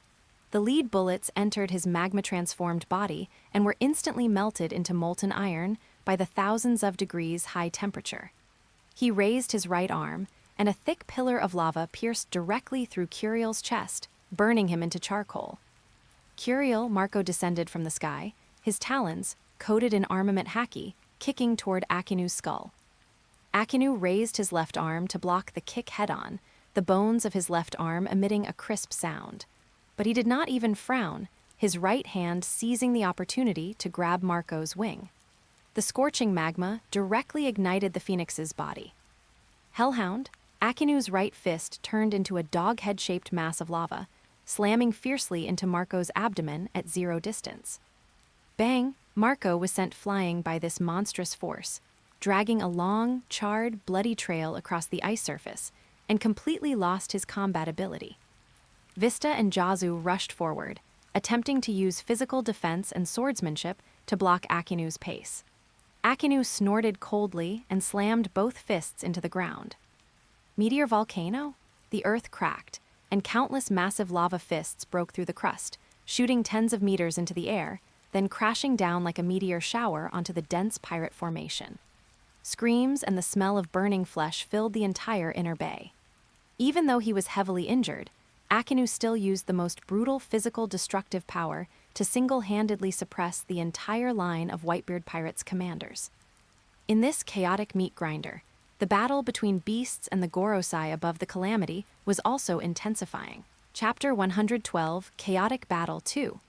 Above Marineford, dark red Heishoku lightning tore the thick dark clouds into countless fragments. Heavy rain poured down, but before it could reach the ground, it was evaporated into a sky full of white mist by the intense heat interweaving on the battlefield. Without the leadership of the admirals and Whitebeard, the core of this war had completely shifted to the conflict between the Gorosei and the high-ranking members of beast-heavy industries. The intensity of the destructive power at this moment reached the geological limit that the island of Marineford could withstand. Conqueror of the Three Worlds, Ragnaroku. Kaido transformed into his muscular hybrid form, his massive body falling straight down from the sky. His Hasekai, enveloped in high-level armament Haki and Heishoku lightning, smashed toward the head of Saint Warcury, who had transformed into a giant wild boar with a piercing sonic boom and no restraint. Boom! The collision of pure, monstrous strength triggered a Category 12 hurricane in the center of the plaza. The wild winds blew away rubble, corpses, and the remains of broken warships within hundreds of meters, casting them into the sea. But this time, Kaido's heavy strike, capable of shattering islands, failed to shake the pair of giant tusks said to surpass sea stone in hardness. The Hasekai struck the boar's tusks, erupting in blinding sparks. The muscles in Kaido's arms bulged instantly, veins knotting like tree roots, yet he only felt a numbing sensation in his palms. A mountain-toppling recoil surged through the wolf fang club into his body, causing his massive frame to come to a sudden halt in midair. What tough old bones! Kaido laughed wildly, choosing not to stay and fight the monster in midair. Using the recoil, he forcibly twisted his torso in the air, his thick dragon tail cracking the air with a sonic boom to change his descent trajectory. At the moment he dodged to the side, the ground below collapsed violently. Saint Peter, the warrior god of science, transformed into a terrifying sandstorm worm hundreds of meters long. Opening a deep abyss of a mouth filled with rings of sharp teeth, he burst from the ground, biting toward where Kaido had just been. Kaido fell with the momentum, gripping the end of his wolf fang club with both hands and swinging it in a full moon arc in midair. Daitoku, Thunder Bagua. The club smashed heavily into the sandstorm worm's exposed flank. The powerful physical penetration shattered the worm's outer shell. Thick green fluid splattered like a fountain, and the worm's massive body was knocked sideways by the blow, crashing into and crushing the remaining marine fortress, forcibly interrupting its swallowing action. The entire Marineford battlefield fell into complete, chaotic disorder.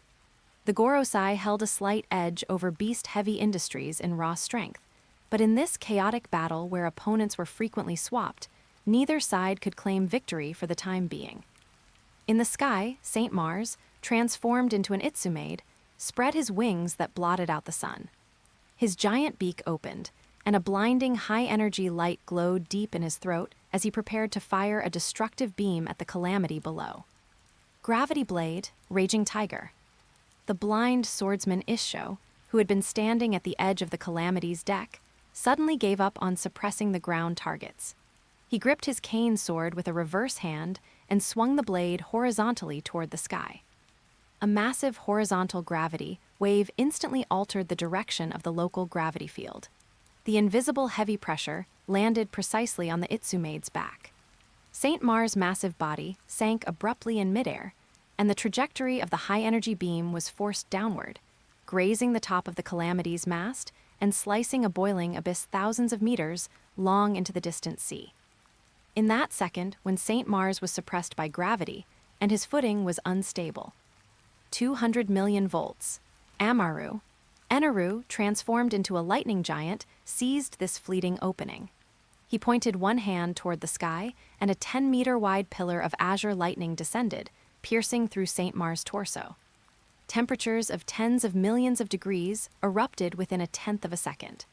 Saint Mars' feathers ignited instantly, and more than half of his body was carbonized by the high-voltage current, charred bird blood pouring down like a waterfall. Got him, a cold smirk curled on Eneru's lips. However, before the smile could fully form, black flames surged abruptly on the falling, carbonized bird corpse. In just a single breath, the burned flesh and wings were rewoven and regrown within the black fire. A perfectly intact Saint Mars let out a shrill bird cry that pierced the clouds. He swung his newly regenerated giant wing, sending an invisible air blade tearing through the atmosphere. It swatted King of Disaster King, who was about to follow up with a flank attack, along with his sword, down toward the sea below. On the other side of the Calamity's deck, Ghost Moon gripped the black blade Shusui with both hands, his blade wrapped in Ryu haki as thick as ink. Treading on a shield left behind by a marine soldier, he moved at high speed across the collapsing ice, firmly blocking Satan Saint, who had transformed into a Juki form. Satan Saint moved his 6 sharp spider limbs, each thrust leaving deep dents in the Wapol alloy armor. Black blade, sever. Ghost Moon spotted an opening as Satan Saint raised a forelimb and slid across the ground. The pitch-black sword energy drew a cold arc, precisely severing 3 of the limbs on Satan Saint's left side. Dark red, foul-smelling blood gushed out, and Satan Saint's massive body lost its balance, tilting to one side. Ghost Moon flipped up with the momentum, holding his blade with both hands and slashing down at Satan Saint's horned head, preparing to follow up on his success. But in the gap, just before the blade could touch the horns, boom, the pile of ruins to the side suddenly exploded. Saint Warcury, the giant wild boar who had been knocked away by Kaido, charged in like an out-of-control, heavy armored train. His 4 hooves crushed the hard crust of the earth, defying the physical logic of his massive size as he erupted in a burst of incredible superspeed. This collision directly blocked all of Ghost Moon's evasion space to the right. Ghost Moon's observation, Haki captured this fatal trajectory, but his body couldn't fully evade in midair. He decisively abandoned his attack on Satan Saint, forcibly twisting his torso to concentrate all his armament Haki on his right side, holding the black blade Shusui horizontally in front of him to block. Bang! The boar's skull and tusks, harder than sea stone, slammed solidly into the blade of the black sword and Ghost Moon's body. Ghost Moon felt as if he had been hit head-on by a steel train traveling at full speed.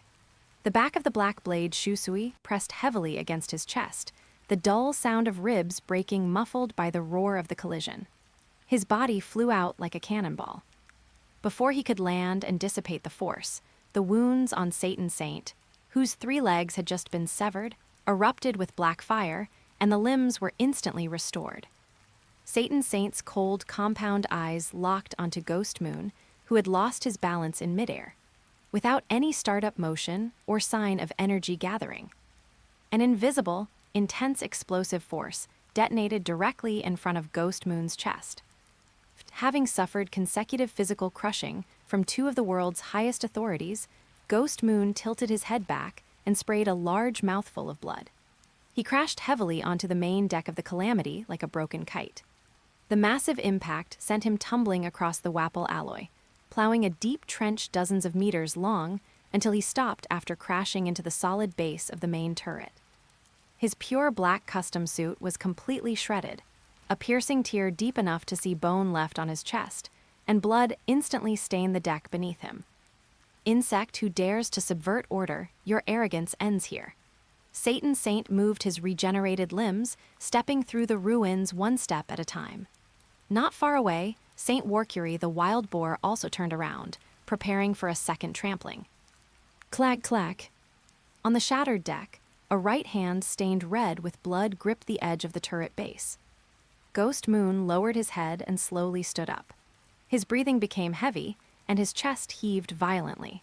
But as he stood, the powerful vitality belonging to his mythical Zoan type within his body began to circulate at high speeds, defying human physiological norms.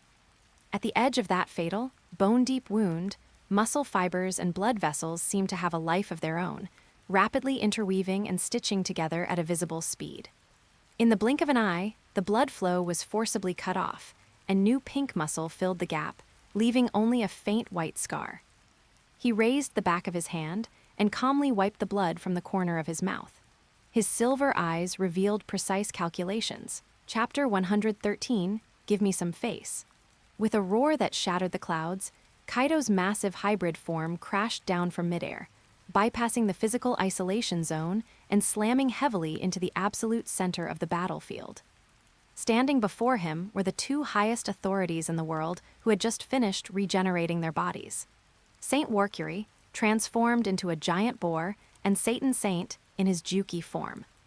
A stupid pig and a spider, Kaido spat out a mouthful of blood-streaked saliva, his hands tightening around Hasekai as dark red Heishoku lightning leaped wildly across the metal club. Let me see just how many hits this so-called immortality of yours can actually take. There was no probing. Saint Warcury's 4 hooves pawed at the ice, his massive body turning into a black chariot as his indestructible tusks lunged straight for Kaido's chest. Simultaneously, Satan Saint moved his appendages, 6 spider legs as sharp as blades flanking from the side, while highly corrosive venom spewed from his mouth, sealing off Kaido's escape routes. Faced with the pincer attack from the 2 highest authorities, Kaido had no intention of dodging at all. Daidoku Thunder Bagua. Kaido exerted force from his waist and abdomen, swinging Hasekai in a full moon arc that broke the sound barrier with a piercing scream, meeting Saint Warcury's tusks head-on. Boom! A collision of pure, monstrous strength. The air within a 100-meter radius was instantly sucked away. The muscles in Kaido's arms bulged high, veins popping. He stubbornly withstood the boar's irrational impact force, then with a twist of his wrists, his immense power directly flipped Saint Warcury's massive body into the air. Just as Kaido's old momentum was spent and his new strength had yet to arise, Satan Saint's venom rained down, and 2 sharp appendages pierced through the dragon scales on Kaido's left shoulder, sinking deep into the muscle. Get lost, Kaido seemed unable to feel the pain. He let out a furious roar, his thick dragon tail coated in pitch-black armament haki, lashing out like a steel whip against Satan Saint's head. The dull thud of a shattering skull rang out. Satan Saint was sent flying by this dragon's tail whip, smashing through 4 thick walls of the marine fortresses in succession. The ruins behind him collapsed silently. Saint Peter, the warrior god of agriculture, erupted from the ground in the form of a giant sandworm. His barbed, circular maw was like an abyss, carrying a suction force that could swallow everything as it lunged at Kaido's back from his blind spot. Don't get in the way, bug. A cold voice rang out from midair. King, the king of disasters and lead performer of the Beast's pirates, cut into the battlefield. He drew his serrated longsword, and the flames belonging to the Lunarian tribe on his back burned to their highest temperature, transforming into a massive oriental fire dragon. Fire Dragon Emperor. King held his sword with both hands, descending from the sky with magma-level heat capable of melting rock, and struck a heavy blow onto the top of the sandworm's head. Boom, violent flames poured down into the sandworm's massive maw. St. Peter's enormous body twisted violently in the high heat, letting out a muffled screech. Its body, capable of swallowing warships, was forcibly halted by King's unreserved strike, flying backward and smashing into a distant, broken fortress. Kaido did not pause. He kicked off hard, shattering the ground and leaping toward St. Warcury, who was still in the air. He tossed aside Hasekai and grabbed the boar's tusks with both hands, performing a violent back suplex in midair.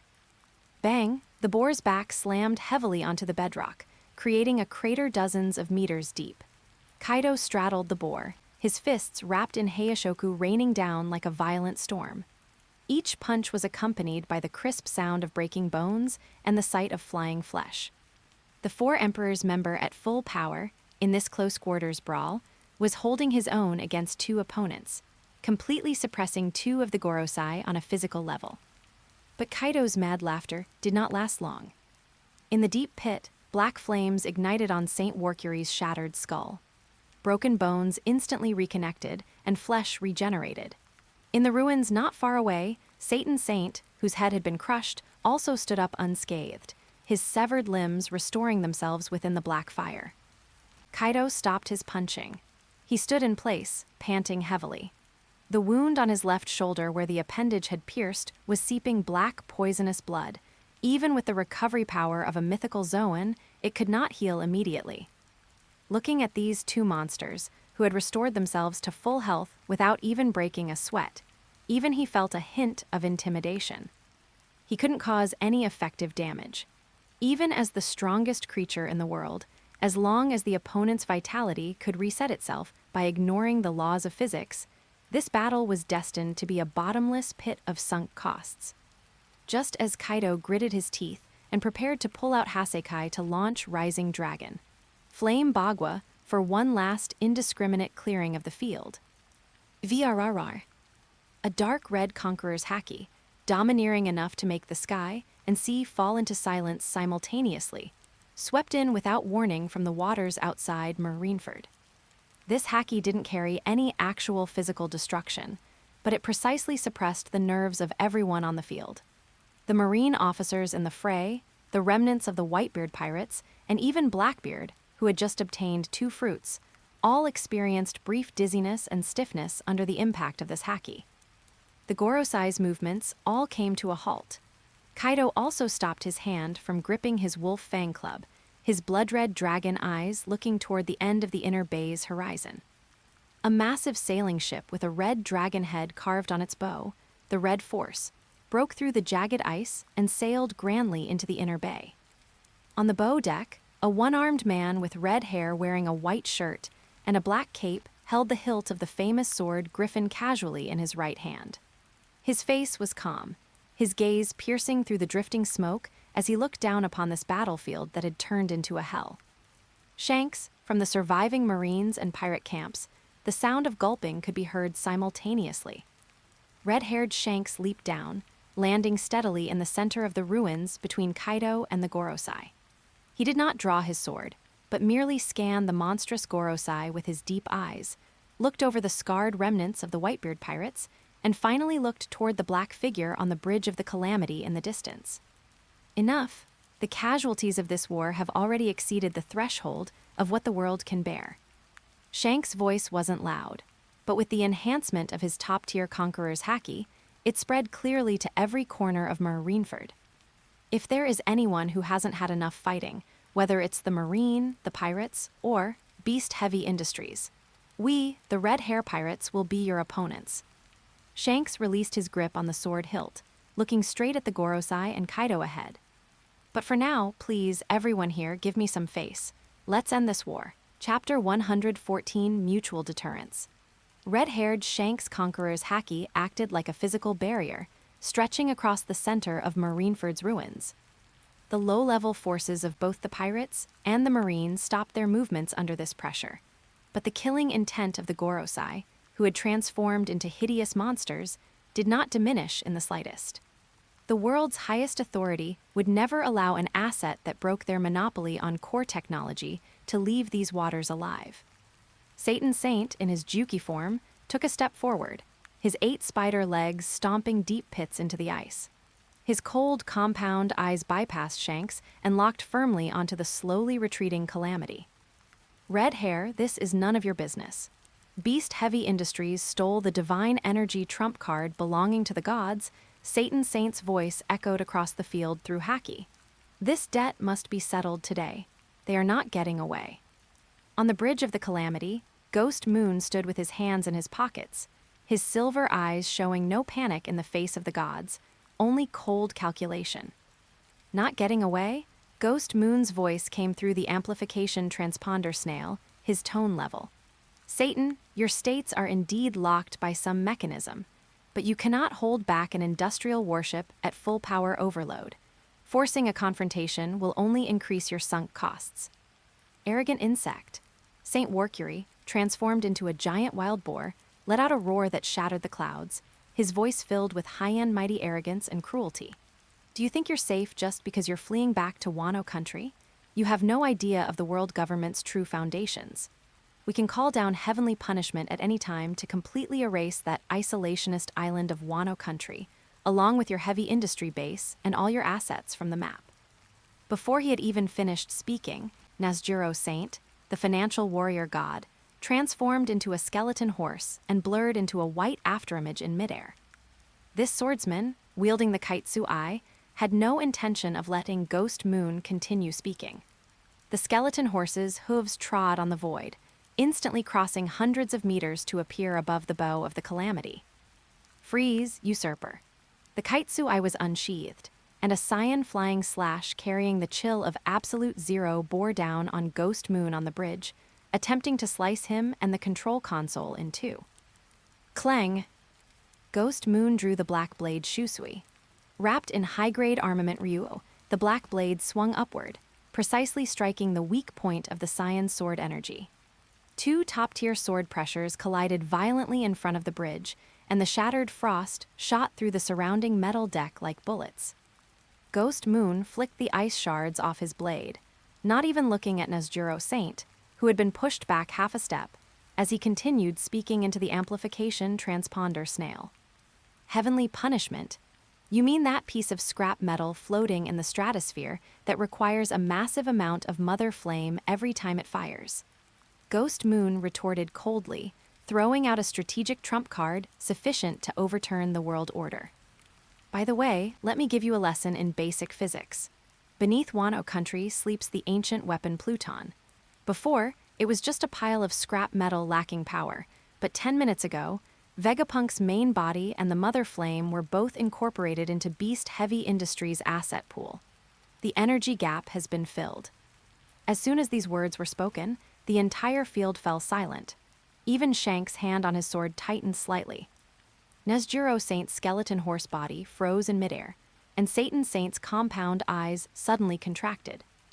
Ghost Moon took a step forward, looking down at the 5 monsters below with a chilling gaze. The pressure-bearing limit of the Red Line's rock layers has already been simulated by the Beast Heavy Industries think tank. If you dare to bring heavenly punishment down on Wano Country, I will dare to charge Pluton. One shot will sink the Red Line, along with Mary Geoise 10,000 meters to the bottom of the sea. We can all complete our asset liquidation together. Nonsense. How could the sacred Red Line be threatened by an insect like you? Saint Mars, the environmental warrior god, roared in the sky. Transformed into an Itsumade, he spread his wings, and a piercing high-energy light glowed deep in his throat as he spat a destructive laser beam at the Calamity. Gravitational Blade, Raging Tiger. At the edge of the Calamity's deck, the blind swordsman Isho swung his cane sword with a reverse grip. A massive lateral gravity wave blocked the beam like an invisible shield. The laser beam deflected within the distorted gravity field, grazing the Calamity's starboard side and shooting into the sea, instantly evaporating the water into a vast cloud of white mist. The Gorosei were completely enraged. In 800 years, no one had ever dared to use an equivalent level of force to counter-threaten the core of the world government's rule. Keep him here, smash this ship at all costs. Saint Warcury's 4 hooves dug into the ground, and his massive boar body transformed into a heavy black tank, crushing the ice along the way. Ignoring red-haired Shank's obstruction, he charged straight at the Calamity's side armor. You think you can touch our ship? Kaido let out a wild laugh in midair. He didn't bother getting entangled with those unkillable targets. Instead, he seized the timing, gripped the Hasekai with both hands, and descended from the sky. Conqueror of 3 worlds, Ragnaroku. The Wolf Fang Club, wrapped in dark red Heishoku lightning, slammed precisely into the tusks of the charging boar. The collision of pure brute force erupted into a visible white shockwave on the sea. The powerful reaction force sent Kaido's massive body bouncing back onto the Calamity's deck, smashing a deep pit into the Wapol alloy. And Saint Warcury's unstoppable charge was also brought to a dead stop by this brutal force, his 4 hooves scraping long sparks on the ice as he slid back dozens of meters. The moment Kaido landed, the sea and rock layers directly beneath the Calamity collapsed. Saint Peter, the agricultural warrior god, emerged from the water in the form of a hundreds of meters long sandworm. He opened a deep-sea maw filled with rings of sharp teeth, creating a terrifying vacuum vortex inside his mouth in an attempt to forcibly swallow the entire Calamity from below. The ship's hull tilted violently under this massive suction, and cannons and supplies on the deck began sliding into the sea. Ghost Moon remained expressionless and did not order the executives to intercept. He reached out and pressed the red fire button on the main console. Plasma main cannons, 0 range clearing. Boom, 12 plasma main cannons, which had just completed their lightning overload charging from Eneru, pointed their muzzles straight down into the open maw of the sandworm and performed an unreserved point-blank volley. The ghostly blue high-energy plasma beams poured directly into the sandworm's body. Temperatures of tens of millions of degrees instantly exploded within the sealed abdominal cavity of the sandworm. St. Peter's massive body didn't even have time to trigger his self-healing mechanism that ignored the laws of physics before he was blown into a sky full of charred meat and boiling green fluids in the blinding light. Frankie cut the safety locks. Start the emergency ejection engine. Ghost Moon gave the final command. Roger, super ejection. Frankie at the control console slammed down the lever. With the help of the terrifying recoil from the 12 main cannons firing downward, combined with the 300% overload of the Wapol alloy thrusters at the stern, the Calamity's massive hull instantly broke the sound barrier. Bang! A massive white sonic boom cloud exploded on the sea. The Calamity was like a heavy crossbow bolt shot from a fully drawn string, plowing a hundreds of meters high wall of boiling water across the ocean. With this violent acceleration that defied conventional maritime logic, the Calamity instantly broke through the physical interception ring of Marineford's inner bay and charged into the thick war fog of the open sea. In the deep pit, the sandworm's meat scraps caught fire with black flames and began to reshape. The boar roared in anger once again, but the Calamity had already sailed completely out of their attack range. The era of unilateral force monopoly is over. We will have a day where we meet formally at the conference table. Ghost Moon's final cold declaration still echoed in the sea breeze. This earth-shattering capital withdrawal, under the dual cover of nuclear deterrence and physical firepower, was cleanly and decisively completed. On the Marineford Plaza, red-haired Shanks withdrew his gaze from the horizon. Since the Gorosei could not stop Beast Heavy Industries, which held the Pluton trump card, they naturally would not completely fall out with the Red Hair Pirates and the Marine at this moment. The 5 massive monsters slowly transformed into black mist under the gloomy clouds and disappeared in the direction of Holy Land Mary Geoise. Shanks turned and looked at Fleet Admiral Sengoku, who was sitting amidst the ruins. "The war is over, Sengoku." Shanks slowly sheathed his famous sword Griffin. "If you want to keep fighting, I will accompany you to the end. But the current Marine can no longer afford any more sunk costs. If you keep fighting, the cornerstone of justice will be completely shattered." Sengoku looked at the fortress turned to ruins, looked at Akinu, who was heavily injured and coughing blood, and looked at Garp standing in the crater. This once high-spirited strategist seemed to have aged 10 years in a single day. He closed his eyes in pain. Issue a fleet-wide broadcast. Sengoku bit his lip, blood dripping down his chin. Ceasefire, treat the wounded. As the fleet admiral's command spread throughout the island via the broadcast transponder snail, this meat grinder of a battle finally had its stop button pressed. Deep in the ruins, Blackbeard Teach clutched his collapsed throat and glanced at Red Hair. He knew he could no longer expand his gains today, so he could only laugh wildly and gloomily, leading the death row prisoners from the 6th floor to disappear into the broken icy plains. The remnants of the Whitebeard pirates, led by Marco, tearfully collected Whitebeard's belongings. Under the cover of the Red Hair Pirates, they boarded the remaining paddle steamers and slowly retreated from this place of sorrow. The Marineford War, the great battle that changed the world order, officially came to an end amidst the transition between the old and new eras. Chapter 115, sorting out the results of the battle. New World, airspace over Wano Country.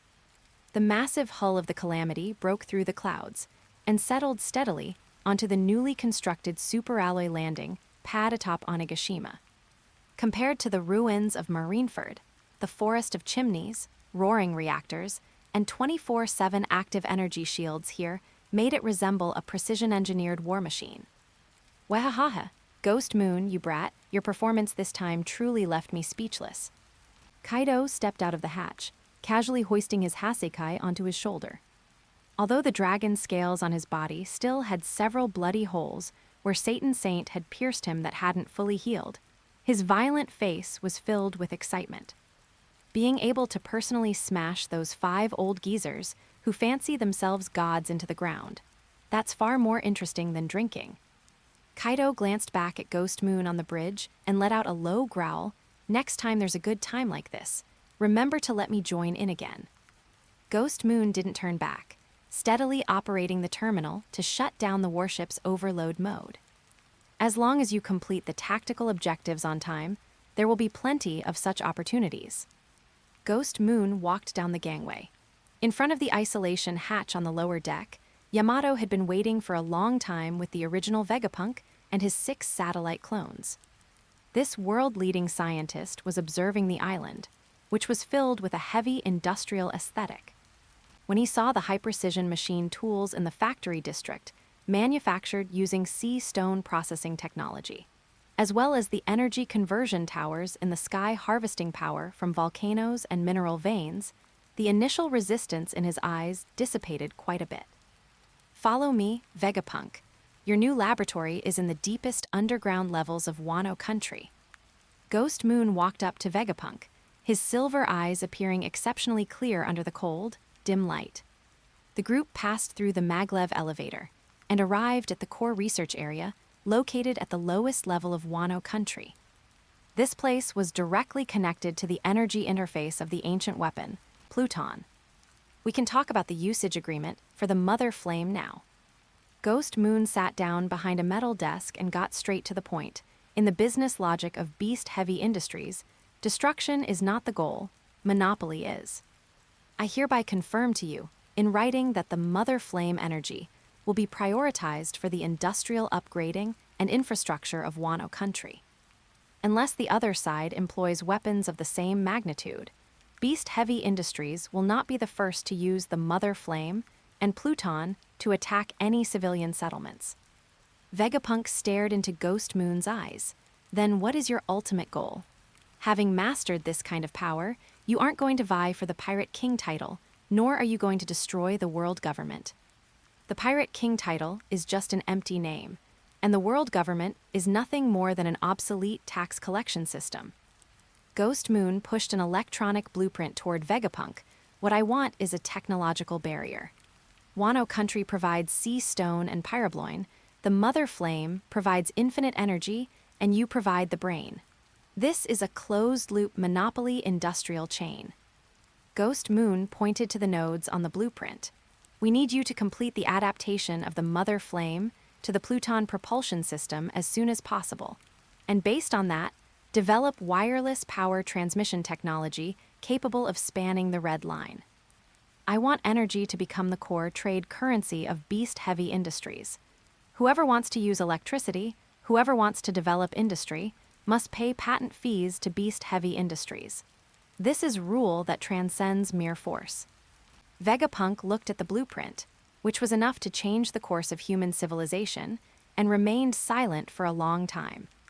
As a scholar, letting the whole world use free or cheap energy had always been his ultimate dream.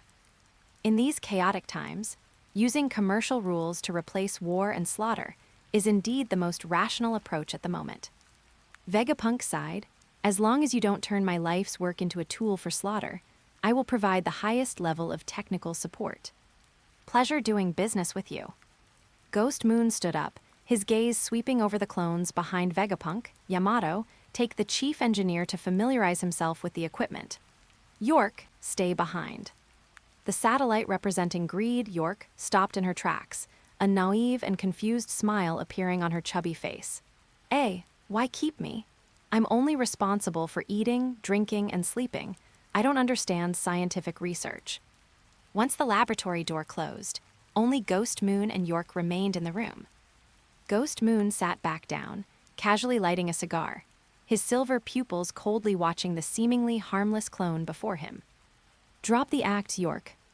Ghost Moon exhaled a puff of smoke, cutting straight to the heart of the matter. I know you have been secretly contacting Mary Geoise, selling information to the Gorosei about Vegapunk's research into the Void Century. Your objective is simple. You want to become a celestial dragon, you want to monopolize the privileges of the Creator, right?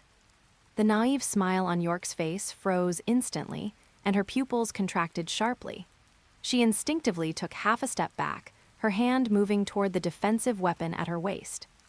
Don't be nervous, I'm not here to purge the ranks. Ghost Moon leaned back against the chair, his tone calm yet filled with an unquestionable sense of oppression. I'm just here to provide you with an investment risk assessment. You betrayed the original to exchange for the status and luxuries of a celestial dragon. But just an hour ago, Mary Geoise was blasted into ruins by the main cannon of the Calamity. The residences of the celestial dragons were burned to ash. The Gorosei turned into monsters on a global live broadcast, and they couldn't even stop a single retreating warship. Ghost Moon looked into York's eyes, throwing out the most lethal business logic. The value of the world government is collapsing, and the myth of the celestial dragons has gone bankrupt. If you join a backward regime that can't even defend its own headquarters, it's a guaranteed losing deal. They cannot provide the safety and luxury you want. York bit her lip, the greed and calculation in her eyes rapidly intertwining. Sign a contract with Beast Heavy Industries. Ghost Moon tapped the table, giving his offer: we have the safest defense system in the world and unlimited funds. If you want to eat the world's finest ingredients, sleep in the most luxurious beds, and satisfy all your physiological desires, Beast Heavy Industries can cover it all. The premise is that you change your previous deal with the world government to a deal with me. For Vegapunk, you can never have too much insurance. York remained silent for a full minute. In the end, greed and practical calculation overcame her obsession with the celestial dragon title. Covered food, housing, and luxuries, and I don't have to face those monsters, the Gorosei. York let out a long sigh, a smile reappearing on her face. Deal. Boss, the celestial dragons really are a bunch of bankrupt paupers. It's more promising to follow a capitalist. Having dealt with the unstable internal asset, Ghost Moon snuffed out his cigar and turned to walk toward the interrogation isolation room on the outer layer of the research area. Inside the room, several CP0 members wearing white suits and strange masks were tightly shackled to steel chairs with sea stone chains. They were the ones who had been captured earlier while lurking on the outskirts of Wano Country, attempting to steal factory intelligence. Ghost Moon pushed the door open and entered. Ghost Moon, you are declaring war on the world government. One of the CP0 members gritted his teeth, his voice coming from behind the mask. The wrath of the Gorosei is not something you can withstand. Ghost Moon walked up to him, looking down at him from above. Go back and tell those 5 old geezers that anger is the behavior of the weak. This emotion does nothing to help resolve their ruling crisis. Ghost Moon leaned down, delivering a cold ultimatum. Starting today, the rules of the game in the New World have changed. All trade routes, mineral resources, and technological patents here will be managed under the privatization of Beast Heavy Industries. If any tax officials or warships of the world government cross the red line one more step, I will consider it an illegal encroachment on the assets of Beast Heavy Industries. He tapped the iron armrest of the interrogation chair, his tone devoid of emotion. Take these exact words to the Gorosei. The New World is no longer managed by the world government. If you do not intend to initiate full-scale war, then please learn to act like competent competitors and stay honestly on the other side of the red line to watch the show. Ghost Moon waved his hand, signaling his subordinates to untie these individuals, throw them onto an unarmed lifeboat, and expel them from the territory. He stood before the massive floor-to-ceiling window, overlooking the core industrial zone below, which was smoking, producing, and expanding day and night. Vegapunk had joined the game, the flame was in place, and the government had been expelled. From this moment on, the world was no longer just a simple confrontation between pirates and marines, but a life-or-death gamble between the new and old regimes over resources and technology. Chapter 116 Spaceship. Wano Country, the hollowed-out shipyard at the base of Mount Fuji. Massive searchlights illuminated the underground base, which was large enough to house 10 battleships, as bright as day. The screech of metal cutting, the blue arcs of electric welding, and the roar of heavy cranes intertwined into a deafening industrial symphony. In the center of the shipyard sat a behemoth whose design completely defied traditional nautical hydrodynamics. It had no masts, no sails, and not even a keel. It had a water-drop-shaped streamlined structure, the hull cast from high-purity Wapol alloy and sea stone, with a surface covered in a layer of high-temperature heat-resistant tiles to withstand atmospheric friction. At the stern of the warship, 3 giant propulsion engines with a caliber of 30 meters were arranged in a triangle. What a perfect structure. I have spent my whole life building sea ships, but this is the first time I have stuffed a steel hull into a vacuum without seawater. On the shipyard scaffolding, the massive fishman shipwright Tom let out a hearty laugh. He was shirtless, carrying a multi-ton alloy structural column on his shoulder, and used one hand to precisely embed it into the side groove of the spaceship. Physical load bearing and structural closed loop are complete. The remaining internal air pressure maintenance system depends on your big head, Vegapunk, Tom shouted at the master control console below. In front of the master control console, Vegapunk, Shaka, was staring at the waterfall-like stream of code refreshing on the screen, calmly performing the final parameter calibration. Air circulation system online. Connection between life support devices and the Wapol alloy shell is complete. The mother flame miniature reactor output is stable. After reporting the data, Shaka looked up at Tom, the perfect compatibility of shipbuilding technology and aerospace dynamics. The manufacturing power of Beast Heavy Industries is 2 whole eras ahead of the World Government Science Division. The mechanical sound of the hatch opening rang out. Ghost Moon, wearing a pure black suit, stepped onto the boarding bridge and walked into this newly completed interstellar warship. Behind him followed the Beast's pirates All-Star King of Disasters King and Eneru. Project codename Star Pioneer.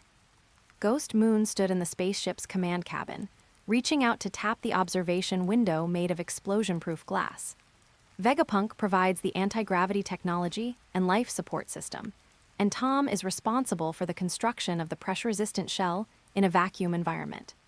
This 200-meter-long deep space exploration ship is the stepping stone for Beast Heavy Industries to enter the space beyond the atmosphere.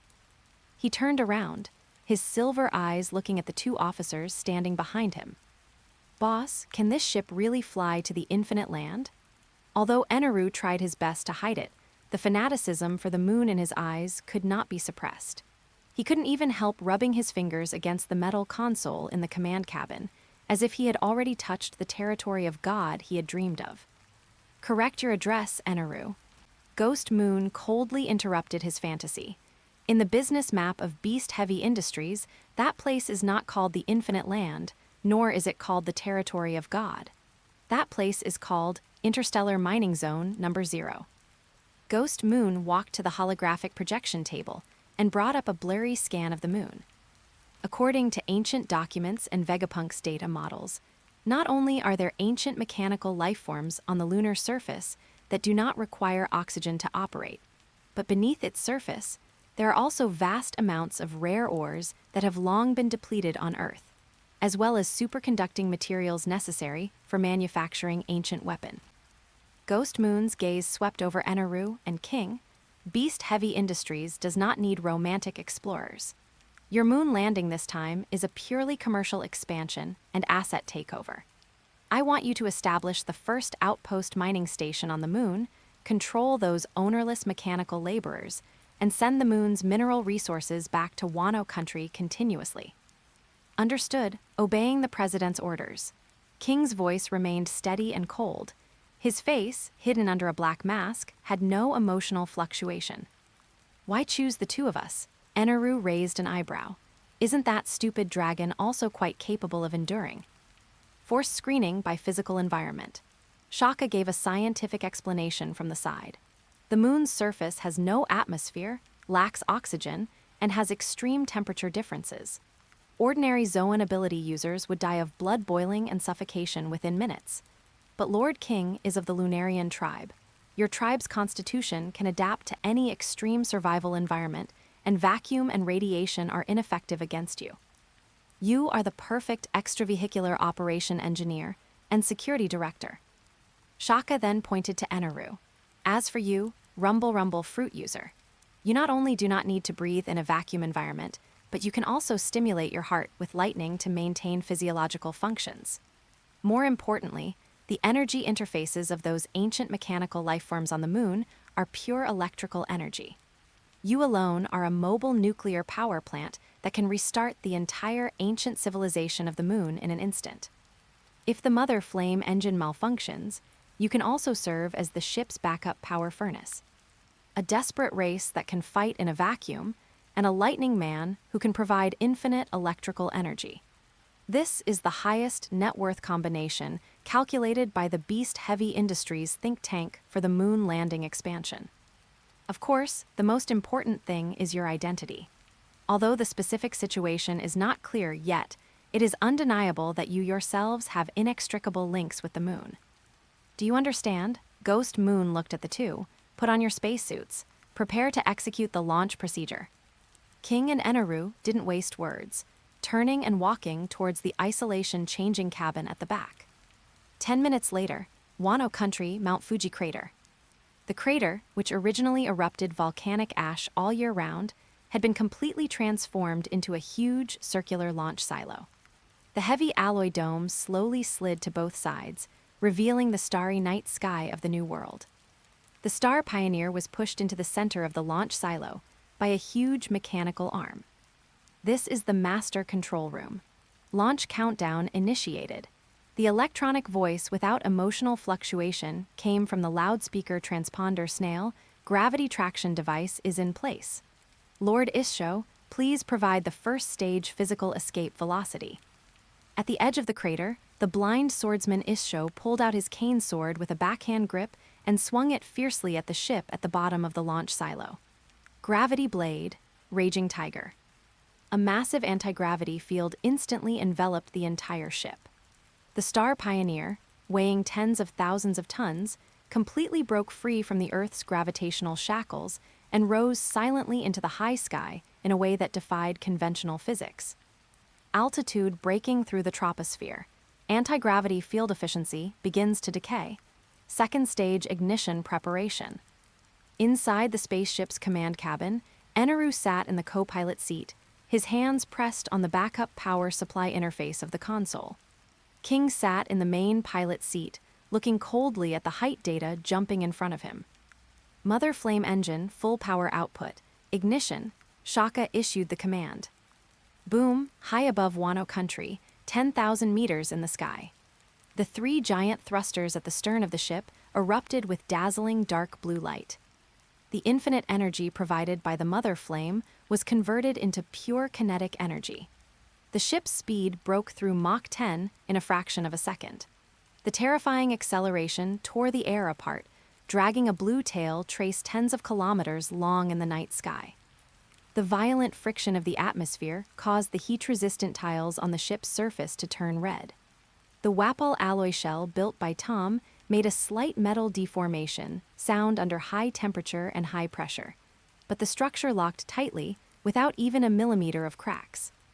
Altitude breaking through the Karman line, entering the outer atmosphere, breaking away from planetary gravity capture. Main engine output stable. Vacuum navigation posture is good. On the monitoring screen, the red high-heat fireball disappeared completely. Replacing it was the deep, cold, and silent deep space of the universe. Inside the spaceship, everything returned to calm. Eneru looked at the huge white sphere getting closer and closer outside the observation window, and the corners of his mouth split to his ears involuntarily. The infinite land of his dreams was now only a few hours away. And King, sitting next to him, was just silently checking the serrated long sword at his waist, checking the security clearance procedures for the next moon landing. Wano Country, underground master control room. Ghost Moon stood in front of the huge radar screen, watching the light spot representing the spaceship completely leave the range of Earth's radar monitoring, moving towards the moon at a constant speed.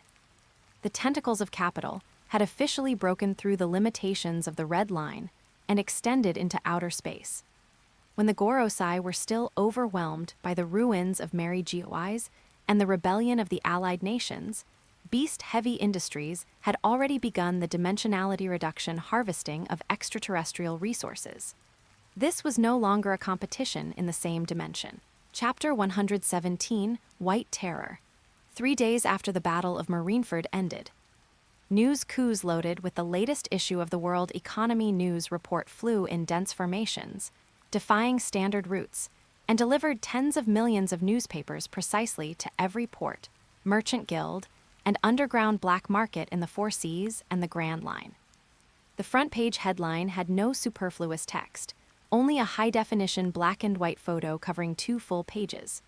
The background of the photo was the collapsed Marineford fortress, and in the very center of the image were 5 massive, oppressive monsters of extreme evil. A giant wild boar with tusks, a Juki with compound eyes, a sand worm entrenched on the ground, a horse skeleton covered in white bones, and a strange bird in midair.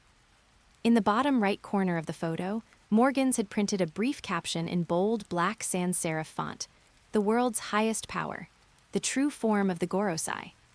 The myth of the creator that had ruled the world for 800 years declared bankruptcy in the face of ironclad evidence. Kings of the member nations sat on their thrones, looking at the monsters with tentacles and compound eyes in the photo, their hands trembling uncontrollably. The political faith of hundreds of years collapsed with a roar. Replacing it was cold calculation regarding their own asset ownership, the flow of tax money, and national defense security. For the first time, the foundation of the world government's rule showed structural loosening on a nonviolent level. First half of the Grand Line, Lulusia Kingdom. This island nation, which had borne the burden of high Tenryubido tribute taxes year after year, was currently in a state of suppressed boiling. At the port, the sails of 3 official transport ships loaded with gold, jewelry, high-quality timber, and grain, which bore the cross-star emblem of the world government, were forcibly lowered. Rows of fully armed Royal Guard soldiers held muskets, tightly surrounding a dozen world government tax officials in white suits in the center of the pier. The King of Lulusia stood on the high platform of the port, clutching the parchment document representing the annual Tenryubido tribute collection quota. He looked at the terrified tax officials below, his eyes devoid of the usual reverence. The Marine cannot even defend its own headquarters, and the Holy Land Mary Geoise was blasted into ruins by beast-heavy industries. And the Gorosei, who sit at the pinnacle of power, are a group of monsters that devour humans. The king's voice, amplified by a transponder snail, clearly spread throughout the port square. The essence of the Tenryubido tribute is a security protection fee paid by member nations to the world government. But the current world government has not only lost the military trump card to protect its member nations, but even the legitimacy of its regime has vanished. A regime that lacks basic military guarantees and cannot even confirm its own human identity has no qualification to collect another berries of tax from Lulusia. The king exerted force with both hands and, in front of everyone, tore the parchment document into pieces, letting the sea breeze blow them into the sea. Lulusia Kingdom, from today on, unilaterally stops the payment of the Tenryubido tribute indefinitely. Unload the supplies on the ships and deposit them into the national treasury. Similar declarations of tax resistance and incidents of armed detention swept through dozens of member nations in the Grand Line and the 4 seas like a plague within a single week. The world government, having lost its deterrent power, faced the largest wave of tax defaults since its establishment. The global capital chain faced the risk of breaking. Holy Land Mary Geoise, deep within Pangaea Castle, the empty throne. This had once been the supreme center of power for the celestial dragons, but the bombardment from Beast Heavy Industries' plasma main cannon had caused the dome of this castle to collapse. Cold wind poured into the great hall through the broken walls, and the air was filled with the lingering smell of gunpowder and scorched earth. In the hall, the Gorosei had returned to their human elder forms. They did not sit on comfortable sofas, but instead lowered their heads, kneeling on one knee on the tattered red carpet. There was no sound in the hall. It was so deathly silent that one could hear the sound of rubble peeling off. A slender black silhouette, wearing a tall crown, walked slowly up the steps, approaching the empty throne that symbolized the world's only ruler, a throne that should not have been occupied by anyone. Imu sat on the throne, holding a financial emergency report submitted overnight by CP0. On it were densely listed the names of over 100 member nations that had refused to pay taxes or delayed tax payments. Imu did not speak, but simply picked up a red quill pen and, on the spread-out world map, precisely found the coordinates of the Lulusia Kingdom. The pen tip fell, drawing a steady, clear red cross. The attack by Beast Heavy Industries stole the core manufacturing machine of the Mother Flame and the main body of Vegapunk. The era of unlimited charging for ancient weapon is over. Emu's voice seemed to come from the depths of the void, devoid of a shred of human warmth.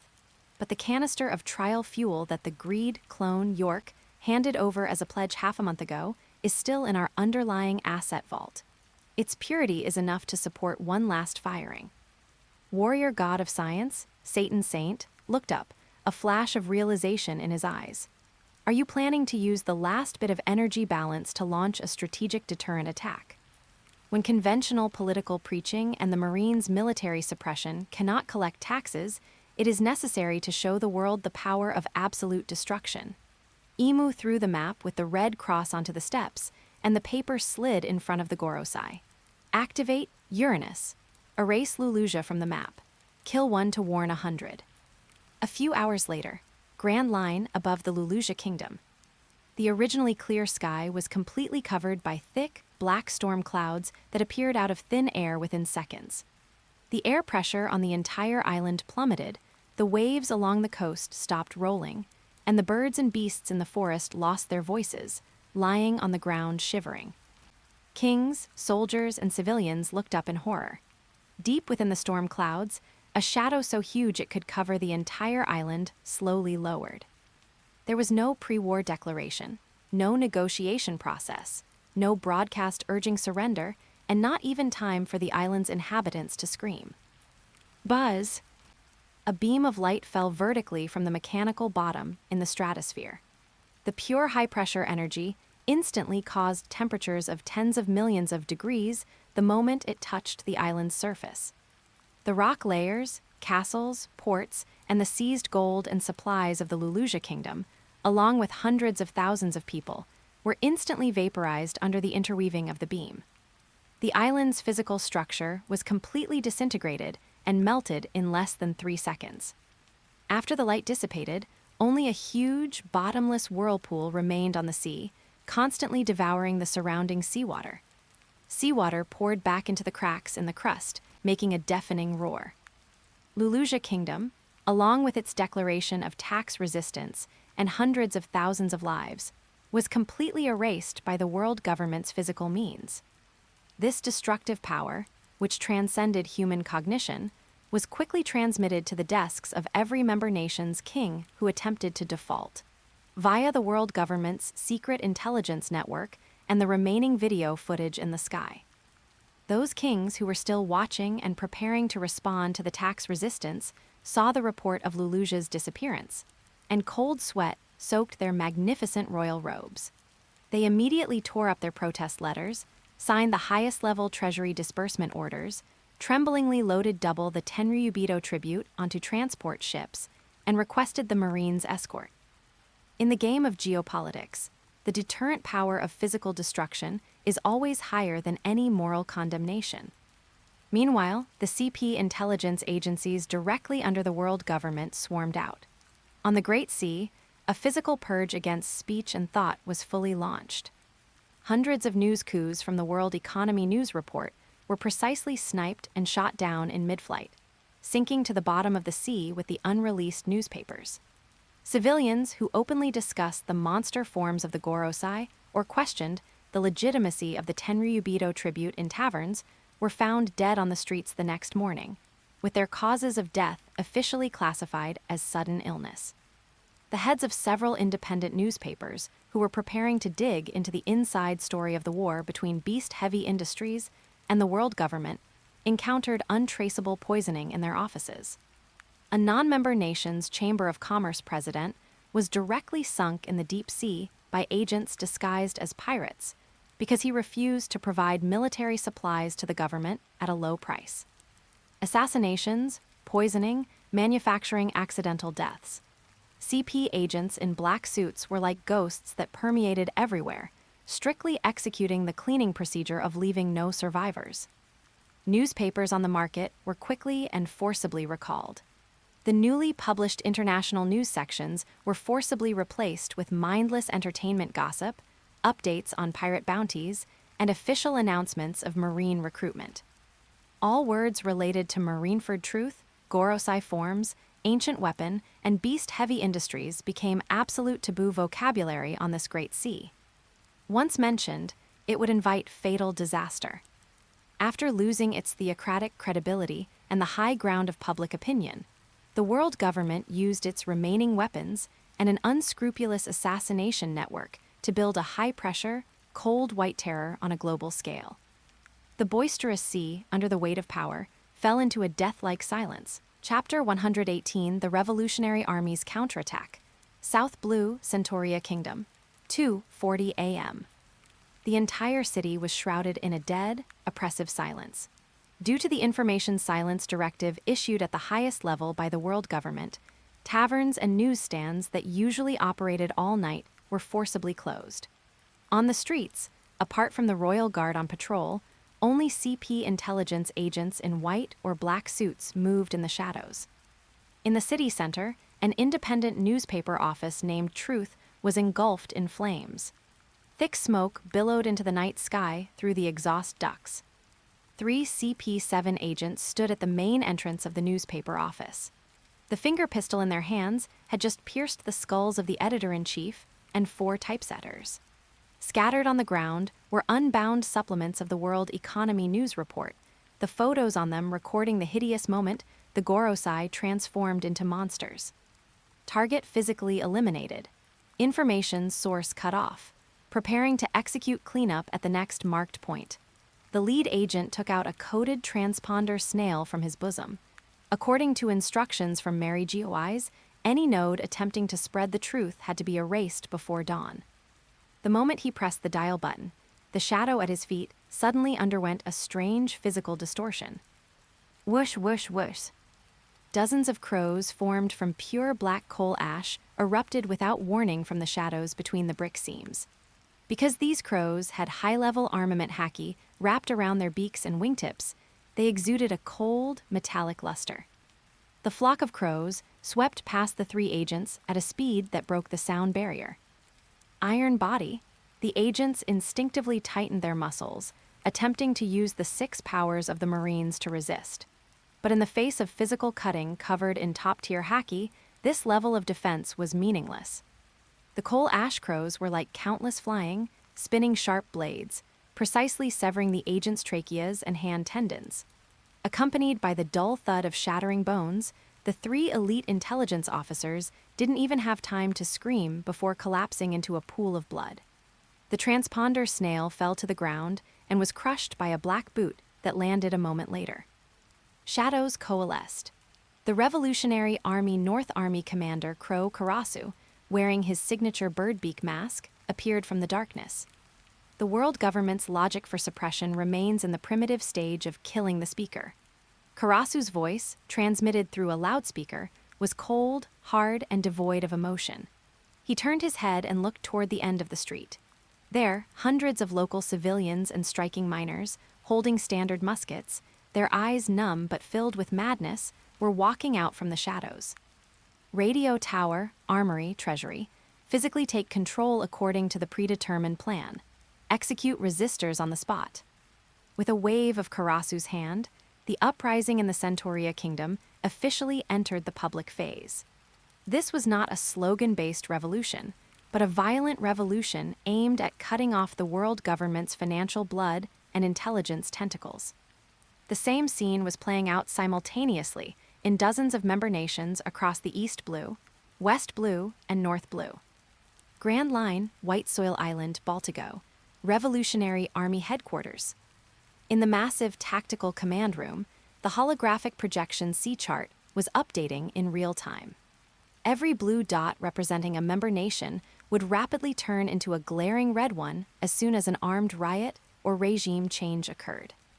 Revolutionary Army Supreme Commander Monkey D. Dragon stood before the sea chart, his rugged face full of fatigue from days of fighting, but those deep eyes were exceptionally clear. Chief of Staff Sabo strode into the room and threw a summary of the latest intelligence onto the table. Leader, in the past 72 hours, our Shadow Sentry system worldwide has captured 512 CP organization members. 430 are confirmed dead, and 82 are captured. Sabo's tone was steady and sharp. We have already extracted the coordinates of the world government's secret treasuries in the 4 seas, as well as 3 hidden shipping routes for the Tenryubito tribute. Dragon did not turn back, rubbing his chin with his fingers. Imu using Uranus to erase the Lulusia kingdom was a desperate risk hedge. He wanted to use absolute physical destruction to forcibly offset the impact caused by the Gorosei's credit bankruptcy. But this actually proves one point: their conventional tools of rule have already failed. Yes, Sabo pointed to the area on the sea chart where red and blue were intertwined. The kings of the member nations, who were originally on the sidelines, have already begun to waver after seeing that photo of the monsters. Although they continue to pay the Tenryubito tribute for the time being out of fear, privately, they have begun large-scale layoffs of the military advisors stationed by the world government. This centrifugal force at the political level is irreversible. Dragon turned around, his voice steady and powerful. Ghost Moon stole the Mother Flame and Vegapunk. This means the balance of strategic nuclear deterrence in the hands of the world government is limited. Imu does not dare to easily launch a second heavenly punishment because he does not know if Vegapunk has already revealed the underlying weaknesses of Uranus to beast-heavy industries. Now is the moment when the world government's defense is at its weakest in 800 years. Dragon walked to the tactical table and issued a comprehensive directive, codenamed Cut the Roots. Notify the 4 sea commanders. Abandon all forms of secret infiltration. Deploy all the weapons we have accumulated in the underground arsenals for 20 years to the front lines. Our goal is not the remnants of Marineford, but the world government's financial foundation. Cut off all logistics nodes for the Tenryubito tribute and blow up every factory that processes daily necessities for the celestial dragons. We want the nobles of Mary Geoise to face a complete cash flow cutoff before the next quarter begins. Understood, entering the comprehensive physical game phase. Sabo gave a military salute and turned to leave. Within 24 hours after the order was issued, the situation around the world underwent a cliff-like mutation. East Blue, the situation in what was originally the world government's most stable rear area, completely collapsed. In the famous bridge nation Tequila Wolf, tens of thousands of slaves, supported by revolutionary army cadres, launched an unprecedented riot. They used high explosives stolen from laboratories to blow up this giant structure that had been built for hundreds of years in sections. The stone bricks carrying the arrogance of the celestial dragons sank into the sea, and the overseers and government officials encountered artillery barrages from the insurgent army during their retreat. North Blue, Flevence, and its surrounding neighboring countries. Local low-level soldiers, after seeing the leaflets of the monster Gorosei, refused to execute orders to fire on the uprising civilians on a large scale. With the electromagnetic weapon support provided by Revolutionary Army South Army Commander Lindbergh, the insurgent army captured the palace within half an hour, dragged the king, who was trying to take the money and flee from a private submarine, and completed the most direct liquidation. West Blue, the port controlled by the mafia, became a transit station for arms trafficking. Standard weapons produced by beast-heavy industries flowed into the hands of the Revolutionary Army through various secret channels. Crates of rapid-fire muskets and grenades were distributed to every pair of calloused hands. In this series of actions, the Revolutionary Army demonstrated a systematic combat capability that made the world government shudder. They were no longer scattered resistors, but a modern army with clear division of labor and well-equipped gear. Reverse assassinations targeting CP organizations occurred in every city. Any government agent trying to maintain rule through white terror encountered intelligence interception and killing by the Revolutionary Army on the eve of their operations. Information silence was physically broken. As one government radio tower after another was occupied, images of the Gorosei transforming into monsters began to scroll on giant screens everywhere. The once sacred and inviolable image of the creator was completely shattered amidst the jeers and rage of the grassroots masses. On the map of the 4 seas, the red flames of resistance had connected into a single piece. The world government's supply lines were shrinking, and the transport ships for the Tenryubito tribute were being seized at ports everywhere. The vast wealth that originally flowed to Mary Geoise was being guided by the Revolutionary Army into the pockets of the insurgents and new underground factories. This global collapse, triggered by beast-heavy industries blasting down the shell of theocracy, and catalyzed by the world government's white terror, ultimately evolved into an ultimate merger that shook the foundation of the world under the physical subversion of the Revolutionary Army. The old era's fortress of rule was emitting brittle sounds of falling apart at every point where the flames of war were ignited. Chapter 119, Luffy Sets Sail.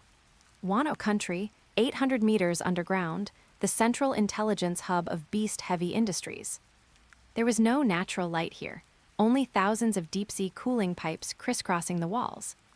Hundreds of advanced servers, upgraded with Vegapunk's technology, emitted a low hum, their dim blue indicator lights blinking at a steady rhythm in the dimly lit underground space.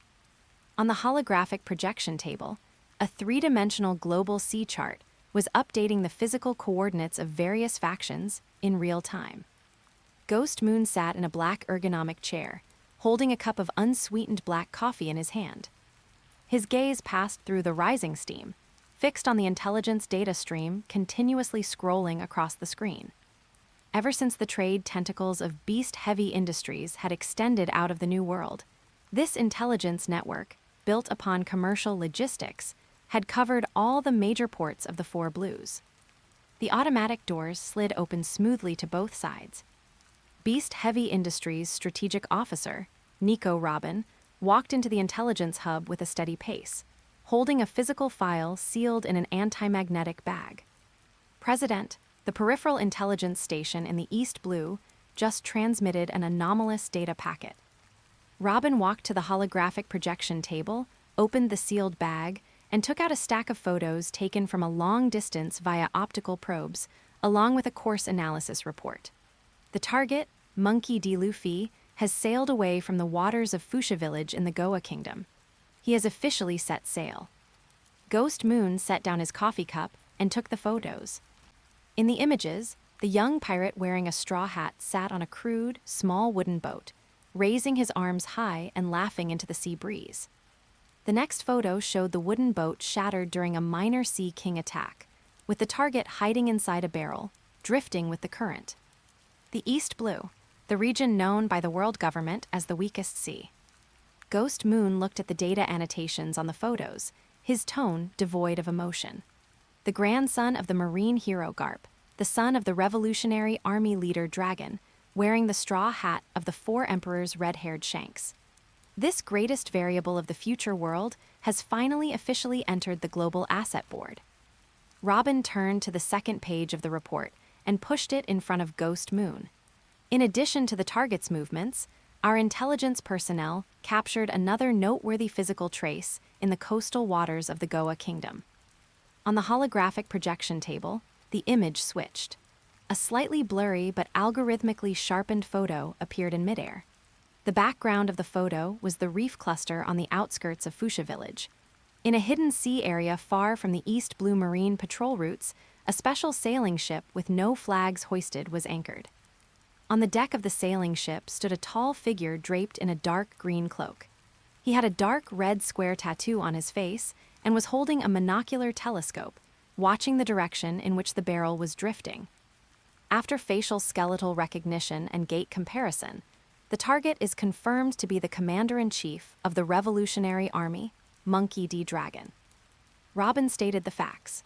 Intelligence personnel confirmed that the Revolutionary Army's ship maintained silence throughout, did not intervene in the target's departure process, and did not clear the nearby Sea Kings. They completed their unilateral observation of the Straw Hat's departure from a safe distance, then cut off communication signals and sailed into the comm belt to evacuate. Ghost Moon's fingers tapped rhythmically on the tabletop. The cold sound of metal clashing echoed in the quiet hub room. The supreme leader of the Revolutionary Army, taking the tactical risk of exposing his location, personally appeared in the peripheral waters of the East Blue just to catch a glimpse of a pirate rookie's departure. Ghost Moon stopped tapping and drew a conclusion. Monkey D. Dragon's investment priority in this direct blood relative is even higher than our model predicted. The implicit bond brought by this blood relationship will translate into a substantive political and military alliance in the future. Luffy was not an ordinary pirate. He was a nexus point involving all the core factions of the old era. Where is the target's current physical drift trajectory? Ghost Moon asked. Robin pulled up a zoomed-in sea chart of the East Blue and pointed to a coordinate. Based on ocean current calculations, he will be washed onto a nearby passenger ship, and then his course will point toward Shell's Town, where the Marine 153rd Branch is located. According to feedback from our local Chamber of Commerce, it is currently under the high-pressure rule of Marine Captain Morgan. At the same time, the famous pirate hunter of the East Blue, Roranoa Zoro, is currently being detained at the execution ground of that branch. Pirate hunter, Roranoa Zoro. Ghost Moon read out the name, quickly pulling up the relevant combat power assessment in his mind. An unowned combat asset with high potential. The Straw Hat going to Shell's Town will inevitably break Morgan's physical rule and recruit this swordsman as his first companion. Is it necessary to initiate the physical interception plan for the Straw Hat? Robin asked. After he enters the Grand Line, he will sooner or later intersect with our trade routes. Based on his lineage and personality profile, this pirate crew possesses high-risk instability and is a hidden danger that disrupts established commercial rules. No need for interception, and do not make any form of contact. Ghost Moon threw the stack of photos onto the table and issued a cold strategic directive. Intercepting a variable with so many background endorsements in the East Blue will only increase the sunk costs of beast-heavy industries for no reason, and might even prematurely trigger an armed conflict between us and GARP or the Revolutionary Army. Ghost Moon stood up and locked the holographic projection coordinates onto the entire East Blue and the first half of the Grand Line. Pass the order to all beast-heavy industries, chambers of commerce, intelligence ships, and affiliated forces across the four blues. Ghost Moon's voice was relayed directly to every intelligence node via the command system. From today, list the Straw Hat Pirates as an S-Class priority observation target. Establish an exclusive, independent database. Mobilize the covert intelligence network to conduct 24-hour uninterrupted long-distance physical tracking and data recording of their route. Remember the core requirement of the directive. Look only, do not touch. I want to know which islands they land on, which member nations they overthrow, which core assets they recruit, and the physical exertion data and devil fruit development progress of every battle they fight. Ghost Moon placed his hands on the table, his silver eyes flashing with the cold light of a capitalist viewing a high-quality asset. Monkey D. Luffy is an unreasonable blade. The world government is currently busy dealing with riots and fiscal deficits across the four blues. This blade, cutting all the way from the East Blue into the Grand Line, will inevitably hack those remnants of the old era, the 7 warlords of the sea, and even the Marine headquarters to pieces. We do not need to break this blade. We only need to record the trajectory of its swings, and then take over all the unowned assets on the ruins where it smashes the old order. Robin entered the directive into the terminal and nodded. Understood. The exclusive data file for the Straw Hat Pirates has been established, executing the highest level of silent tracking. Go do it, Ghost Moon waved his hand. As the directive from the underground hub was issued, an invisible, precise, and emotionless monitoring net slowly spread toward the waters of the East Blue. The boy with the straw hat was returning to the sea with longing for the unknown, setting off to find his first companion. And in the shadows of the new world, every move he made had already been converted into lines of cold data on the servers of beast-heavy industries, becoming precise bargaining chips for Ghost Moon to deduce the future pattern of the world. Chapter 120 War resumes. Wano Country, 800 meters underground, beast-heavy industries central intelligence hub. Ghost Moon sat before the holographic projection table, reviewing the financial flow of this quarter's New World weapons trade. Beside him, the server racks emitted a steady cooling hum. Chief Strategic Officer Nico Robin stood at the console on the other side, performing physical calculations for the next quarter's or transport routes. Ghost Moon looked away from the holographic sea chart and pulled up an internal base personnel access log. Robin, where is the Fire Fist, ace we brought back from the Marineford battlefield currently being held? Half a month ago, Ghost Moon had brought the critically injured and dying Portga's D-Ace back to Wano Country, sending him directly into a high-level medical restoration pod supported by Vegapunk's technology. This was a high-potential Logia energy body and a strategic bargaining chip for future containment of the Marine, the Revolutionary Army, and the remnants of the Whitebeard pirates. Robin stopped her calculations and pulled up a missing surveillance record, pushing it onto the holographic tabletop, reporting CEO. That asset is currently not inside the base. 15 days ago, Yamato used the excuse of post-war physical recovery testing to forcibly open the underground restoration pod. Robin pointed to a red dashed line on the screen. She took Ace, who had just completed cellular restoration, and directly broke through Onegashima's outer air defense identification zone. Subsequently, the trajectory of the pair's Vivre cards moved out of our regular communication network, and they have not returned since. Ghost Moon looked at the red breakpoints on the screen, his finger tapping once on the tabletop. Just then, the private black transponder snail on the table, which was set with the highest encryption clearance, rang without warning. The transponder snail's mimicry function activated, simulating Yamato's face, which was covered in dust and blood, with blood still dripping from the corner of her mouth. Ghost Moon pressed the answer button, his gaze remaining on the data panel, his tone showing no ripple of emotion. Yamato, you took the company's high-net-worth detained asset from the medical pod without authorization and haven't left a physical clock-in record in the headquarters security system for 15 consecutive days. It's been a while since I've seen you. Where have you gone? Ghost Moon, there's no time to calculate the liquidated damages for being AWOL. We need fire support. Yamato's hurried breathing, accompanied by the deafening sound of physical explosions, came through the receiver. That bastard Teach has initiated a war of annihilation against us. Ghost Moon leaned back in his chair, leaving the surveillance network without approval and getting involved in an unauthorized armed conflict. This is a unilateral breach of contract. Report your physical coordinates and the cause of the battlefield conflict. The waters surrounding Fulilad.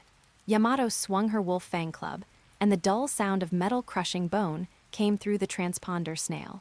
I brought Ace to find the remnants of the old man's crew. Blackbeard's entire fleet suddenly cut off the Whitebeard pirates' supply transport routes. Teach refused to negotiate and directly implemented a unilateral armed annexation, trying to forcibly consume all of the old man's remaining territory and manpower. Ghost Moon pulled up the holographic sea chart and locked his gaze on the coordinates outside Fulilad.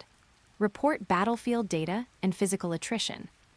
The battle situation has completely collapsed. Yamato's voice rose above the artillery fire. The transponder snail's receiver transmitted the physical collision sounds from the front lines, without reservation, into the underground hub. Zahahaha, Ace, Marco, your era is over. Hand over the old man's legacy. Teach's course, wild laughter pierced through the communication frequency.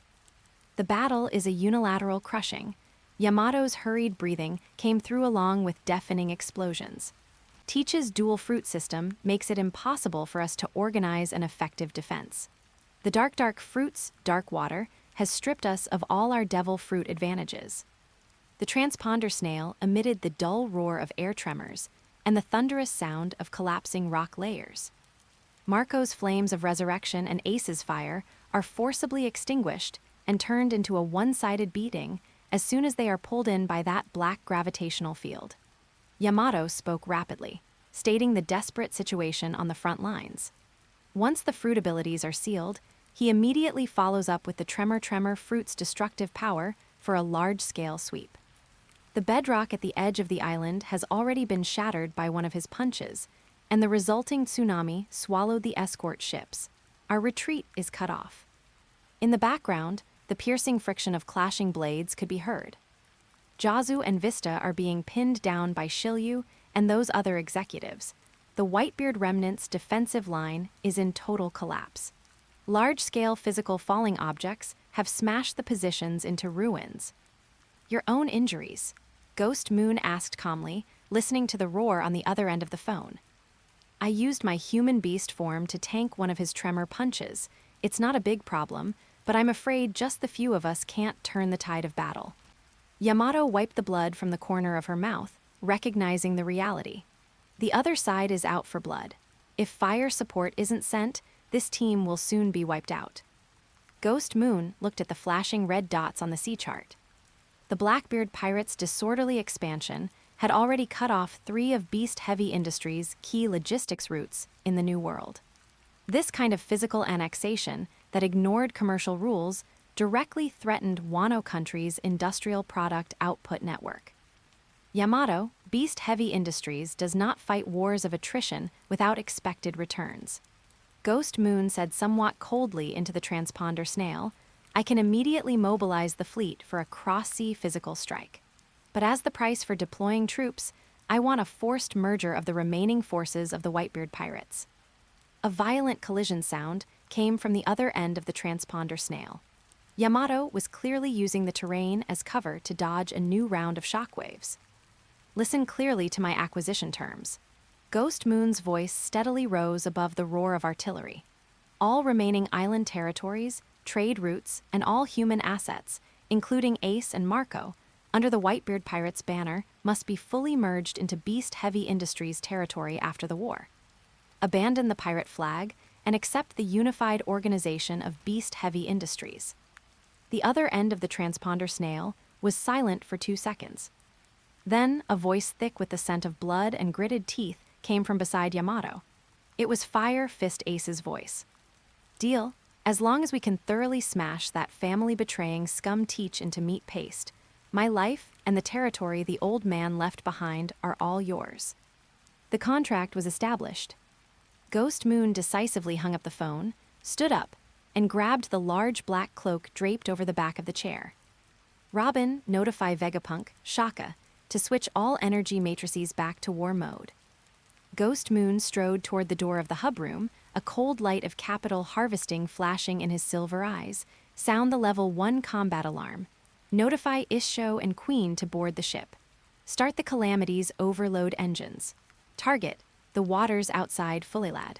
Let's go collect our new assets." Chapter 121 Support. Wano Country, 800 meters underground, core dock. The 12 main thrusters of the Calamity emitted a low, preheating hum. Deep blue plasma light illuminated the pure black Wapol metal hull. Ghost Moon walked along the alloy ramp toward the main deck. Behind him followed the blind swordsman Isho, the cyborg Frankie, and 2 high-ranking officials of the Wano Country cabinet, Minister of Economy Denjiro and Minister of Transportation Ashura Doji. Denjiro wore a slim-fit black pinstripe suit, holding a thick data ledger. Ashura Doji wore a wide, custom-made industrial windbreaker with a famous blade hanging at his waist. Although these 2 samurai had switched to Beast Heavy Industries executive attire, the murderous aura belonging to master swordsmen remained intense. "President, the weapon export profits and domestic demand funding pool for this quarter in Wano Country have been balanced." Denjiro pushed up his reflective glasses, opened the thick ledger, and reported in a rigorous tone. "But if you decide to forcibly acquire the remnants of the Whitebeard pirates, it will increase a large amount of resettlement costs, medical expenses, and depreciation fees for defense facilities in the short term. Domestic railways and coastal routes are currently operating at full capacity." Ashura Doji crossed his arms and added in a gruff voice, "If we suddenly add the physical transport and material allocation for several thousand people, the logistics network's load pressure will hit the red line. We guys who have always stayed on the island crunching numbers lack practical data and experience in handling such large-scale asset transfers across sea areas."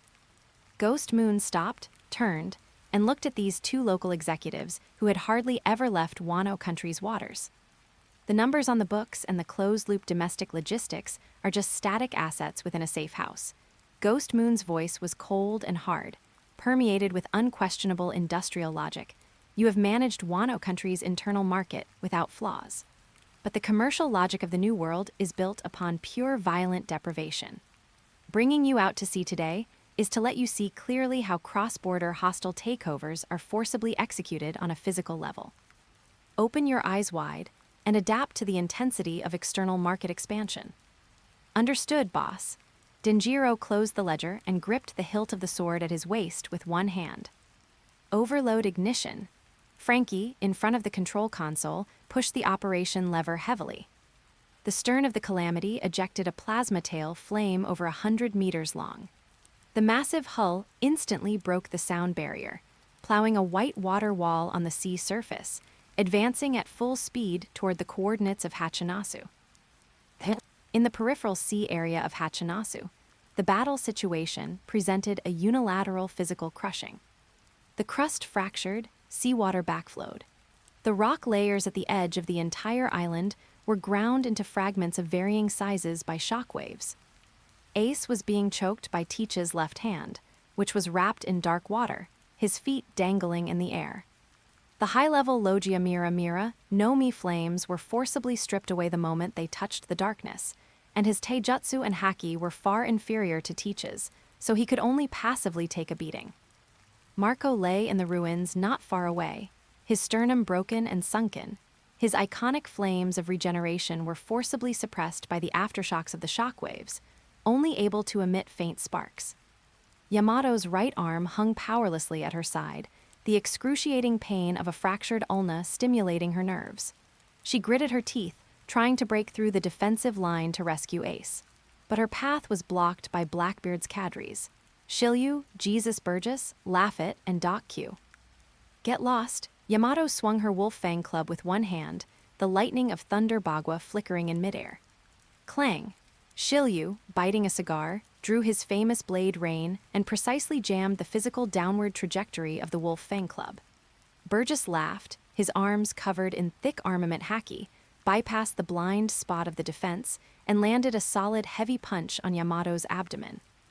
Yamato let out a muffled grunt, the massive impact force causing her to slide backward on the ground, plowing a deep trench dozens of meters long, and a mouthful of blood surged up her throat. Lacking external fire support, and with her devil fruit ability fully sealed by Teach, the physical data of the Whitebeard remnants and Yamato had already fallen below the warning line. Zihahaha, this is the consequence of defying me. All of you become the nourishment for this island. Teach laughed wildly, raised his right fist wrapped in white vibrational light halos, aimed at Ace's skull, and prepared to carry out the final physical liquidation. Just at this moment of life and death struggle, the massive pure black hull of the Calamity tore through the thick clouds and hovered directly above the battlefield like a meteorite from beyond the sky. The high-temperature airflow from the thrusters forcibly blew away the smoke below. Gravity Blade, Raging Tiger. On the edge of the deck, Issho drew his cane sword with a backhand grip. A massive horizontal gravity wave, like an invisible iron mountain, slammed solidly into the vibrational light halo of Teach's right fist. Boom! The physical aftershocks detonated by the two top-tier destructive forces razed the ruins within 100 meters to the ground. Teach's movement was forcibly interrupted, forcing him to release his hand choking Ace. His massive body slid backward more than 10 meters under this heavy pressure. Ghost Moon leaped down from the Calamity, his Wapol metal explosion-proof boots creating web-like cracks on the rock layer. The remaining assets of Whitebeard are officially taken over by Beast Heavy Industries. Ghost Moon slowly drew his black blade Shusui, the blade pointing toward the ruins in front. Teach, your disorderly expansion has infringed on my logistics shipping lanes. Now, the physical liquidation begins. Zihahaha, Ghost Moon, do you think you can take me down just by bringing 2 Admiral-level combatants? My dark fruit can disable all ability users. Teach stabilized his figure, opening both hands simultaneously. His left hand surged with darkness that swallowed everything, and his right hand condensed vibrations that tore through the atmosphere. Swordsmen are the basic unit that least needs devil fruit abilities. Ghost Moon didn't look back, just coldly threw out a sentence. Denjiro and Ashura Doji, standing behind him, drew their swords simultaneously. Without any superfluous pre-battle declarations, the 2 top swordsmen of Wano Country turned into 2 afterimages, cutting directly into the Blackbeard pirates' formation. At this time, the Blackbeard pirates were in the initial stage of hunting for devil fruits across the world. The vast majority of the cadres had also been imprisoned in Impel Down for many years. their strength had not yet fully recovered, and their hardware configuration was far from reaching the peak status of having a devil fruit for everyone in the later stages. This lack of hardware became a fatal flaw in the face of the high-level Ryu of the Wano Country Akazeya samurai. Wrath of the indignant, Denjiro's body slid at high speed against the ground, cold killing intent showing beneath his reflective glasses. His pitch-black katana slashed out a condensed sword energy, precisely cutting through Burgess's prideful armament haki defense, leaving a deep, bone-visible bloodstain on his broad chest. Burgess screamed, his massive body crashing to the ground. Ashura Doji was like an enraged wild bull. With a brutal gravity hack, he severed the front leg of Doc Q's sick horse with one stroke. Then he turned and delivered a heavy hack, smashing Van Augur, who was trying to fire cold shots from afar, flying away along with his gun, crashing through 3 thick stone walls. Pure physical swordsmanship and high-level armament, Haki made Blackbeard's prideful dark water blockade system lose its tactical significance.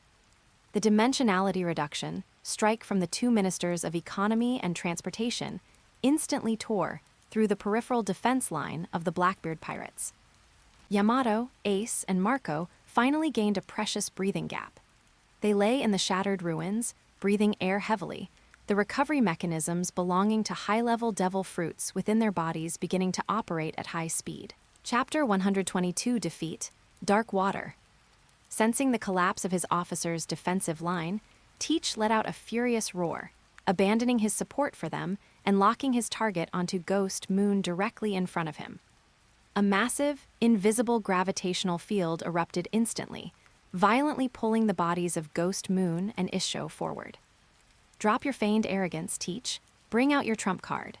Ghost Moon glided forward along with the gravity, the black blade Shusui letting out a crisp sword cry. Teach stopped smiling, his gaze becoming as dangerous as a wild beast's. A surge of dark red, tangible conqueror's haki erupted from his body without warning, radiating outward along the cold ground, turning the rocks in its path into dust under the impact of the haki. Full coverage of 3-type haki, a gleam of data updating flashed in Ghost Moon's silver eyes, as expected of you. The raw power Teach had hidden for decades was fully revealed at this moment. His left hand surged with darkness that swallowed everything, while his right hand condensed shockwaves, with black and red Heishoku lightning coiling around his fists like wild pythons. Crush for me?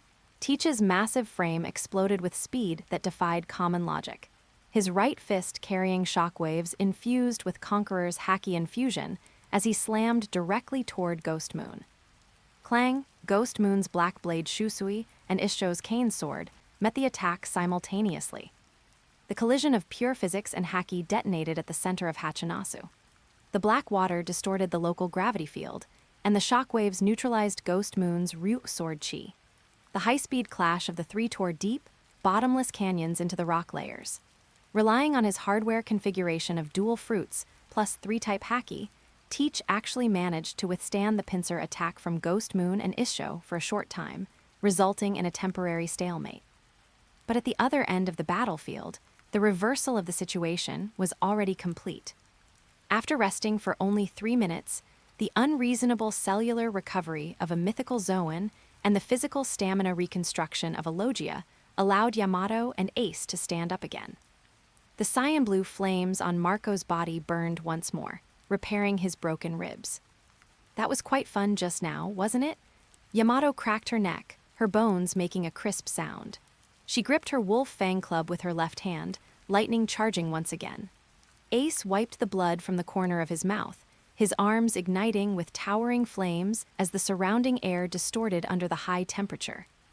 The recovered combatants of the 100 clans, joined by 2 cabinet ministers, began a brutal, one-sided beating of the not yet fully formed Blackbeard officer group.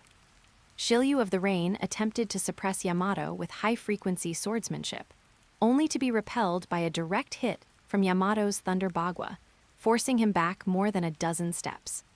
Great Flame Commandment. Entei. Ace poured all his rage into the flames, a massive fireball directly swallowing Wine Barrel Vasco shot as he tried to sneak attack from the flank, burning him into a severely charred husk. Ashura Doji stepped on Burgess's back. His katana pressed against the man's throat, completely stripping him of his ability to resist. A bunch of useless trash.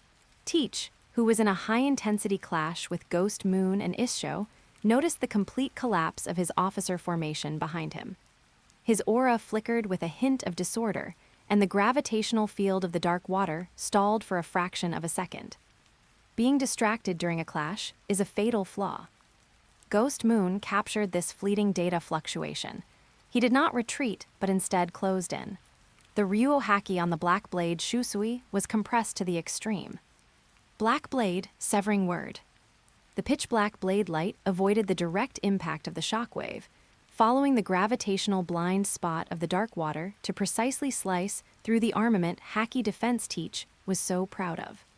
The blade swept across, leaving a half-meter-long blood trail across Teach's broad chest. The doubled pain of the dark fruit caused Teach to let out a shrill scream, and his Haki circulation suffered a break. Frankie, Ghost Moon pulled back his blade and issued a fire support command. Radical beam. In the distance, Frankie joined his arms. A high-energy plasma laser pierced the battlefield, accurately striking Teach in the abdomen. The thousands of degrees temperature charred his skin and flesh, blasting Teach's massive body into the air. Teach crashed heavily into the ruins, spitting out a large mouthful of blood. He clutched his charred abdomen and bleeding chest, his gaze quickly scanning the battlefield. Burgess, Doc Q, and Vasco Shot were already under the feet of the enemy. Yamato, Ace, and the two Wano Country samurai were forming a pincer movement, while in front, the stamina data of Ghost Moon and Issho remained at full capacity. Teach's brain performed a rapid calculation amidst the severe pain. Facing two top-tier combatants while also being surrounded by 5 high-level officers. If he continued to fight, he and his entire pirate crew would likely face total annihilation. Zehehaha, Ghost Moon, you're ruthless, I'll remember this debt. Teach decisively made the call to cut his losses and retreat. Enduring the double pain, he forced himself to stand, concentrating all his remaining stamina and haki into his hands. Black hole, heaven and earth tremor. The darkness from his left hand instantly covered the ground for hundreds of meters like ink, sucking in countless rocks and building debris. Immediately after, his right hand's shockwave slammed down hard against the black hole filled with ruins. A massive landslide of debris, mixed with dark gravity and high-frequency vibrations, swept toward Ghost Moon and the others like a volcanic eruption. This indiscriminate, large-scale physical attack forcibly blocked everyone's pursuit route. Gravity field, defense. Issho held his cane sword horizontally, raising an invisible gravity wall in front of everyone, blocking all of the sweeping debris and landslide. By the time the smoke cleared, Teach's massive body had used the recoil to land accurately on a spare pirate ship anchored at the edge of the coastline. Without a moment's pause, he tore the anchor, ordering a full rudder retreat. The ship pulled a white wake across the sea, sailing toward the open ocean at maximum speed. Trying to run, super lock-on. On the deck of the Calamity, Frankie raised his right arm, the plasma cannon port in his palm quickly completing its charge. A deep blue high-energy laser pierced the sea surface, crossing its physical range to accurately hit the stern of the departing ship. Accompanied by a dull explosion, the stern of the ship caught fire. The hull suffered a structural failure on the horizon several kilometers away and then slowly sank into the deep sea.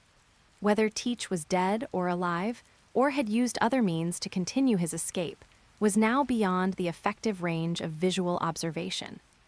But he couldn't take everyone with him. In the deep pits of the ruins, Jesus Burgess, Doc Q, and Vasco Shot, 3 of the original officers of the Blackbeard pirates, had been abandoned on the battlefield due to their loss of mobility. Ashura Doji bound Burgess with sea stone chains and dragged him like cargo to the base of the Calamity. Yamato put away her wolf fang club and walked to Ghost Moon's side, gritting her teeth as she looked at the distant sunken wreckage. He got away. No matter. With his core team stripped away and even his transportation assets destroyed, he won't be able to organize an effective expansion again in the short term. Ghost Moon sheathed the black blade Shusui, his gaze sweeping over the 3 captured officers and the Whitebeard remnants standing aside with complex expressions. Denjiro pushed his reflective glasses and entered the final liquidation data into the ledger on his terminal.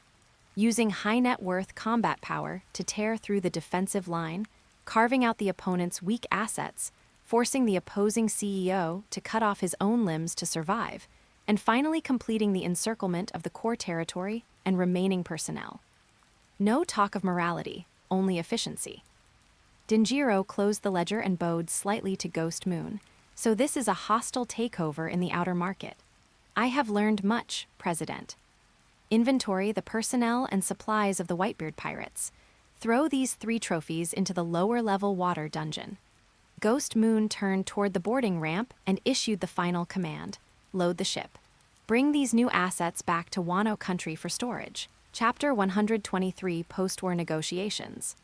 Wano Country, Beast Heavy Industries Headquarters, 12th Underground Floor, Advanced Medical and Containment Center. The massive hull of the Calamity, guided by automated tractor beams, docked smoothly into the core shipyard. Crawler transporters and medical androids in hazmat suits immediately moved forward to begin classifying and processing the assets that had just undergone high-intensity combat damage. Gravity Lock Zone. The 3 Blackbeard Pirates officers, Jesus Burgess, Doc Q, and Vasco Shot, were stripped of all armaments. High-purity sea stone chains pierced their shoulder blades, securing them into 3 vertically oriented alloy cryogenic pods. Nutrient solution to sustain vital signs submerged their chests, and several thick neural interface cables were inserted directly into the back of their skulls and spines. These 3 high-net-worth spoils would be sent to Vegapunk's bottom-layer laboratory. On the other side, the medical rehabilitation zone. The remnants of the Whitebeard pirates were receiving the highest standard of physical restoration in Wano Country. Marco lay in a restoration pod, where hyperbaric oxygen and cell catalysts were forcibly healing his fractured sternum. The blue regeneration flames presented a stable waveform under the instrument's data monitoring. Ace's arms were submerged in a special Flamar *** T restoration fluid, repairing the cellular necrosis caused by overdrawing his Logia-type elemental transformation. 3 hours later, top-floor conference room. Outside the floor-to-ceiling windows, countless heavy construction machines were reinforcing the outer defensive fortifications of Onigashima, with giant mechanical arms pouring tons of Wapol metal into the bedrock. Inside the conference room, the lighting was dim. Ghost Moon sat at the head of the table, tapping his fingertips rhythmically against the metal surface, emitting a monotonous and cold click sound. Opposite him sat the representatives of the Whitebeard pirates' remnants who had completed their initial physical restoration. Marco, Ace, Jazu, Vista, and other division commanders sat in order. Having lost the protection of Whitebeard, these top-tier combatants who once dominated the seas now carried a sense of exhaustion, as if they had lost their center of gravity. The physical clearing of Hachinasu is over. Your survival crisis is temporarily resolved. Ghost Moon broke the silence in the conference room, his voice cold and hard, getting straight to the point. According to the verbal contract we reached before the war, all remaining human resources and territorial assets of the Whitebeard pirates are now officially transferred to the ledgers of Beast Heavy Industries. However, I have no interest in mercenaries who lack loyalty and cannot be quantified for management. Now, I give you 2 options for asset reorganization. Ghost Moon pressed a key on the terminal, and an electronic holographic agreement spanning dozens of pages was projected onto the center of the conference table. First stay, accept the internal reorganization of Beast Heavy Industries. You will renounce your status as pirates, and based on your respective combat ratings and Devil Fruit development data, serve as security supervisors or fleet officers in various territorial waters of Beast Heavy Industries. In exchange, Beast Heavy Industries will provide a full suite of medical remodeling, equipment upgrades with Wapol metal weaponry, and a fixed, high monthly salary. Ghost Moon flipped the agreement to the next page, displaying a highlighted restrictive clause. Second, leave. You may decline employment and take away fresh water and navigational supplies sufficient for basic survival, but you must permanently strip away the flag of the Whitebeard pirates. The additional restrictive clause of the agreement is non-compete. Once you choose to leave, you are prohibited for life from engaging in any form of pirate plundering within the waters under the actual control of beast-heavy industries. Otherwise, it will be considered an armed invasion of the company's core assets, and I will directly initiate an indiscriminate physical clearance program. The conference room fell into a long silence. Only the low-frequency hum of the ventilation system could be heard. Old Man's flag already fell at Marineford. Marco lowered his head, his voice dry and laced with a compromise to reality. He turned his head to glance at the scarred and numb-looking mid- to lower-level crew members sitting in the back rows, then turned back to look at Ghost Moon in the main seat. Some of us have seen our physical and mental data drop below the critical threshold. They are tired of this wandering life that could collapse at any moment. They need a physical harbor that isn't hunted by the Marine or the Four Emperors. This group will stay to accept your employment and obey the management system of Wano Country. Behind Marco, about one-third of the lower-level members and several division commanders who had suffered permanent limb disabilities chose to bow in acquiescence. For these individuals who had exhausted all their capital in the Marineford War and the desperate battle at Hachinasu, the powerful industrial fortress and comprehensive medical support of Wano Country offered the most scarce survival certainty at this stage. However, Ace propped himself up on the table with both hands and slowly stood up. The restless flames still danced in his eyes as he looked directly at Ghost Moon. I refused to join. Ace's voice was hoarse, but it carried undeniable firmness. Teach is still alive and took away Old Man's tremor fruit. This debt hasn't been settled yet. I cannot lock myself in a safe arsenal as a salaried security manager.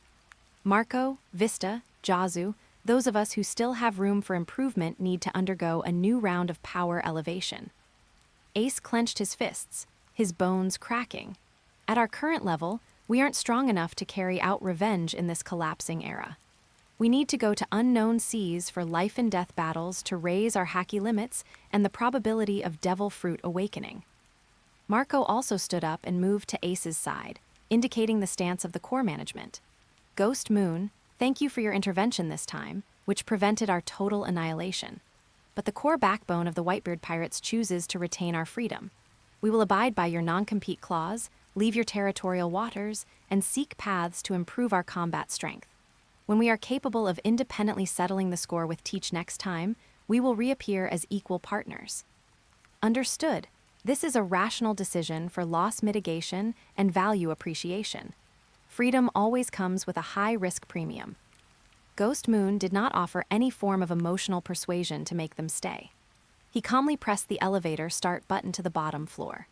Those who are leaving, go to Material Warehouse number 3 to collect 15 days of standard fresh water and high-energy compressed rations.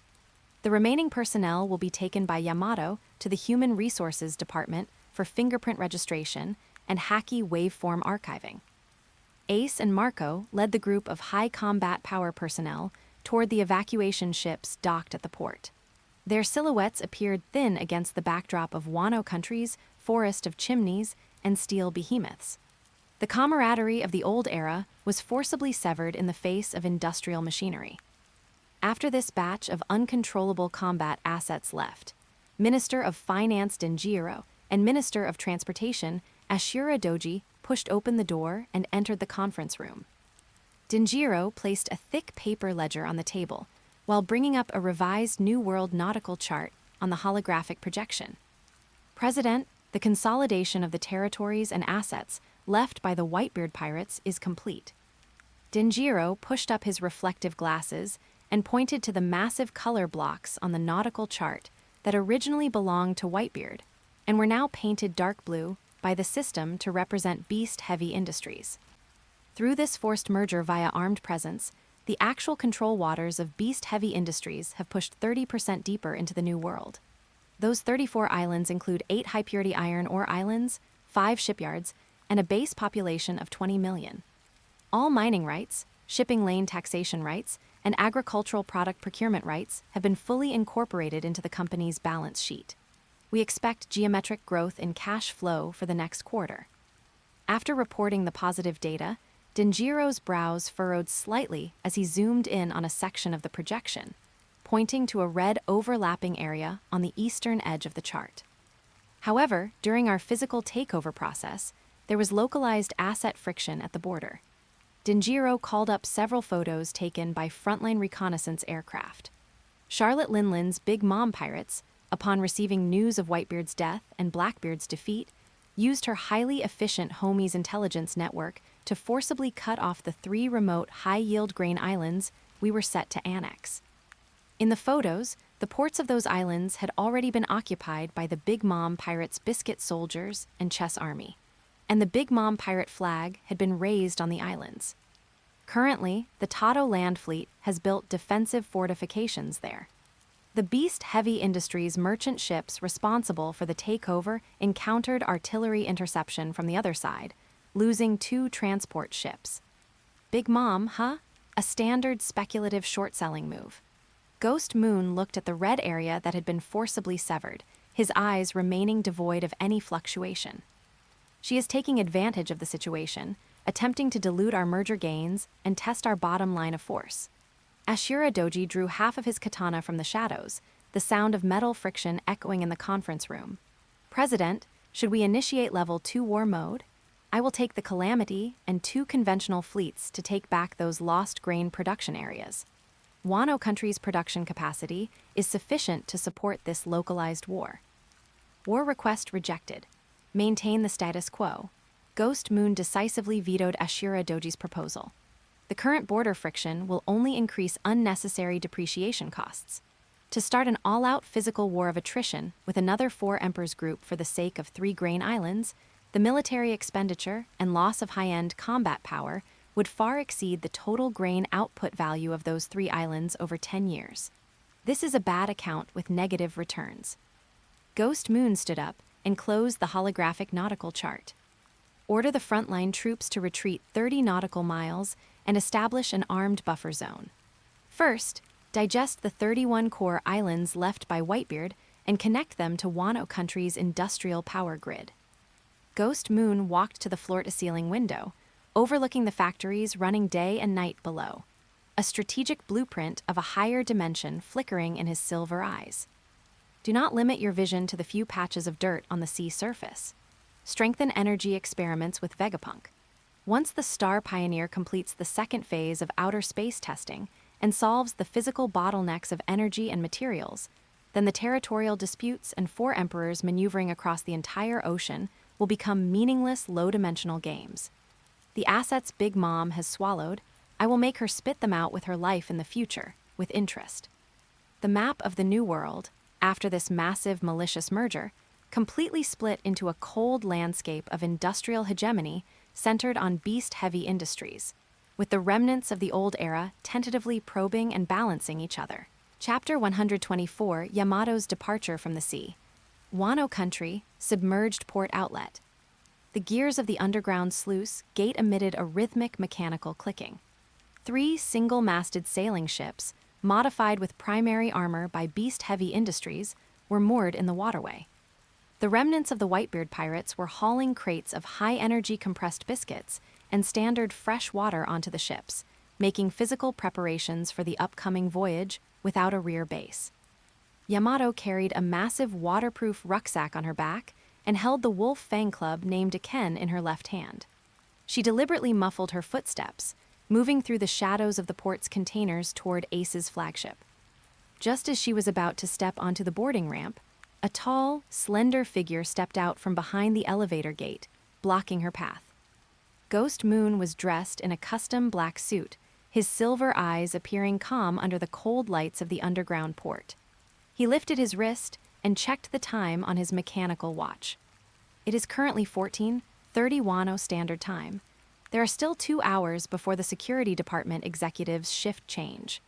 Ghost Moon lowered his wrist, his gaze locked on Yamato, carrying an unapproved supply pack and attempting to board an external vessel about to leave the sea area under this company's control. Yamato, explain your logic. Yamato stopped in her tracks, quickly turning the embarrassment of being caught into blunt honesty. She dropped the heavy rucksack onto the metal deck with a dull thud. I'm going to see, Yamato said, looking into Ghost Moon's eyes, together with Ace and the others. Ghost Moon did not move out of the way. Give me a reason that makes sense, Yamato. Yamato scratched her long white hair, setting aside her usual boisterous attitude with a rare tone of seriousness. Wano Country is stable now. Yamato pointed to the steel dome above. The internal strife has been quelled, and the factories are running smoothly.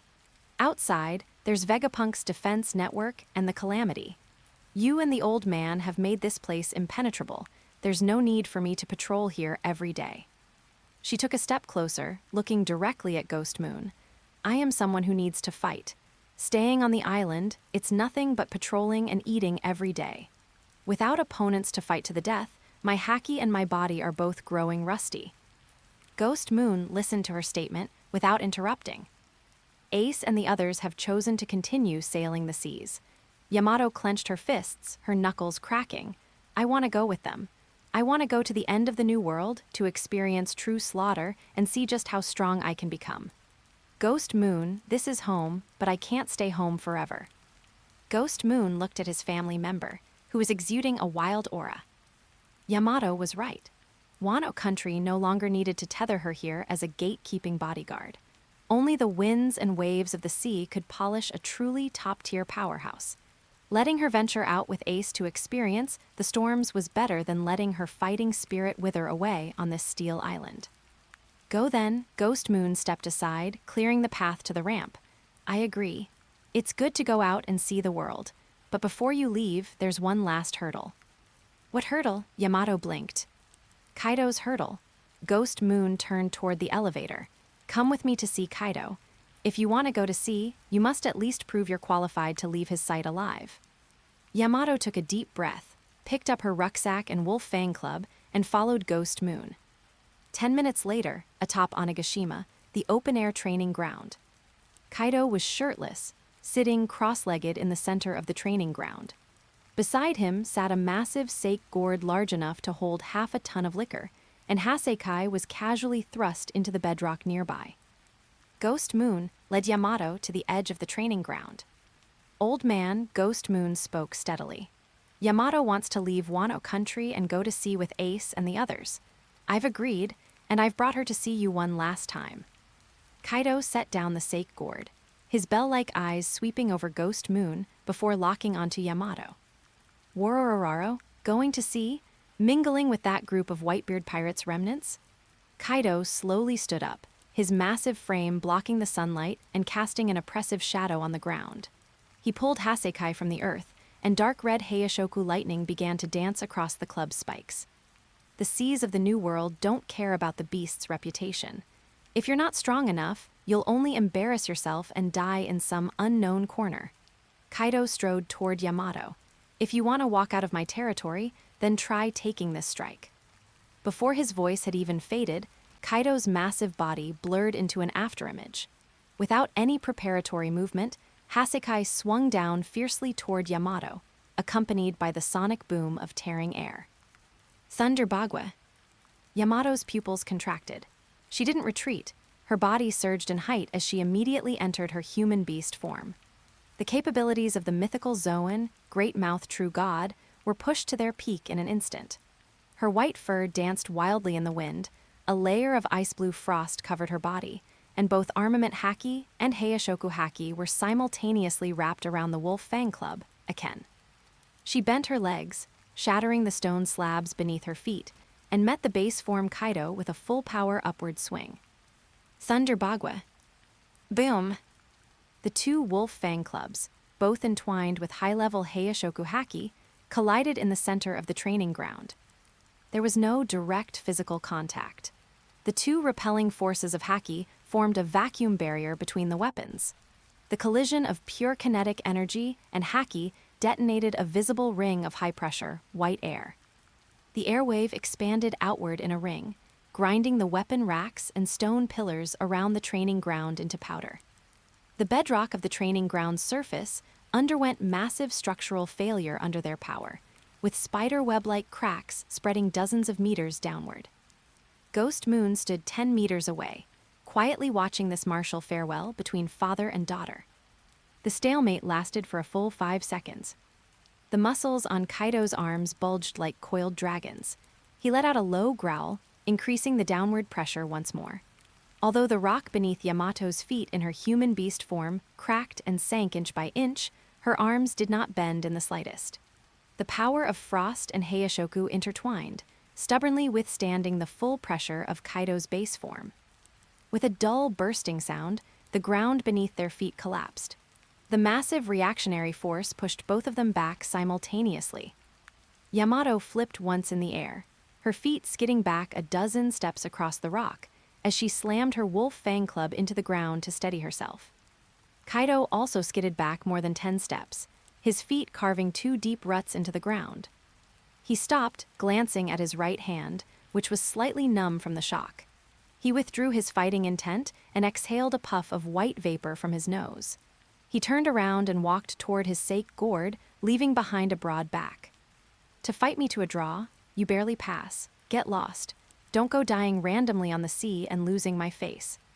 Yamato looked at Kaido's back, wiped the blood from the webbing of her thumb, and her lips curled into a smile. I won't die that easily. Yamato put away her wolf fang club and waved toward Kaido and Ghost Moon. I'm off. Half an hour later, submerged port outlet. Yamato stepped onto the ramp and boarded Ace's flagship. They actually let you out. Ace looked at the fully equipped Yamato, a flash of surprise in his eyes. The family agreed. Yamato threw her rucksack onto the deck and spread her arms, feeling the sea breeze blowing through the waterway. Set sail. Let's go turn the new world upside down. Accompanied by the mechanical sound of the anchor being raised, the 3 sailing ships exited the underground waterway and headed toward the unknown open sea.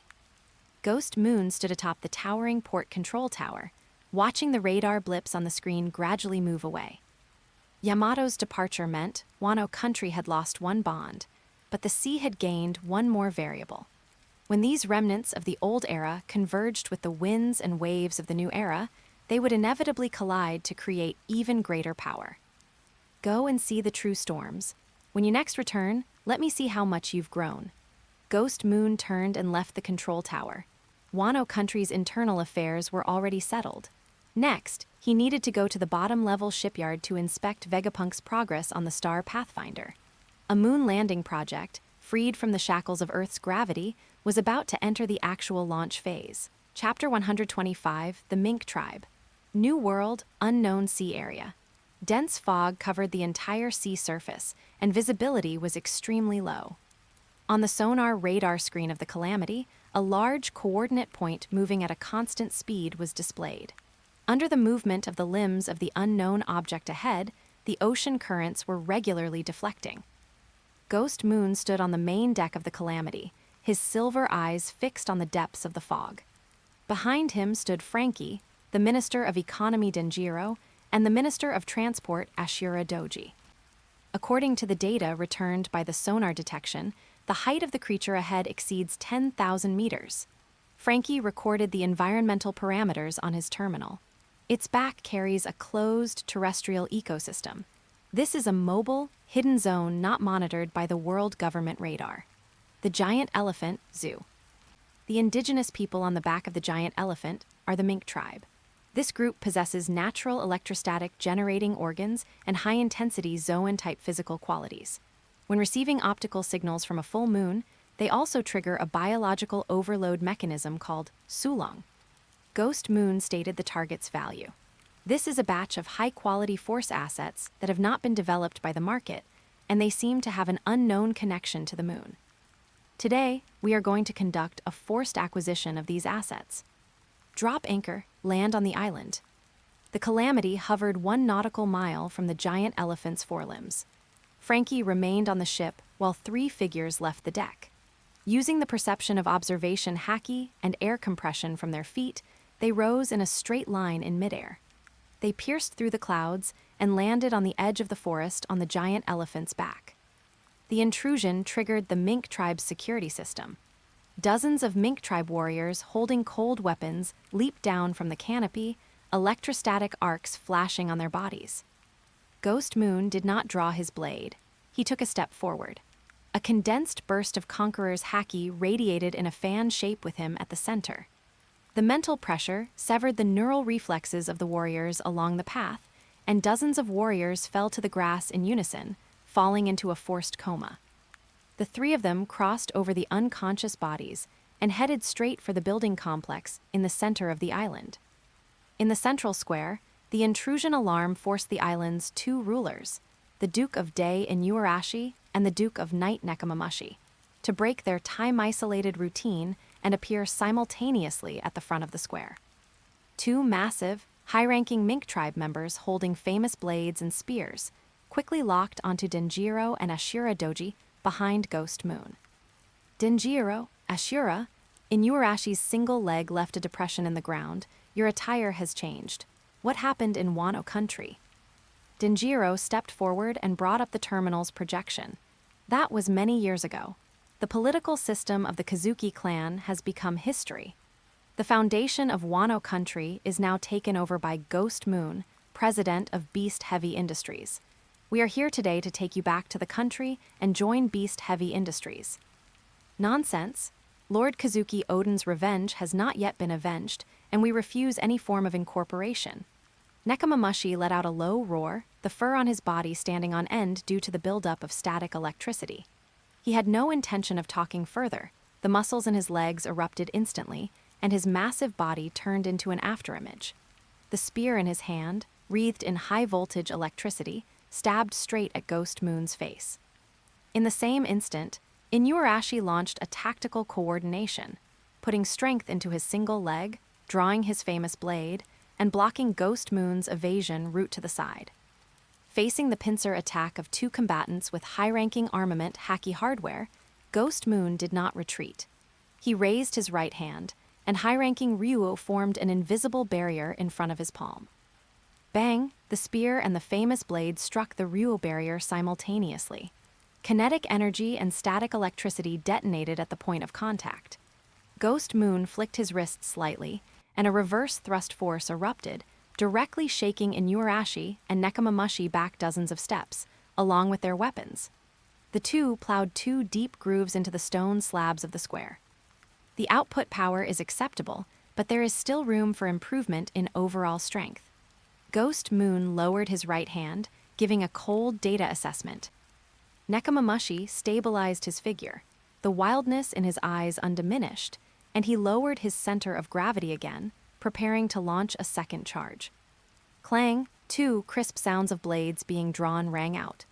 Denjiro and Ashura Doji turned into two afterimages, respectively intercepting the paths of Inuarashi and Nekomamushi. Fury, Denjiro's samurai sword precisely jammed Nekomamushi's spear, a rational cold light shining beneath his reflective glasses. The confrontation ends here. Your combat power cannot break through Wano Country's existing defense line. Ashura Doji used the thick back of his blade to block Inuarashi's famous blade, the massive wrist strength causing Inuarashi's single leg to bend slightly. Inuarashi and Nekomamushi felt the high-ranking armament haki pressure coming from the blades. Their brains quickly performed combat power calculations. Just with their former colleagues making a move, they could not achieve victory in a short time, and the man in the main position named Ghost Moon hadn't even drawn the black blade at his waist. The gap in strength was an objective fact. Revenge is an emotional behavior that lacks expected returns. After blocking the attack, Denjiro brought up the terminal data again, projecting it into midair. Look at Wano Country now. Industrial production lines are running at full capacity, grain production in agricultural bases is overflowing, and domestic infighting has dropped to freezing point. You are holding onto the back of this giant elephant that is about to die of old age, waiting for decay. Connecting to Wano Country's industrial network and looking at the current national governance structure is the only solution for you to break the survival deadlock. Looking at the smoothly operating pollution-free factories and the well-fed and clothed civilians in the projection, Inuarashi and Nekomamushi looked at each other, and the aggression in their eyes began to fade. We can go to Wano Country for on-site observation. Inuarashi put away his famous blade, giving a response with a reservation clause. But if the status quo there does not meet our expectations, we will reserve the right to evacuate at any time. As for our people, they need to stay on Zoo. That is not enough. I want the entire Mink tribe to join. Ghost Moon stepped forward and threw out another business bargaining chip. If you need a higher dimensional return expectation, I can provide a coordinate. Ghost Moon looked up, pointing to the white sphere looming behind the thick fog in the sky. Your clan's biological functions rely on optical signals from the full moon to trigger the Sulong form. This long-distance optical transmission is limited by the Earth's atmosphere and weather variables. Ghost Moon's voice was steady and firm. Beast Heavy Industries Aviation Factory has completed the construction of the Star Pioneer interstellar vehicle. Inuarashi and Nekomamushi's pupils contracted simultaneously. We are about to launch the moon landing plan. Ghost Moon looked at the two stunned Mink tribe leaders.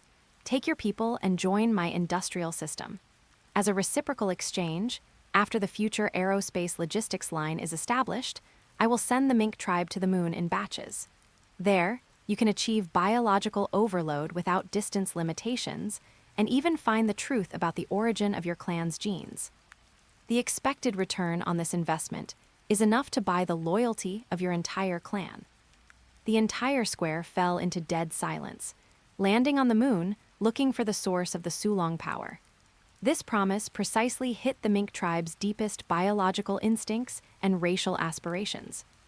The Mink tribe's civilians and warriors who were originally hiding behind the buildings and hostile to outsiders began to walk into the square in groups.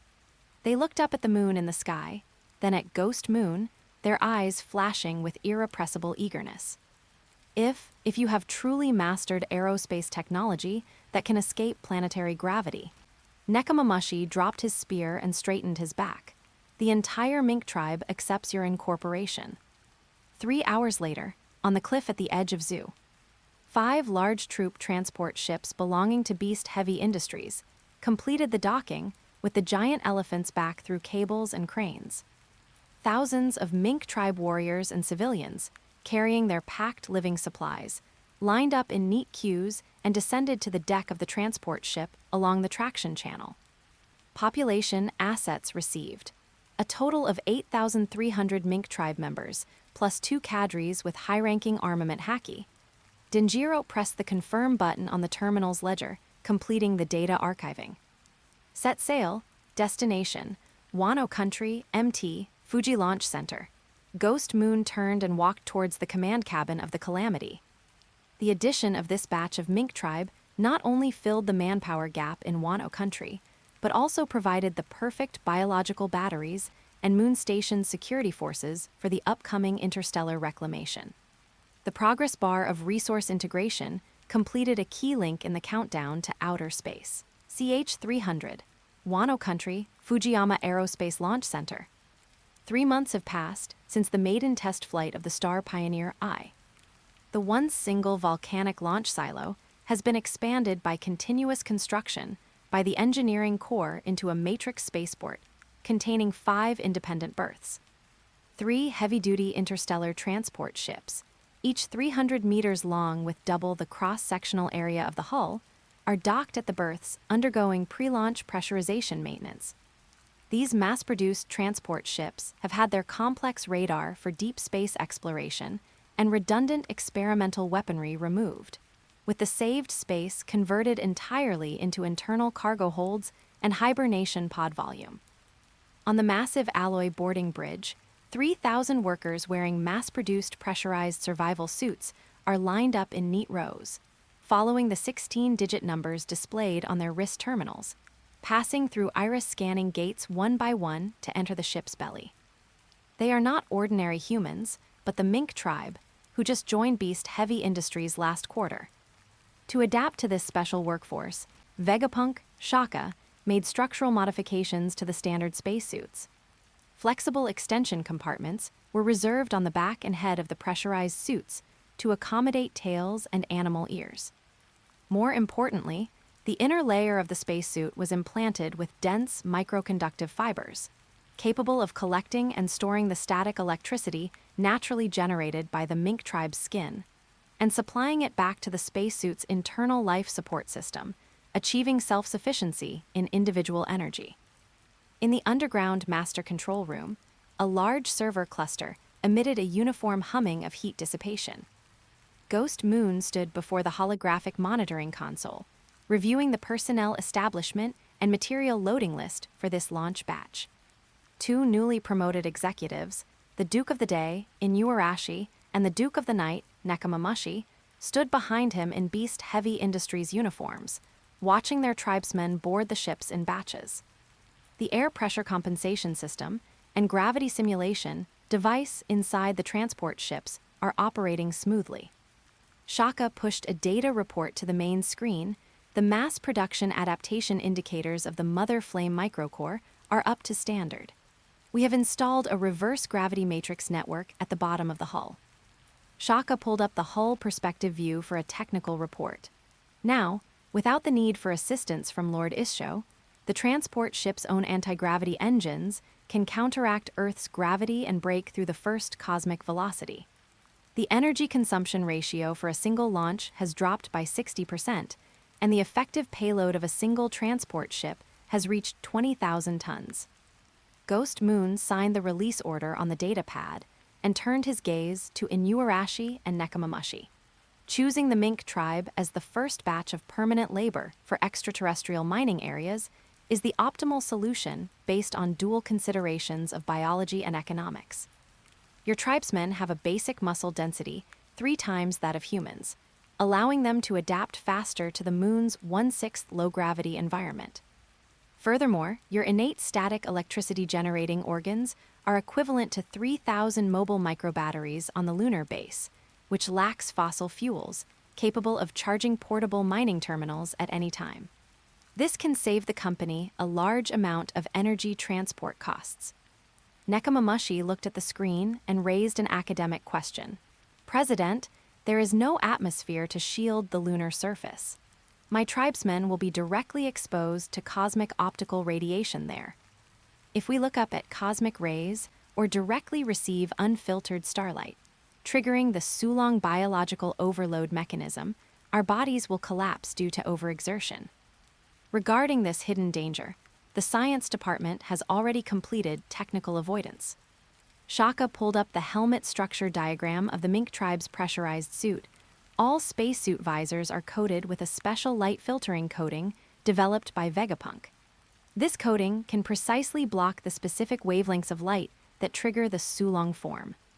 At the same time, if engineering requires it, management can remotely disable the filtering restrictions for specific individuals, allowing them to enter the Sulong form in a controlled state to perform high-intensity rock blasting operations, turning uncontrollable biological instincts into quantifiable industrial switches. This is the asset management logic of beast-heavy industries. Inuarashi and Nekomamushi fell silent. They realized that the fate of the Mink tribe had been deeply bound to this massive industrial machine. Countdown complete, full matrix ignition. Shaka pressed the master control key. At the top of Fujiyama, the thick armored dome slid open. 3 thick, ghostly blue plasma exhaust flames erupted simultaneously. The 3 heavy-duty transport ships, lifted by the anti-gravity matrix, smoothly detached from the launch pad. They ascended in formation, cutting through the troposphere and stratosphere, leaving 3 parallel trails in the night sky. Inside the ship cabin, 3,000 Mink tribe members sat in shock-absorbing seats. Their tough Zoan-type bodies easily withstood the gravitational acceleration when breaking through the atmosphere. Through the portholes, they watched the Earth gradually turn into a blue sphere, their eyes flashing with biological awe for the unknown space. A few hours later, in the lunar Mare Tranquillitatis region, mining area 0. The surface landscape here has undergone structural changes. Around the once desolate gray-white craters, dozens of towering solar collection arrays and superconducting energy transmission towers have been erected. Thousands of ancient mechanical soldiers have been integrated into automated mining assembly lines, and tracked transport vehicles have crushed a crisscrossing network of logistics tracks on the lunar soil. On the newly built alloy tower, Lead performer King was wearing a black high-pressure uniform, watching the 3 points of light gradually magnifying in space. Because the moon lacks an atmosphere, the transport ships could not use air resistance to decelerate. The 3 heavy-duty ships flipped their hulls at an altitude of 1,000 meters above the lunar surface, and the rear main engines ejected reverse-braking airflow. The hydraulic buffer landing gear at the bottom landed steadily on the lunar tarmac, kicking up a large cloud of silent, powdery lunar soil. The heavy hydraulic ramp of the cargo hold slowly lowered. 3,000 Mink tribe employees wearing custom pressurized suits stepped onto this land, where the gravitational constant is only 1/6 of Earth's. They tentatively took steps, and their biological instincts allowed them to quickly adjust their muscle force points, avoiding loss of control in low gravity. Form a column, activate identity code scanning. King's voice reached every helmet receiver, clearly through the internal communication frequency. He held a terminal recorder, walked down the tower, and conducted a head count. From this second on, you are officially incorporated into the 1st Battalion of Mining Area 0. You will execute a 6-month closed-loop shift mining operation. The residential area is located on the 1st floor of the underground city, Burka, and the interior has completed oxygenation to 21% concentration and standard atmospheric pressure balance. After taking off your pressurized suits, you are allowed to perform routine biological feeding and hibernation. King paused and read out the safety regulations. During operations on the lunar surface, it is strictly forbidden to remove the helmet filter plate privately. For those who violate operating procedures and cause biological function collapse, the company will bury them on the spot and will not bear any form of pension. Begin entering the airlock cabin by number. The Mink tribe employees had no objections and entered the decompression channel leading to the underground according to the instructions. At the top of the central energy tower of the city Burka, Eneru sat cross-legged between huge superconducting coils. He still wasn't wearing a spacesuit, and dazzling lightning formed a high-frequency power supply loop between his skin and the receiver of the energy tower. For the past 3 months, relying on the output of the Rumble fruit, he had acted as the core power furnace for the entire mining area's infrastructure construction. The furry biological assets have finally arrived. Eneru looked at the Mink tribe entering the residential area through the transparent airlock gate below and twisted his neck, his bones making a crisp sound. A leopard-type Mink tribe member in charge of line maintenance just walked out of the airlock, and the searchlight above his head flickered. This Mink tribe member instinctively stretched out his clawed hand, and a weak static electricity was released from his palm, directly lighting up the backup circuit of the searchlight. Eneru captured this tiny current fluctuation. A biological group with a built-in micro-discharge system. Eneru stood up and interrupted the connection with the energy tower. Let this workforce with their own power supply take over the smelters and assembly lines. My power output can finally be liberated from daily lighting. Next, it's time to conduct valuable exploration. The ancient arsenal at the bottom of this city still needs high-voltage current to perform a system restart. With the Mink tribe labor in place, the ancient mechanical soldiers, which could only perform extensive mining, were taken over by human brains. A complete secondary sorting line from ore mining, impurity stripping to high-purity refining, was officially formed at the lunar base. On the other side, the 3 transport ships that had just unloaded personnel did not stay idle. Mechanical arms pushed hundreds of standard containers, filled with room-temperature superconducting ore, into the transport ship's return cargo holds. These strategic materials, which had long been extinct on Earth and could trigger the next industrial revolution, would be sent to the arsenals of Wano Country and Vegapunk's laboratory in a few hours. The main engines ignited again, the transport ships detached from the moon's gravity and returned toward Earth's coordinates. The two-way logistics channel between the moon and Earth achieved a closed loop in a substantial sense at this moment. Beast Heavy Industries' cross-planetary industrial chain completed its commercial operation from front-end labor output to back-end resource input. When the four emperors, Marineford, and the world government on Earth were still struggling at a low dimension over the ownership of a few islands and the tax distribution rights of a few New World routes, they lacked a sufficient intelligence network to observe that a logistics torrent, which did not belong to the existing industrial common sense of the Earth, had already completed its systematic construction in the space above their heads. Chapter 127, Large-Scale Development of the Moon. The Moon, Sea of Tranquility Region, Interstellar Mining Zone 0. 90 standard Earth days have passed since the Mink tribe labor force landed. The surface structure of the mining zone has undergone significant changes during this period. On the edge of the crater, the illegal excavation site that once belonged to the space pirates was taken over by the engineering corps and expanded. The drilling machines left behind by the space pirates were dismantled and incorporated back into the assembly lines of beast-heavy industries. Surface operation area. Under the command of leopard-type Mink tribe employees, thousands of ancient robot soldiers were stripping the exposed lunar rock. When the mechanical soldiers' joint transmissions slowed, the Mink tribe employees would press their palms against the robot's external interfaces, releasing microampere-level biostatic electricity. This bioelectric current precisely stimulated the conductive nerves of the ancient machinery, allowing the robot's movement frequency to return to standard thresholds within a short period. Blast furnaces 1 through 5, temperature has reached the melting point, commencing purification of superconducting ore. Inside the dispatch center, the engineer in charge of daily production pressed the injection key. In the vacuum, low-gravity environment, the molten metal liquid assumed a regular spherical shape, was then cut into standard-sized ingots by cooling molds, and loaded onto the returning heavy-duty transport ships. Underground Burka, third-level hydroponic farm. The key to solving logistics costs lies in establishing an ecological closed loop that is independent of Earth's supplies.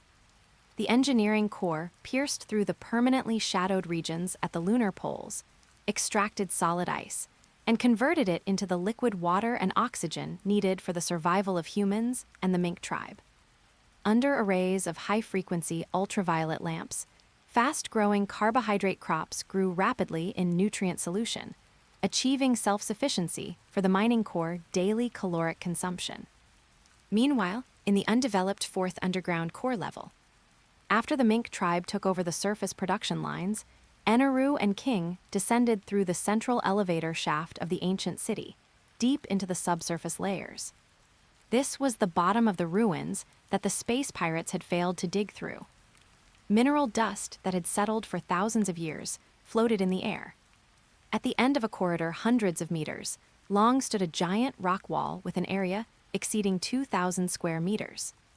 Eneru raised his right hand and released a stable current of 100,000 volts, striking the ancient drainage array above the rock wall. The deep blue electric light spread along the superconducting patterns inside the rock layer, illuminating the entire underground space. The images on the rock wall were revealed. It was a massive ancient carved mural. Reading graphic data, King raised the terminal on his wrist, aimed the optical probe at the mural, and activated synchronous scanning and transmission, a totem recording history. The content of the mural lacked text, but the images were clear. On the left side of the image was a prosperous lunar city. 3 different humanoid races lived in the city, each with 3 different forms of wings growing on their backs. In the center of the image, the symbol representing energy gradually withered, and the city plunged into darkness. On the right side of the image, these winged races built ships driven by balloons and wind, tearfully bid farewell to the mechanical soldiers, and descended toward the blue planet below. King looked at the winged creatures on the mural, ran his fingers over the black wings on his own back, and then glanced at the thunder drums and Sky Island characteristics behind Eneru. The origin point of the genetic map. King gave an objective biological assessment: Skypians, Shandians, and the Lunarian tribe. The original source of the genes for these races possessing specialized biological hardware is the Moon. Thousands of years ago, because the energy and water resources of this satellite were exhausted, the ancestors were forced to carry out an interstellar survival migration. A bunch of stray dogs running away because of a lack of resources. Eneru looked at the mural, a cold sneer tugging at the corner of his mouth. He walked to an altar directly below the mural and placed his hand on the metal sphere in the center of the altar. Let me see what legacy they left behind here before they fled. High-voltage current was injected into the metal sphere. Click! A mechanical sound of gears engaging came from inside the altar. A holographic projection rose from above the sphere, unfolding a massive 3D weapon structural diagram in midair. Database decoding complete. King's terminal received the underlying code accompanying the projection transmission. This is an unfinished engineering blueprint. Project codename, Space-Based Judgment System. On the holographic projection, a satellite array deployed in near-Earth orbit was displayed. These satellite nodes were connected via an energy matrix and equipped with high-energy plasma emitters. The ancient Lunarians designed this system, attempting to establish a deterrent network against Earth from orbit. King read the design parameters, but due to the exhaustion of resources on the moon itself, they lacked the superconducting materials needed to manufacture the satellite array. Nor did they have the anti-gravity engines to send these massive weapons into orbit. The civilization was forced to migrate while the project was still at the blueprint stage. They had the logic for construction, but lacked the resources. Eneru withdrew his right hand. Now, Beast Heavy Industries possesses both the resources and the technology. The blueprints and core code were packaged, secured with the highest level encryption lock, and sent via quantum communication base stations directly back to the Wano Country Central Control Center. Earth, Wano Country, Underground Intelligence Hub. Ghost Moon sat in front of the holographic projection table, watching the decrypted space-based judgment system blueprints and the lunar mural on the screen. Minister of Economy, Denjiro, stood to the side, performing a ledger calculation on the material requirements for the blueprints. An industrial concept that the ancient ancestors failed to complete, limited by a logistical collapse. Ghost Moon tapped his fingertips rhythmically on the desktop. We possess Vegapunk's anti-gravity technology and arsenals on Earth, and superconducting ore mining lines on the moon. The barriers no longer exist. President, manufacturing this space-based system will require consuming a large amount of superconducting ore. Denjiro pushed up his reflective glasses. This will occupy 40% of our current lunar transport capacity. Triple the purification equipment in the lunar mining zone. Have the Mink tribe implement a seamless 2-shift rotation and raise the wear and tear tolerance limit for the robot soldiers. Ghost Moon signed the production expansion order on his tablet. Stop the construction of the second Calamity ship. Devote all freed-up industrial resources to the research and development of the space-based satellites. Shaka will be responsible for leading the parameter testing of the core weapon modules. Ghost Moon stood up, his gaze passing through the screen and looking toward a higher dimension of space. Leave conventional naval battles and territory disputes for the remnants of the old era to exhaust themselves with. We will establish an irreversible strike red line above the heads of all factions. Complete the orbital deployment of this system as soon as possible and achieve a dimensionality reduction takeover of this planet. But before that, the Uranus in the stratosphere remains a threat.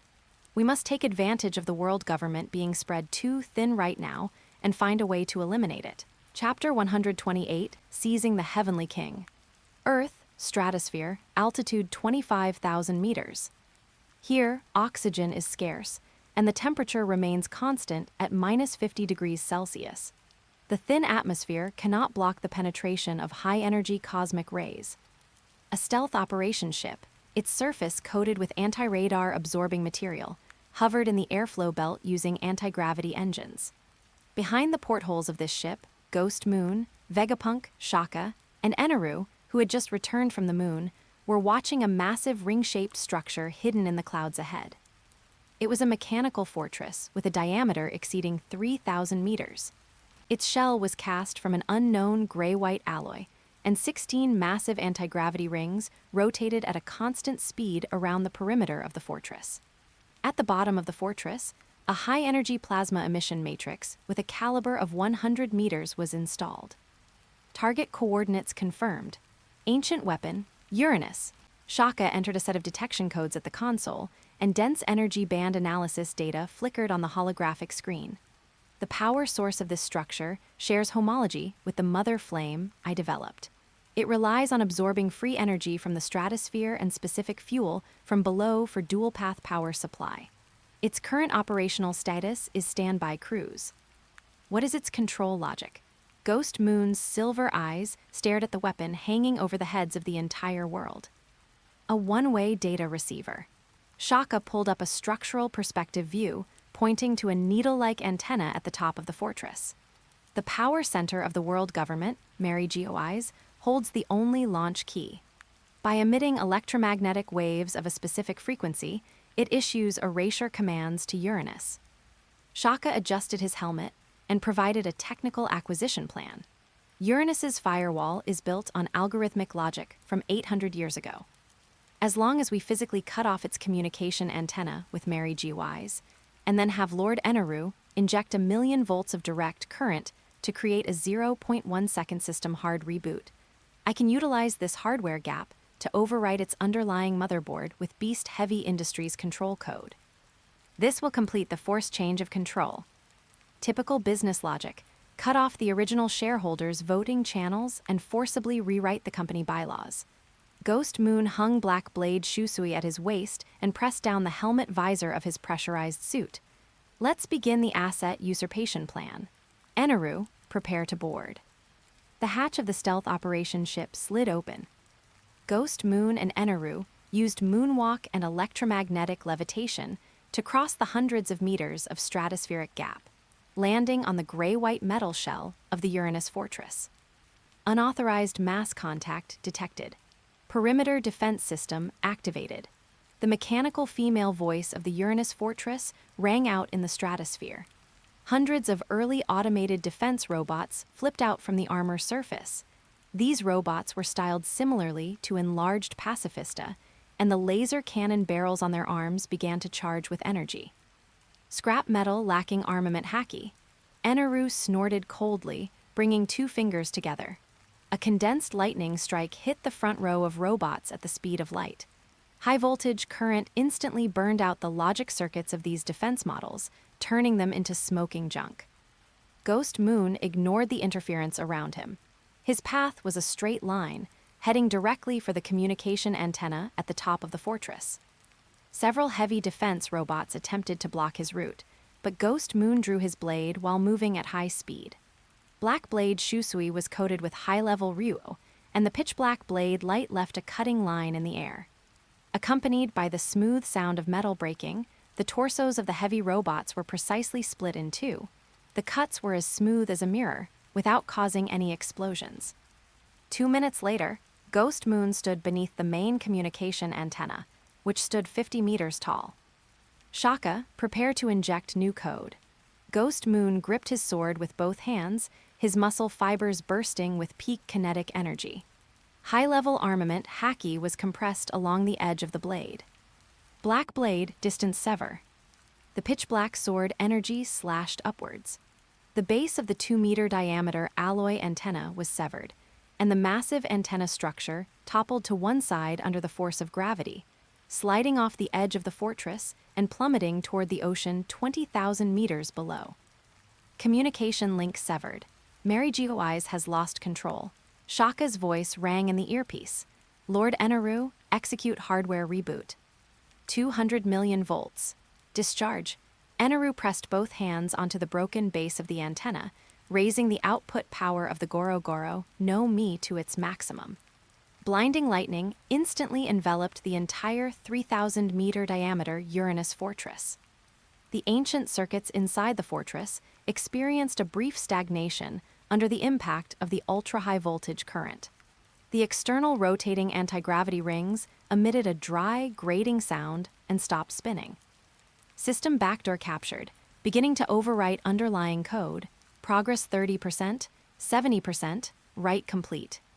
As Shaka's command fell, the plasma emission matrix at the bottom of the Uranus fortress shifted from the red representing world government control to the deep blue representing beast-heavy industries.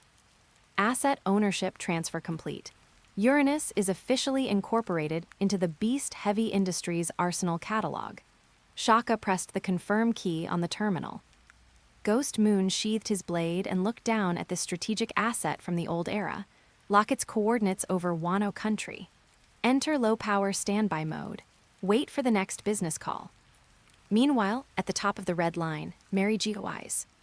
Inside the power room of Pangaea Castle. The 5 Gorosei, representing the highest authority of the world government, were sitting around a long table, reviewing tax reports from the 4 Blues. Suddenly, the ancient mechanical dashboard on the wall, responsible for monitoring the operational status of Uranus, emitted a harsh alarm. The needle representing the signal connection dropped to 0 in an instant. Warrior god of science and defense, Satan Saint, stood up abruptly, his cane thumping heavily on the carpet. He walked quickly to the dashboard and turned the backup channel knob, but only white noise returned. Communication band vanished. Launch key invalidated. Satan Saint's expression was gloomy as he stated a fact that defied conventional logic. Our connection with Uranus has been forcibly severed. Is it a sabotage operation by the Revolutionary Army? St. Mars frowned and guessed. The Revolutionary Army lacks the aerospace technology to operate at an altitude of 20,000 meters. Those who can avoid the tropospheric radar network and have the ability to tamper with the underlying code of an ancient weapon. Nesjiro Saint gripped Kaitsui in his hand, a cold light flashing across his lenses, are only Vegapunk, who has escaped the control of the world government, and beast-heavy industries, which has taken him in, forcibly stripping the world government of its strategic asset. That man, Ghost Moon, has crossed the final red line of politics and military force. Saint Warcury slammed his fist onto the solid wood long table, causing the wood fibers to fracture. Just as the Gorosei were conducting a battle damage assessment, the heavy hidden door at the back of the power room slowly opened. A gravitational field that could not be explained by conventional air pressure spilled out from behind the door, causing the Gorosei to stop talking simultaneously and kneel on one knee. The owner of the empty throne, Imu. Imu's figure, shrouded in a black robe, did not make a sound, but with her appearance, the temperature in the power room dropped by 10 degrees Celsius. Water molecules in the air condensed into ice crystals, and under the pressure of the biofield, the cell walls of the potted plants on the long table ruptured, turning into a puddle of green sap. Imu walked to the end of the long table. Her pair of red eyes, with ring-like patterns, staring at the nautical chart representing the coordinates of Wano Country. There was no angry roar, no emotional verbal output. Imu simply extended a slender finger and drew a deep crack across the coordinates of Wano Country, piercing directly through the woodboard behind the chart. A peculiar electromagnetic sound, lacking vocal cord vibration, rang directly in the minds of the Gorosei. The old equilibrium model has failed. Variables are expanding into uncontrollable dimensions. Initiate the highest level sanction procedure. Satan Saint lowered his head, receiving the instruction, Lord Imu. The internal defense of Wano Country is extremely solid. A conventional marine buster call cannot cause substantial damage to it. The electromagnetic sound echoed in their minds again, providing a cold tactical arrangement. Mobilize the entire sequence of the God's Knights. Unlock the backup ancient weapon in the bottom arsenal of Mary Geoise. Block all currents and trade routes from the New World to Wano Country. Implement indiscriminate economic severance and erasure. I want to erase all traces of this industrial entity from the map. As you command, executing the liquidation order immediately, the Gorosei responded in unison. As the will of the empty throne was issued, the massive machine of violence that was the world government, which had been running for 800 years, began to engage its gears at maximum power. An interregional annihilation war against beast-heavy industries entered the countdown phase. And Ghost Moon, having mastered Uranus and the lunar mining area, welcomed the largest external military audit in the process of his asset restructuring. Chapter 129, Preparations for War. Wano Country, 800 meters underground, the central intelligence hub of beast-heavy industries. A blue data stream on the holographic projection table experienced an irregular stutter. Red frequency bands, representing the highest level of alert, flashed on the console at a fixed frequency. Chief Strategy Officer Nico Robin tapped rapidly on her keyboard, pushing intelligence data captured by a combination of deep-sea sonar and high-altitude optical probes to President Ghost Moon's terminal. The monitoring node at the red line has transmitted back abnormal fluctuations, Robin said, pointing to a straight red line on the nautical chart. 3 hours ago, 9 units with high-level biological signatures departed from Geoise. They are not using conventional marine warships. Their transport vehicle is moving at over 80 knots, ignoring the resistance of the ocean currents along the way. Their vector trajectory is clear, and their target is set directly for Wano Country's territorial waters. Ghost Moon watched the 9 high-speed red dots on the screen, his silver eyes performing probability simulations. Marineford is maintaining radio silence. Marine branches along the New World route have canceled their surface patrol networks, clearing a path for this unit. Robin scrolled through the underlying code. This level of troop mobilization authority, bypassing the Marine command system, points to a single organization. God's Knights. Ghost Moon recited the name, his tone devoid of ripples. Emu's direct security team. Our takeover of the ancient weapon, Uranus, has triggered the underlying defense mechanisms of the empty throne. Geoise has abandoned economic sanctions and political maneuvering, sending an audit team to liquidate beast-heavy industries. Ghost Moon stood up and pressed the all-area executive summoning key on his desk. Suspend all shipping missions for external export trade routes. Initiate Level 1 Defense Protocol. Ghost Moon's voice traveled through the underground cables to every management node in Wano Country. All registered executives report to the central control room in 3 minutes for tactical deployment. 3 minutes later, in the underground central control room. Before the expansive holographic tactical sand table, the core asset matrix of beast-heavy industries had assembled. The blind swordsman Isho stood on the left, leaning on his cane sword. The cyborg Frankie was adjusting the hydraulic valves of his mechanical arm. Queen was smoking a cigar while reviewing the toxin composition list on his terminal. Cabinet ministers Denjiro and Ashura Doji had their hands on the hilts of their katanas. Beside them, Beast's Pirates lead performer Jack, representing the Fishman race and underwater combat units, occupied a corner of the conference room with his massive frame. Sasaki, one of the Tobai Rappo, stood beside Jack, representing the heavy armored division composed of ancient Zoan ability users. Directly above the sand table, 2 blue holographic beams descended, weaving together into 2 translucent projections. They were the lead performer King, stationed at the Zero mining area on the moon 380,000 kilometers away, and the Lightning Man Eneru. They participated in this defense, meeting in the form of intergalactic data streams via the quantum communication base station built by Vegapunk. Everyone is present. Ghost Moon scanned the executives in attendance, conducting a pre-war human resources inventory. With the exception of Kaido, who is currently in a low-power sleep state, and Yamato, who is off-site as an external variable, all core personnel of beast-heavy industries are online. Kaido had drunk too much and was currently in his exclusive sleep pod at the top of Onigashima. Yamato's Vivra card coordinates showed that she was moving with the Whitebeard remnants thousands of nautical miles away from Wano Country, making her unable to participate in the local defense due to spatial constraints. This is a forced erasure operation targeting the company. Ghost Moon projected the movement trajectory of the God's Knights onto the center of the sand table.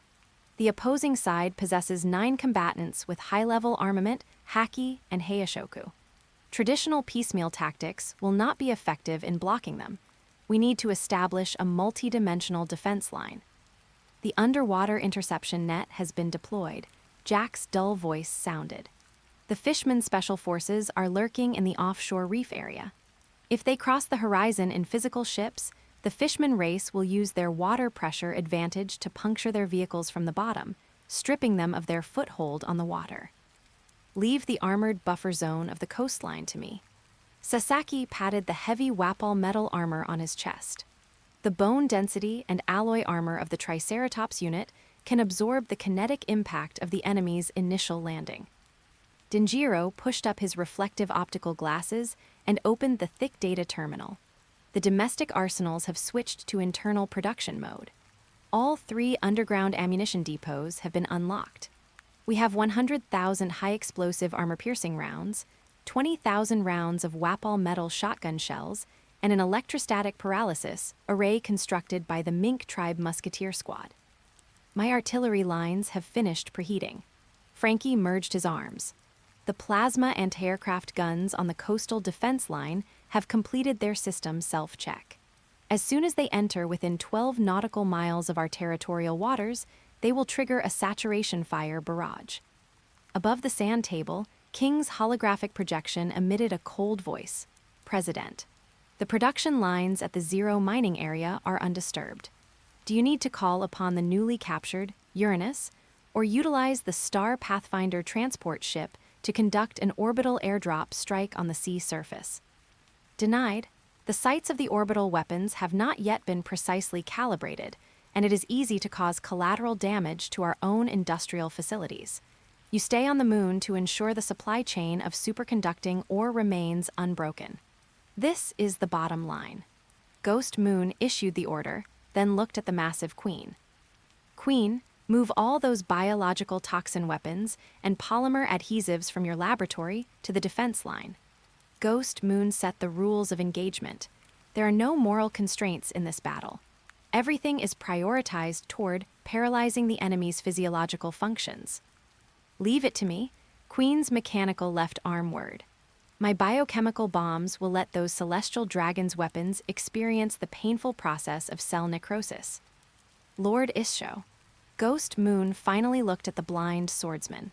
Your gravity field is the core technology for restricting high-mobility targets. When they break through the fire net and land on the island, you need to provide a battlefield-wide reverse gravity suppression to weaken the enemy's speed. This old man understands. Isho held his cane sword horizontally and nodded in response. The defense architecture was deployed. The entire industrial fortress of Wano Country, under Ghost Moon's command, completed its switch to a state of war. In the outer waterfall area, hundreds of heavy plasma coastal defense guns hidden behind the rock walls shed their camouflage nets, their pitch-black muzzles locking onto every elevation angle of the sea level through automated program calculations. On the inner sea defense line, tens of thousands of Mink tribe warriors, Fishman water demons, and Wano Country samurai, wearing mass-produced alloy breastplates, stood by in silence within the trenches and reefs. Deep underground, the output power of the mother flame microreactor was pushed to 90%, providing a continuous stream of kinetic energy for the entire island's energy shields and weapon systems. Ghost Moon walked out of the central control room and arrived at a towering coastal watchtower in Wano Country. The black blade Shusui hung at his waist. His observation haki radiated out toward the open sea in a fan shape. This war was a hardcore collision between the foundation accumulated by the world government over 800 years and the cross-era industrial capacity of beast-heavy industries. The primitive accumulation stage of capital was facing the highest level of armed scrutiny. At the end of the horizon, a water wave that defied fluid dynamics was approaching at high speed. It was the residual kinetic energy generated by the God's Knights cutting through the ocean currents. The audit team has arrived at the border. Ghost Moon's palm pressed against the hilt of his sword, the distant ocean tides reflected in his silver eyes. Activate the defensive fire control radar. Prepare to receive our guests. Chapter 130. The war begins. Wano Country territorial waters, 12 nautical miles out. The 9 units of the God's Knights ceased their high-speed surface approach. The special buoyant skateboards beneath their feet, crafted with Mary Geoise's black technology, automatically disintegrated and sank into the deep sea after exhausting their kinetic energy, leaving behind only the final ripples. Standing at the very front was the leader of the God's Knights, Saint Figarland Garling. He wore a white robe embroidered with his family crest, a sword with an antique design hanging at his waist. His head, adorned with a crescent-shaped hairstyle, tilted slightly upward, gazing at the coordinates of Wano Country, which was surrounded by waterfalls and fog. Target coordinates confirmed. St. Figarland Garling's voice carried through the sea breeze, devoid of emotion. Initiating clearance procedure. Prepare to execute Thor. Following his command, 3 massive shadows emerged on the horizon behind him. These were not standard marine warships, but replica-class heavy war vehicles unlocked from the bottom-tier armories of Mary Geoise, based on ancient weapon technology. Each vehicle was over 500 meters long, cast from black pressure-resistant alloy and covered with a layer of biological carapace designed to withstand extreme heat. The hatch opened. Thousands of expressionless government soldiers, their bodies implanted with mechanical enhancement hardware, filed out. They formed precise tactical formations and stepped onto the outer rock walls of Wano Country. Following closely behind were dozens of ancient mechanical soldiers, over 5 meters tall and resembling enlarged pacifista. High-energy laser emission matrices were installed on the chests and arms of these mechanical soldiers. Enemy forces have crossed the border. Defensive fire control radar locked on target, target within range. In a Wano Country coastal watchtower, Ghost Moon lowered his right hand from the hilt of his sword and issued a cold fire order. Frankie, execute Phase 1, saturation fire coverage. Test the upper limit of the enemy's armament Haki defense. Super fire. Frankie, stationed at the coastal defense line, pushed down the master control lever. Hundreds of large-caliber plasma cannons, hidden behind the waterfall cliffs, erupted simultaneously, with dazzling, ghostly blue light. Boom, boom, boom. The air was instantly sliced open by the high-temperature ion streams, producing dense sonic booms. Hundreds of plasma shells streaked out in blue trajectories, covering the landing zone of the God's Knights at Mach 10. Boom! The landing cliff shattered instantly. Within tenths of a second of contact with solids, the high-temperature plasma triggered a violent reaction. Rocks melted into magma, and the shockwave vaporized the hundreds of government soldiers at the front, leaving no cellular remnants. The entire landing point was engulfed in ghostly blue explosion fire and mushroom clouds of gray-white stone dust. First round of fire projection complete. Terrain destruction rate in the target area is 40%. Frankie watched the feedback data on the radar screen. Hit rate meets the standard, proceeding to Phase 2 loading. Ghost Moon stood on the watchtower, his silver eyes fixed on the smoke and dust. The smoke cleared. The 9 members of the God's Knights stood at the epicenter of the explosion. The rock beneath their feet had melted and collapsed, but their white robes did not have even a millimeter of damage. 9 streams of top-tier armament Haki formed a defensive field, blocking all the plasma heat and shockwaves from their bodies. Ordinary firepower is ineffective against the God's Knights. St. Figarland Garling slowly drew the sword at his waist. Ancient Mechanical Soldier Squad, execute counterfire projection. Hum!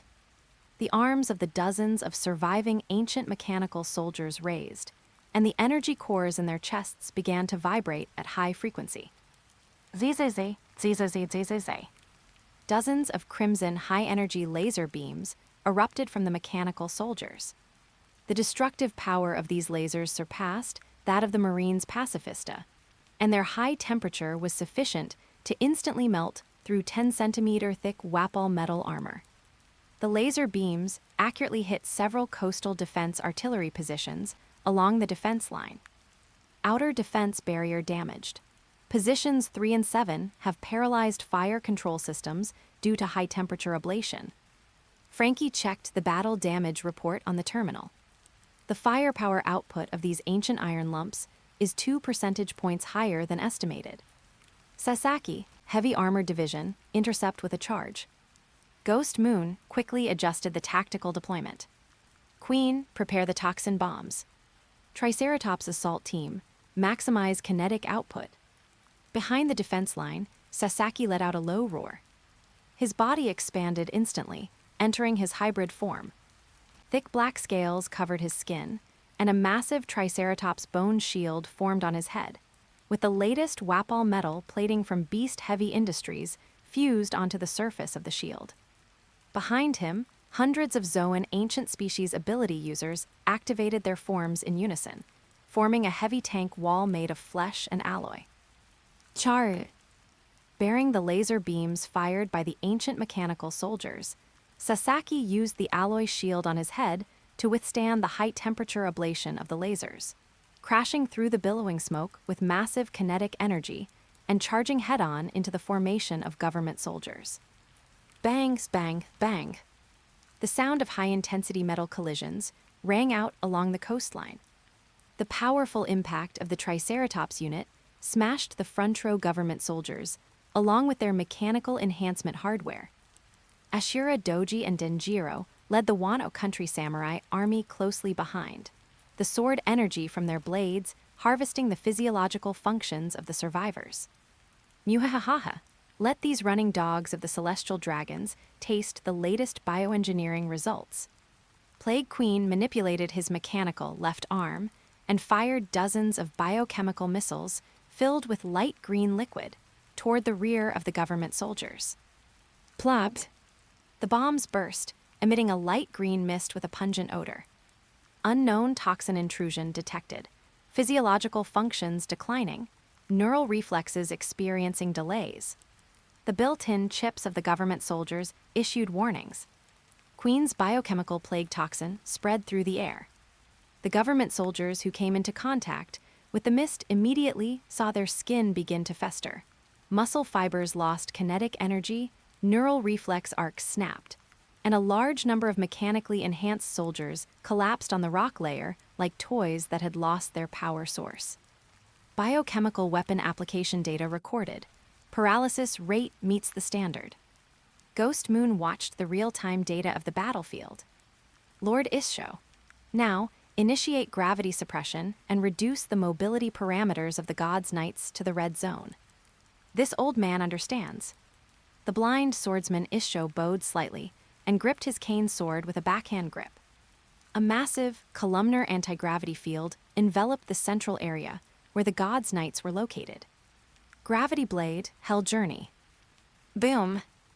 The rock layer, where the 9 members of the God's Knights stood instantly collapsed by dozens of meters. The bodies of the 9 knights sank, and their originally high-speed movement trajectories experienced a 0.1-second stagnation.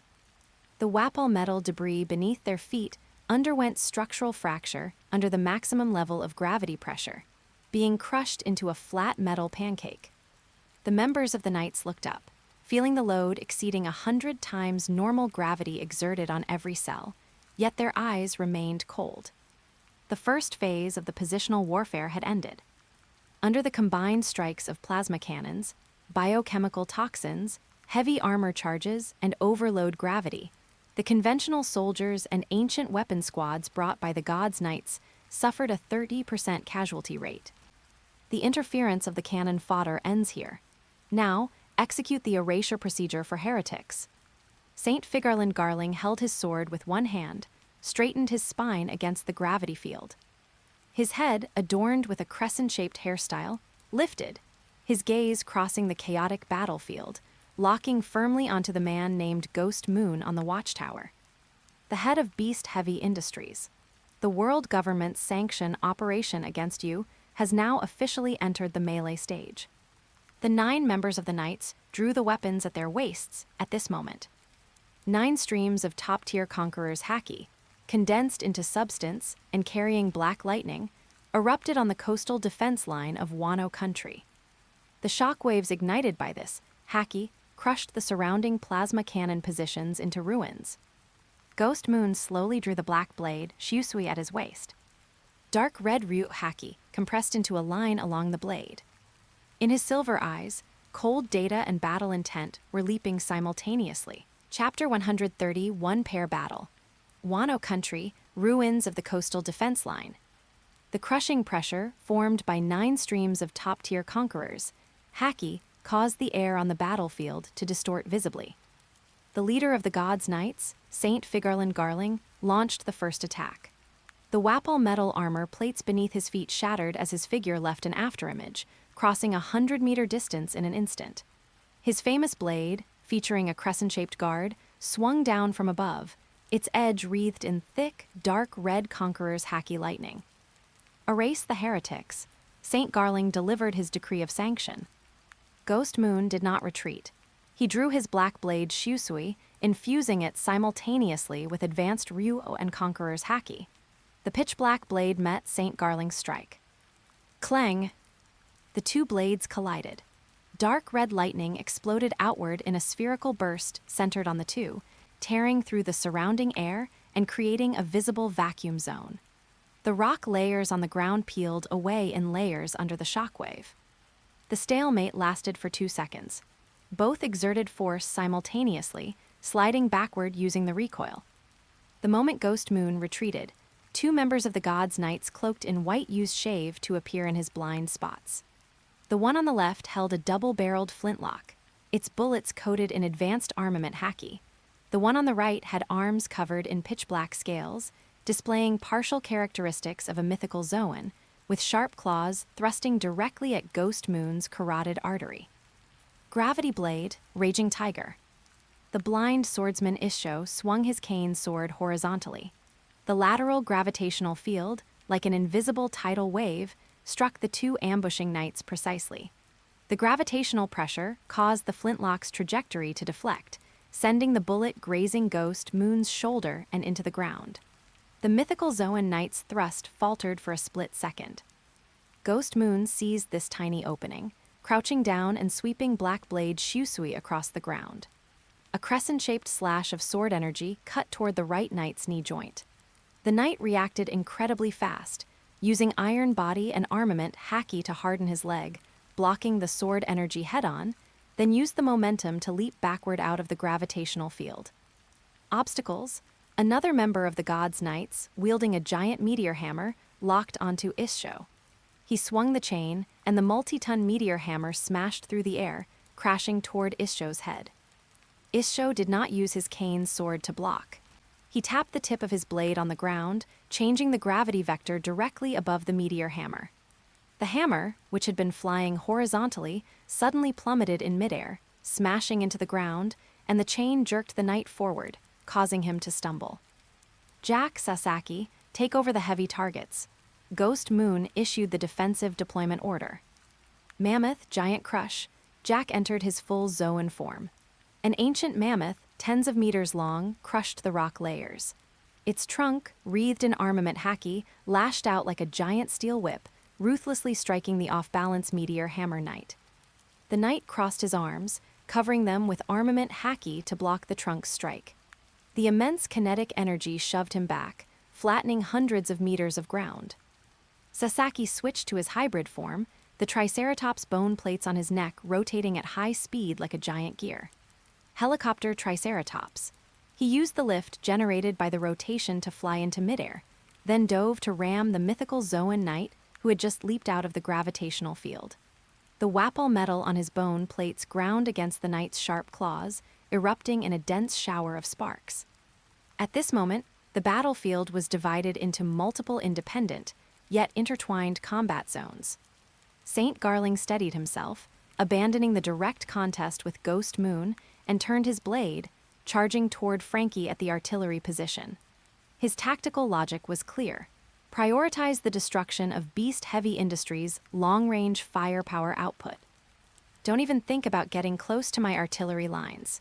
Frankie combined his arms, a ghostly blue light glowing in his palms. Frankie, Radical Beam. 3 high-energy lasers shot toward St. Garling. St. Garling did not slow down. His famous blade swung 3 times in rapid succession, the high-speed sword pressure imbued with haki forcibly cutting and dispersing the intangible laser beams. The scattered laser energy melted the rocks on the ground. He lunged to within 3 meters of Frankie, his blade pointing straight at Frankie's mechanical core. Bristling with rage, Ashura, Ikebujin. 2 famous blades wreathed in Ryuo intercepted St. Garling's strike from both the left and right. Denjiro and Ashura Doji entered the fray. Beast Heavy Industries' defensive armaments aren't something you can just dismantle whenever you want. Denjiro adjusted his reflective glasses, the armament haki on his blade, grinding violently against St. Garling's haki. Have the old samurai of Wano Country also been reduced to watchdogs for heretics? St. Garling snorted coldly and twisted his wrist. A powerful repulsive force erupted from his blade, staggering Denjiro and Ashura Doji half a step back. Just as St. Garling prepared to pursue Denjiro, a massive shadow loomed over him. Queen the Plague entered his Brachiosaurus form.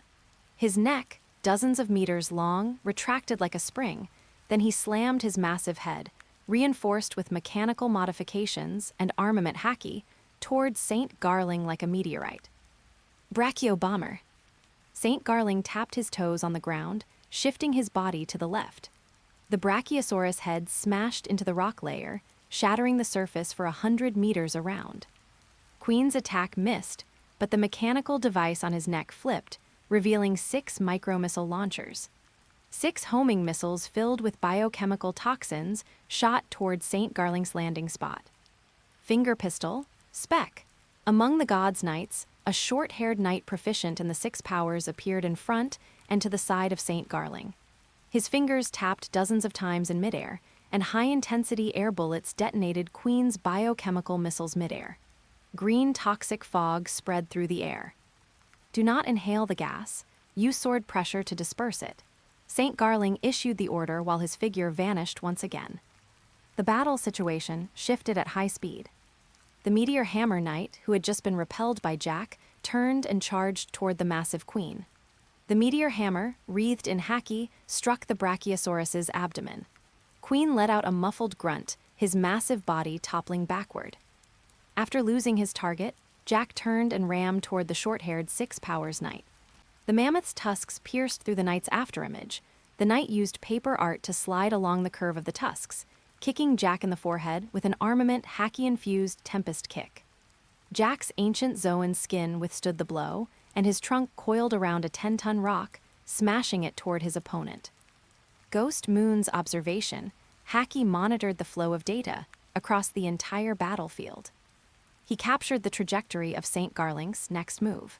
St. Garling had bypassed Denjiro and Ashura Doji, aiming directly for Issho, who was maintaining the gravitational field in the rear. Once Issho's gravity net failed, the God's Knight's mobility would no longer be restricted. Ghost Moon activated Moonwalk, creating a sonic boom in midair.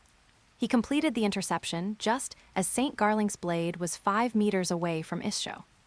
Black Blade Shusui was raised from bottom to top. Clang! The 2 blades collided once again. Ghost Moon used the downward kinetic energy to suppress St. Garling's upward trajectory. Your list of sanctions needs to be recalculated. Ghost Moon stared at St. Garling with his silver eyes. Within the defense system of Wano Country, your attack sequence has already been disrupted. Arrogant, St. Garling increased the output force of his arm. The 2 engaged in a high-frequency sword duel in midair. There were no superfluous technique names, only the collision of pure power and speed between blade and blade. Every clash carved black cracks into the air, and sword energy overflowed, slicing the trenches below into pieces. In this meat grinder of high-tier combatants, the recovery power of Zoans, the mechanical firepower of cyborgs, and the techniques of haki usage were pushed to their limits.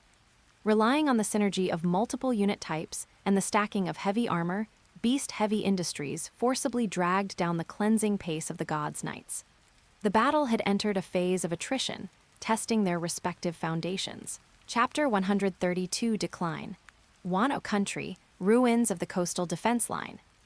High-intensity close-quarters combat was draining the physical reserves of both sides. The battlefield was filled with acrid smoke and dust. After a clash of swords, Garling Figarland used the recoil to create distance from Ghost Moon. He raised his head, adorned with a crescent-shaped hair accessory, and scanned the stalemated battlefield. Heretics of the lower world, your defensive capabilities have exceeded estimated parameters. Garling Figarland held his famous sword upright before him, but the God's Knights represent the will of the Creator. The sanction protocol does not permit delay. Everyone, release the authority of the gods. Following Garling Figarland's declaration, the 9 members of the Gods' Knights ceased their conventional hacky clashes, activating their devil fruit abilities at the exact same second. Garling Figarland's body underwent a transformation. Large golden wings sprouted beneath his white robes, his lower body converted into a robust lion structure, and his hands were covered in sharp eagle claws. Zoan type, bird fruit, mythical Zoan, griffin form. He had no unnecessary preparatory movements. His wings vibrated. The airflow on the surface was forcibly altered, and Garling Figarland broke the sound barrier, disappearing from his spot. When he reappeared, he was above Ghost Moon, his famous sword descending, imbued with gale force winds and dark red Heishoku. Ghost Moon raised Black Blade Shusui to block. Boom! The kinetic energy boost from the griffin form shattered the existing mechanical balance. The rock layer beneath Ghost Moon's feet shattered over a large area, his legs sank into the ground, and blood seeped from the web between his thumb and index finger where he gripped the sword. He did not resist head-on. He twisted his wrists to dissipate the force, using the downward kinetic energy to slide backward for dozens of meters, plowing 2 deep trenches into the ground. In another war zone, the knight wielding a giant meteor hammer set his sights on Issho. Paramecia type, density fruit. This knight pressed his hand against the chain of the meteor hammer and activated his ability. The atomic spacing inside the meteor hammer was forcibly compressed. While the volume remained unchanged, the mass expanded to the 10,000-ton level in an instant. Issho swung his cane sword, releasing a reverse gravity field, attempting to push the falling meteor hammer back into the high sky. The 10,000-ton mass, combined with high-level armament haki, crushed the gravity field's blockade. Issho sensed the heavy pressure from above and quickly changed the direction of the gravity vector. He changed the vertically upward gravity into a lateral thrust. Gravity blade, raging tiger. The falling trajectory of the 10,000-ton meteor hammer deflected, grazing Issho's body and slamming into the ground to the side. A crater dozens of meters deep was smashed into the ground. Seeing his weapon miss, that knight abandoned the meteor hammer and applied the density increase ability to his own right arm. His right arm muscles turned dark black, and he punched toward Issho. In the ruins nearby, Jack entered his full mammoth form, charging out and slamming his massive tusks into the knight's side. The knight did not dodge, and his density-multiplied right fist smashed into the tusks.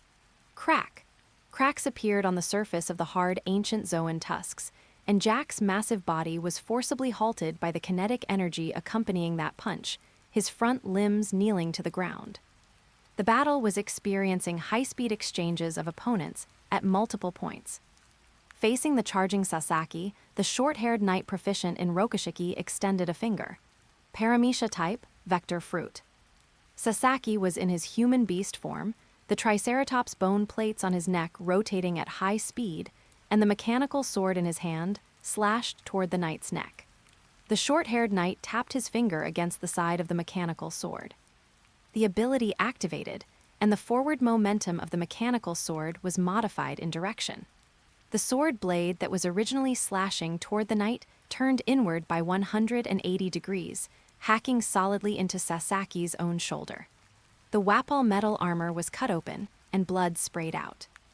Denjiro cut into the battle from the side. Tojin Tatsuka, Denjiro had learned from Sasaki's lesson. He did not let his blade directly touch the opponent's body. High-level Ryu Haki, before the blade made contact, turned into an invisible shockwave released through the air. The short-haired knight attempted to change the vector of the sword energy, but the internal destruction attribute of the Ryuo interfered with his ability determination. The sword energy grazed the knight's shoulder, bringing up a spray of blood. The knight's expression was cold. He modified the vector direction of his own movement, and his body slid 10 meters horizontally in a way that defied friction, creating distance. Behind the defense line, Queen and the cyborg Frankie were conducting firepower suppression. Frankie merged his arms, and a ghostly blue light lit up in his palms. Paramecia type, refraction fruit. The knight wielding the double-barreled flintlock faced the incoming high-energy laser and raised his palm. Ripples appeared in his palm, and the moment the laser touched his palm, it refracted, returning along its original path and piercing Frankie's mechanical right arm. Hydraulic lines burst, and machine oil sprayed out. Queen entered the Brachiosaurus human beast form, opened his mouth, and fired 3 biochemical missiles. The knight pulled the trigger of his flintlock, and the bullets exiting the barrel hit the rubble on the ground, causing irregular refraction jumps. The 3 bullets bypassed Queen's cover and hit the fuses of the missiles in midair. Poison gas spread within Queen's own position, forcing him to stop shooting and roll backward. At this moment, the previously mentioned mythical Zoan knight, whose arms were covered in black scales, let out a hiss. His body elongated and expanded, turning into a miserable green giant snake with poisonous horns and multiple claws. Zoan type, snake fruit, mythical Zoan, basilisk form. The giant snake opened its huge mouth, spewing out grayish-green breath. Ashura Doji took a deep breath, covering his whole body with high-level armament haki, forming a layer of black isolation armor. He trampled the air, leaped into the grayish-green breath, and crossed his 2 swords, slashing toward the giant snake's 7-inch mark. The giant snake's scales secreted highly acidic poison, causing a violent corrosive reaction with Ashura Doji's armament haki. Ashura Doji's blade cut through the giant snake's surface scales, and green blood splattered. The giant snake hissed, and its thick tail lashed out like a long whip, striking Ashura Doji's chest. Ashura Doji used his 2 swords to block, but the massive impact force still sent him flying, crashing and collapsing a concrete fortress behind him. In less than 10 minutes, with the lifting of the ban on the God's Knight's devil fruit abilities and their multi-line interweaving, the defense line of Wano Country was cut into pieces. The Zoan-type armor was defeated by density and vector ability force dissipation. The cyborg's firepower points were countered by refraction, and the samurai army faced attribute suppression from the mythical Zoan toxins. Ghost Moon stabilized his retreating figure. He gave up on the single-point struggle with Garling Figarland, exerted force under his feet, and his figure stomped a sonic boom into the air, aiming directly at the refraction Fruit Knight, who was causing a huge threat to the firepower position in the back. Black Blade Shusui stabbed out, aiming at the Refraction Knight's heart. The Refraction Knight raised his palm, attempting to twist the trajectory of the blade. But the Conqueror's haki on Ghost Moon's blade formed an absolute vacuum layer, forcibly repelling the interference of the refraction ability. Seeing the blade about to pierce the knight's chest, a golden figure descended from the sky. Garling Figarland's griffin wings stirred up a gale, and his famous sword picked up from bottom to top, precisely bracing Ghost Moon's black blade. 2 streams of Heishoku once again triggered a black lightning storm in midair. Your opponent is me. Garling Figarland's eagle claw-like feet gripped the ground. Human industrial creations are just a pile of scrap metal in front of the authority of the gods.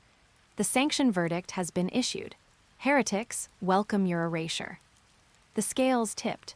The defense system of Wano Country, under the suppression of the God's Knight's devil fruit abilities and their tactical interweaving, ushered in a crisis of collapse. Chapter 133, The 2 Emperors Appear.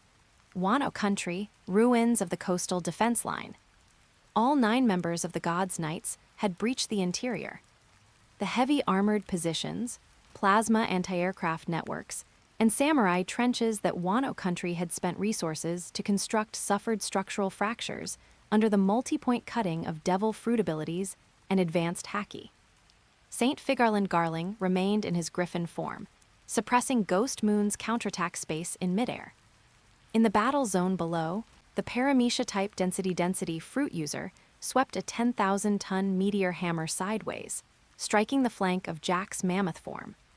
Jack's massive body crashed into and collapsed the cliff wall, his Wapol metal skeleton emitting sounds of deformation under the unbearable strain. The refraction fruit user, coordinating with the vector fruit user, formed an unpredictable suppression network of firepower, pinning Frankie and Queen behind cover and preventing them from launching any effective counterfire. The defense sequence has collapsed. St. Garling looked down at the wreckage below, his named blade locked onto Ghost Moon's neck. Facts prove that the metal and gears of the lower world cannot stop the judgment of the Creator. Heretic, accept your erasure. Just as Saint Garling was about to launch his slash, the air pressure above Wano Country experienced an abnormal, cliff-like drop. The smoke that had filled the sky was forcibly blown away by a massive whirlwind. Thick black clouds gathered in a vortex at an altitude of several thousand meters, with blinding dark red lightning leaping within them. Thunder! A thick pillar of lightning struck down from the black clouds, precisely hitting the density Fruit Knight, who was preparing to deliver a finishing blow to Jack. High-voltage current pierced through his body, interrupting his kinetic energy output and forcing him to leap backward. Heavenly fire! Immediately after, a high-temperature fireball with a diameter exceeding 50 meters smashed into the basilisk giant snake that was spewing poison gas. The high-temperature flames instantly evaporated the gray-green poison gas, burning a massive lava crater into the ground. Saint Garling flapped his griffin wings, hovering in midair. He turned his head, adorned with crescent-shaped hair accessories, toward the high sky, a hint of solemnity appearing in his eyes. The dark clouds dispersed. A blue giant dragon, hundreds of meters long, circled in the clouds, its massive dragon claws tearing through the airflow as it let out a deafening roar. On the dragon's flank, Charlotte Linlin stood atop the thundercloud Hera, with Prometheus burning with intense fire atop her head, holding Napoleon transformed into a giant sword, descending above the battlefield in a posture that defied the laws of gravity. Two overlords of the old era, Kaido of the Beasts and Big Mom. Charlotte Linlin, why would the sovereign of Tato land appear in the territory of a heretic? Saint Garling gripped his named blade, expressing confusion at this phenomenon that clearly contradicted the world government's intelligence. Mama, stop speaking in that condescending tone, you lackey of the celestial dragons. Big Mom descended from the sky, her feet crushing deep pits into the rock layer as she unleashed Conqueror's haki in all directions. I'm just here to help my little brother. Ghost Moon sheathed his black blade Shusui and took a half-step back, standing between the two four emperors. Mary Geoise's intelligence network is too backward. The world government thinks there is only territorial friction between the four emperors. But in my interest planning, there are no permanent enemies, only chips that can be traded. Ghost Moon glanced at Big Mom and continued. I transferred control of 3 food-producing islands on the border of the New World, plus 10% of Wano Country's weapon production for the next 3 years to the Tato land pirates, in exchange for her intervention against the God's Knights. Blocking your judgment and erasing Mary Geoise's weapons aligns with our mutual interests at this stage. Kaido transformed from his azure dragon form into his hybrid form, his massive body landing beside Ghost Moon. He held the Hasekai, dark red haki dancing on the Wolf Fang Club. He had just woken from hibernation, and his muscle functions were at full capacity. Worororaro had a good sleep. Kaido exhaled a puff of hot air, his bell-like eyes sweeping over the 9 members of the God's Knights. A bunch of trash who only dare to stay in the greenhouse of Mary Geoise, daring to come to my territory to settle scores. Saint Garling's face was as calm as water. The entry of 2 4 Emperor's-level combatants, combined with Wano Country's existing combat lineup, caused the resistance to this sanction operation to rise in a straight line. The bloodline of sin gathers here. Since that is the case, then we shall erase you remnants of the old era, along with the heretic's factory. Saint Garling vibrated his wings and launched the attack first. The other 8 members of the God's Knights simultaneously activated their devil fruit abilities, pressing toward the central area. Linlin, don't get in the way. Kaido raised the Hasekai, his muscle fibers expanding. Stop ordering me around, Kaido. Big Mom held the giant sword Napoleon high, fire and thunder entwining around the blade. Their breathing rhythms became synchronized. Without any tactical communication, the muscle memory accumulated decades ago in the Rocks pirates awakened at this moment. Dark red conquerors' haki lightning wove into a dense electric net between their weapons, and the gravel on the ground broke free from gravity and floated upward, then turned into powder under the immense pressure. The 2 streams of advanced conquerors' haki fused at the moment of the swing, the massive power draining the surrounding air and forming a vacuum shockwave that severed the surface, sweeping out into the fan-shaped area in front. Heck. Facing this joint strike, the 9 members of the God's Knights could not dodge. The density fruit user pressed his hands onto the ground, and the rock layer in front was forcibly compressed, forming a dark black, high-density stone wall 10 meters thick. The vector fruit user stood behind the stone wall, hands spread open, constructing a kinetic deflection field that covered everyone. The other 7 knights channeled their armament haki into the 2 at the front, forming a joint defensive array. Boom! The massive roar caused everyone on the battlefield to temporarily lose their hearing. The shockwave of Hakai slammed into the God's Knight's defensive array. Blinding white light engulfed the coastline. The shockwave was like a tangible giant blade, slicing open the high-density stone wall. Reticulated cracks appeared on the surface of the stone wall, and it shattered in the second of contact, turning into debris filling the sky. The power drove straight in, slamming into the vector deflection field. Blood seeped from the skin of the vector user's arms. He tried to redirect this power upward, but the kinetic energy carried by Hakai exceeded his ability's judgment node. Accompanied by the toothacheing sound of bone cracking, the bones of his 10 fingers broke on the spot, and his arms hung down limply. The shockwave rolled over, and the formation of the God's Knights was forcibly torn apart. Several members were sent flying by this force, crashing into the rock wall behind and spraying blood from their mouths.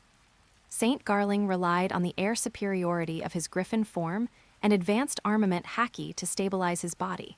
But one of his wings was grazed by the edge of the shockwave, and golden feathers mixed with blood drifted down. The smoke cleared. On the coastline of Wano Country, a fan-shaped trench hundreds of meters wide and dozens of meters deep was left behind. Ocean currents backflowed into the interior along the trench.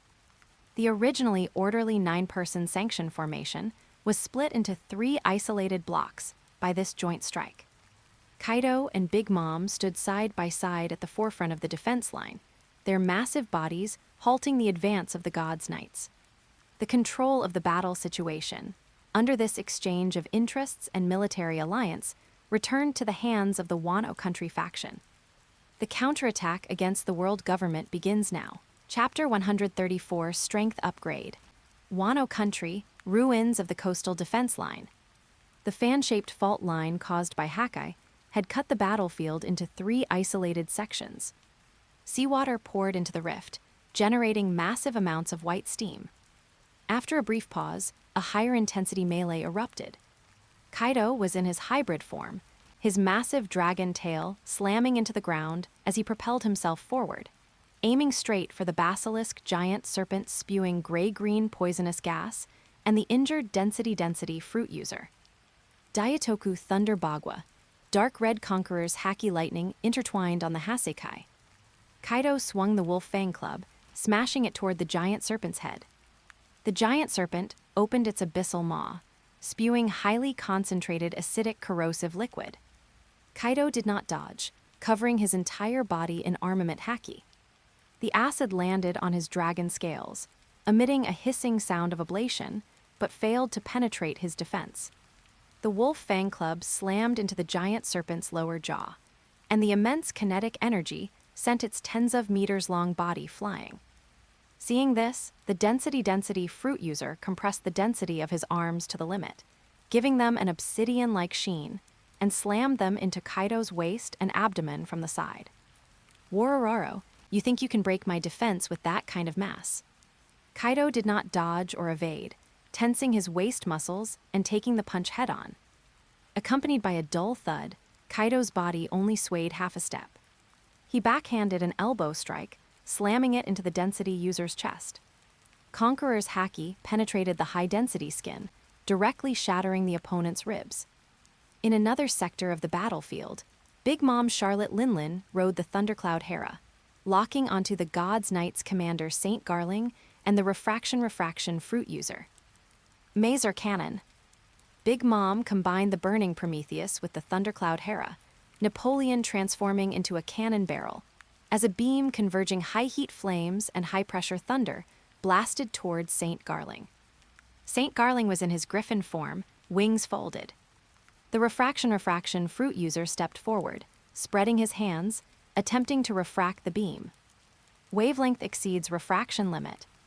The moment the refraction knight's palms touched the maser cannon, his skin carbonized over a large area. He forcibly twisted his wrists, shifting the trajectory of the maser cannon upward by 30 degrees. The refracted maser cannon grazed past St. Garling's wings, cutting through the clouds of Wano Country, and then, under the influence of gravity, fell in a parabolic arc toward the industrial town in the interior of Wano Country, Burrow Town. Burrow Town was once the base of the Beast's pirates, but now it had been transformed into a dense Wapol metal processing plant and civilian residential area. Boom! The maser cannon erupted in the central square of Burrow Town. A fireball with temperatures reaching thousands of degrees Celsius instantly swallowed the surrounding 5 heavy smelters and large swathes of concrete buildings. The fireball expanded, sending a shockwave spreading in all directions. The steel structures of the factories softened and snapped under the high heat.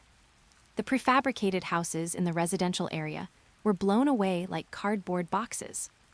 Thousands of civilians and lower-level workers operating on the assembly lines did not even have time for a neural reflex before their bodies carbonized in the high heat. Workers further from the epicenter had their chests pierced by debris carried by the shockwave. On the streets, broken alloy pipelines spewed high-pressure steam, and building debris crushed the limbs of those trying to escape. Blood and machine oil mixed together, flowing down the sewers. Inside the underground command center, on the holographic projection table, the town population data table showed red casualty numbers rising vertically. Burrow Town District 3 destroyed. Civilian casualties exceed 4,000. Secondary explosion at plant number 5, casualties rising to 7,500. Nico Robin looked at the data on the screen and sent a battle damage report to Ghost Moon on the front lines. Coastal Battlefield. Ghost Moon received the casualty data through his terminal. Collisions at the level of the 4 emperors would inevitably cause energy overflow that would affect surrounding facilities. This was a necessary loss for maintaining high-end combat. However, the scale of this war still exceeded his imagination. He put away the terminal and drew Blackblade Shusui, blocking a new member of the God's Knights who had entered the battlefield. This knight wore specialized metal gauntlets on both hands, and every time he punched the air, visible ripples appeared. Paramecia, resonance fruit. Shockwave. The knight slammed his fists into the ground. He did not attack Ghost Moon directly, but instead adjusted his own vibration frequency to match the natural frequency of Wano Country's crustal rock layers. The earth began to shake violently. A crack 100 meters deep spread from the coastline toward the interior, heading straight for the agricultural hydroponics base in the Curie region. If this resonance wave reached the hydroponics base, the entire ecological water supply system of Wano Country would be paralyzed. Is that all? Ghost Moon stepped on the air, his figure leaving an afterimage in midair as he appeared on the path ahead of the spreading resonance wave. He plunged Blackblade Shusui into the ground. High-level Ryuk flowed along the blade and into the rock layers. The flow of armament, Haki, disrupted the vibration frequency of the rock layers, forcibly halting the propagation of the resonance. The crack stopped extending less than 500 meters from the hydroponics base. Heretic, your resistance is meaningless. The flames of judgment will burn every life on this land. The Resonance Knight pulled out his gauntlets, his fists erupting with high-frequency vibrations as he charged toward Ghost Moon to strike him at close range. Your understanding of power is stuck on blueprints from 800 years ago. Ghost Moon drew Shusui, sidestepping the vibrating fist wind. Dark red Conqueror's Haki lightning coiled around the blade as he slashed from bottom to top. Black blade flow severing. The sword energy precisely cut into the gap between the Resonance Knight's vibrating fists. The jet-black blade aura severed the metal gauntlet on the knight's right arm and proceeded to slice open his chest armor. Blood sprayed out, and the knight clutched the blade wound on his chest, stumbling backward. The battle in the high altitude had also reached a fever pitch. St. Garling's griffin wings were half scorched by Big Mom's thunder and fire. He abandoned aerial superiority and dove down, his famous sword trailing a series of sonic booms as he thrust straight for Big Mom's throat. Heavenly fire, Emperor sword. Big Mom raised the burning Napoleon, clashing head-on with St. Garling's strike. As the two blades collided, the clash of Conqueror's haki formed a massive black sphere in midair. The energy inside the sphere had nowhere to go, eventually turning into a ring-shaped shock storm that swept across the coastline below once again. The powerful wind blew down dozens of tower cranes along the coast. Huge waves were repelled several nautical miles away, exposing the reefs on the seabed. The battle had turned into a meat grinder that devoured lives. The 9 members of the Gods' Knights, facing 2 fully powered 4 emperors and the heavy defense line of beast-heavy industries, were gradually showing signs of defeat. The Vector fruit user had both arms broken, the Resonance fruit user was heavily injured, and the Density fruit user had shattered ribs. But what was alarming was that these injuries recovered almost instantly. Meanwhile, the Wano countryside had also paid a corresponding price. The outer defense facilities were razed to the ground, and civilian casualties in industrial towns like Barrow Town exceeded 10,000. Ghost Moon shook the blood off his black blade. He looked at the Gods' Knights regrouping in front of him, conducting the final battle damage assessment. Is this recovery ability your trump card? If that's all it is, then prepare to accept your fate. All right, legends, that's it for today. If you're ready for the next chapter, smash that like button and flood the comments right now. Remember, we've got 3 days to prove this story needs to continue. Subscribe so you don't miss the drop, and I'll meet you in the next audiobook.